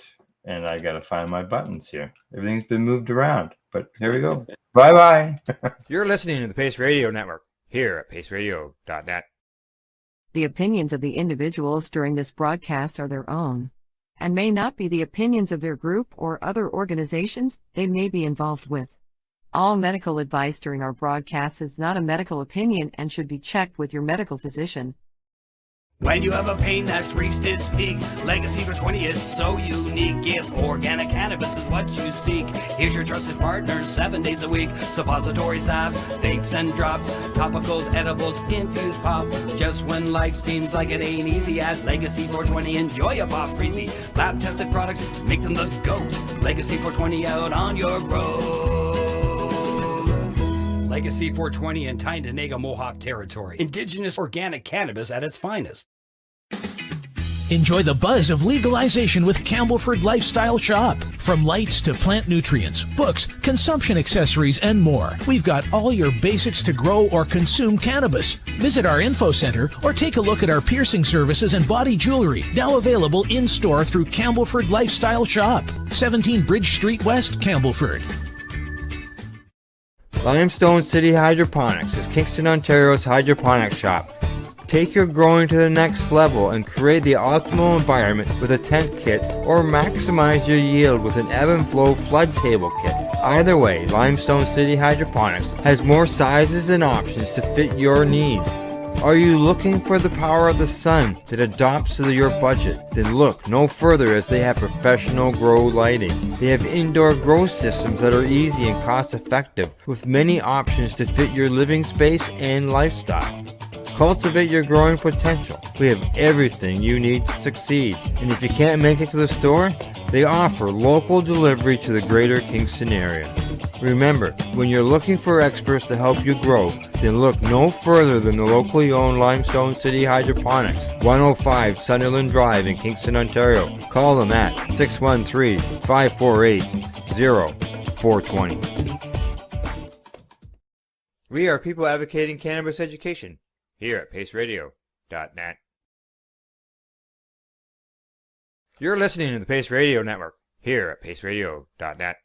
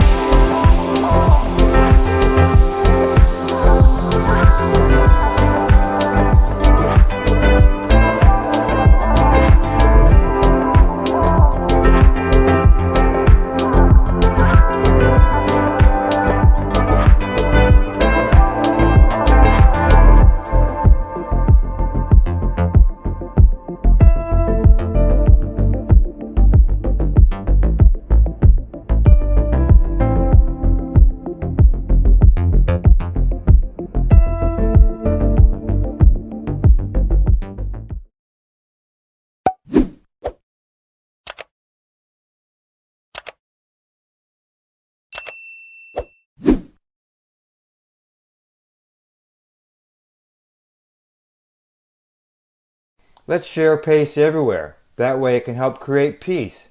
People everywhere advocating cannabis education.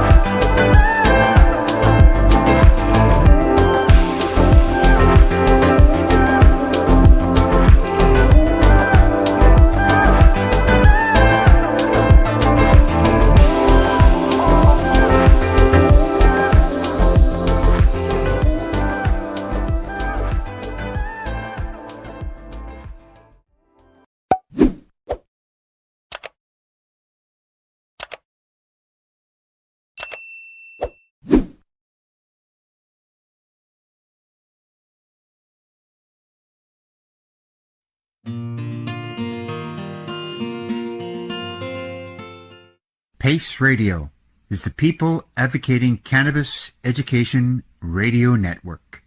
You're listening to the Pace Radio Network here at paceradio.net. You're watching the 420 PACE Network, found at 420radio.ca and paceradio.net. You're listening to the Pace Radio Network here at paceradio.net.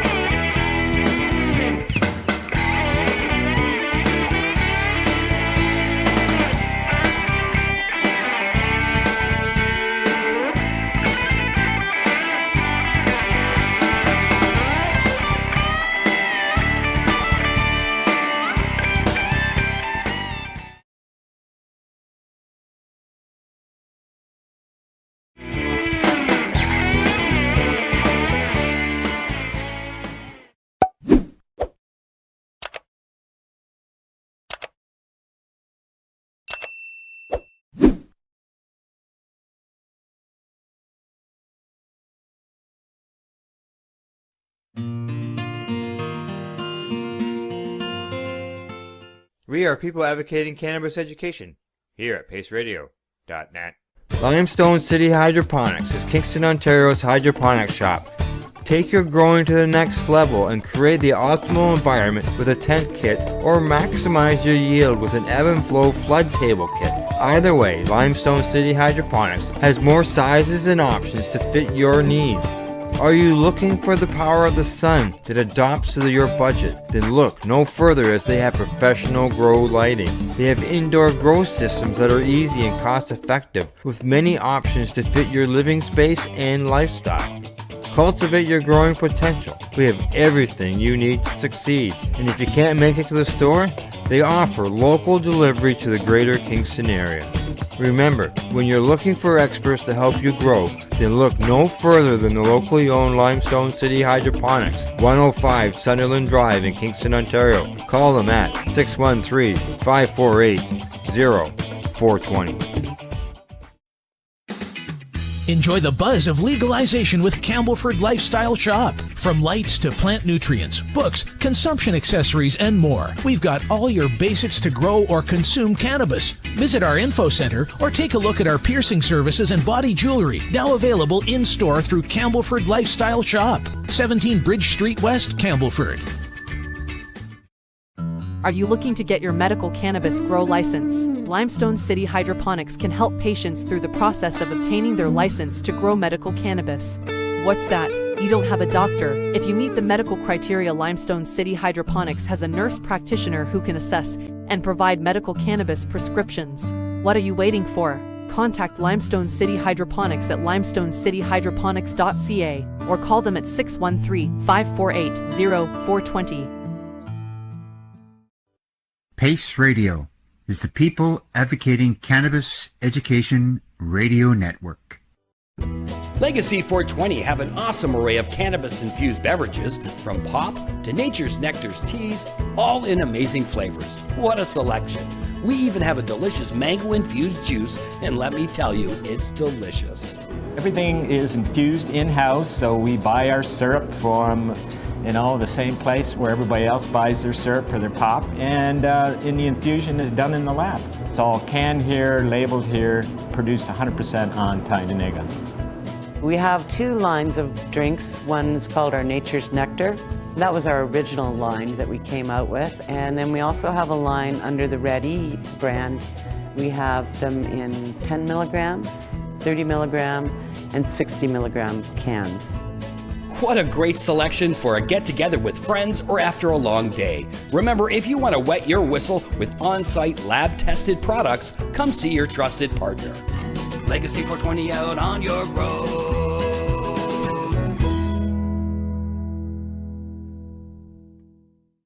You're listening to the Pace Radio.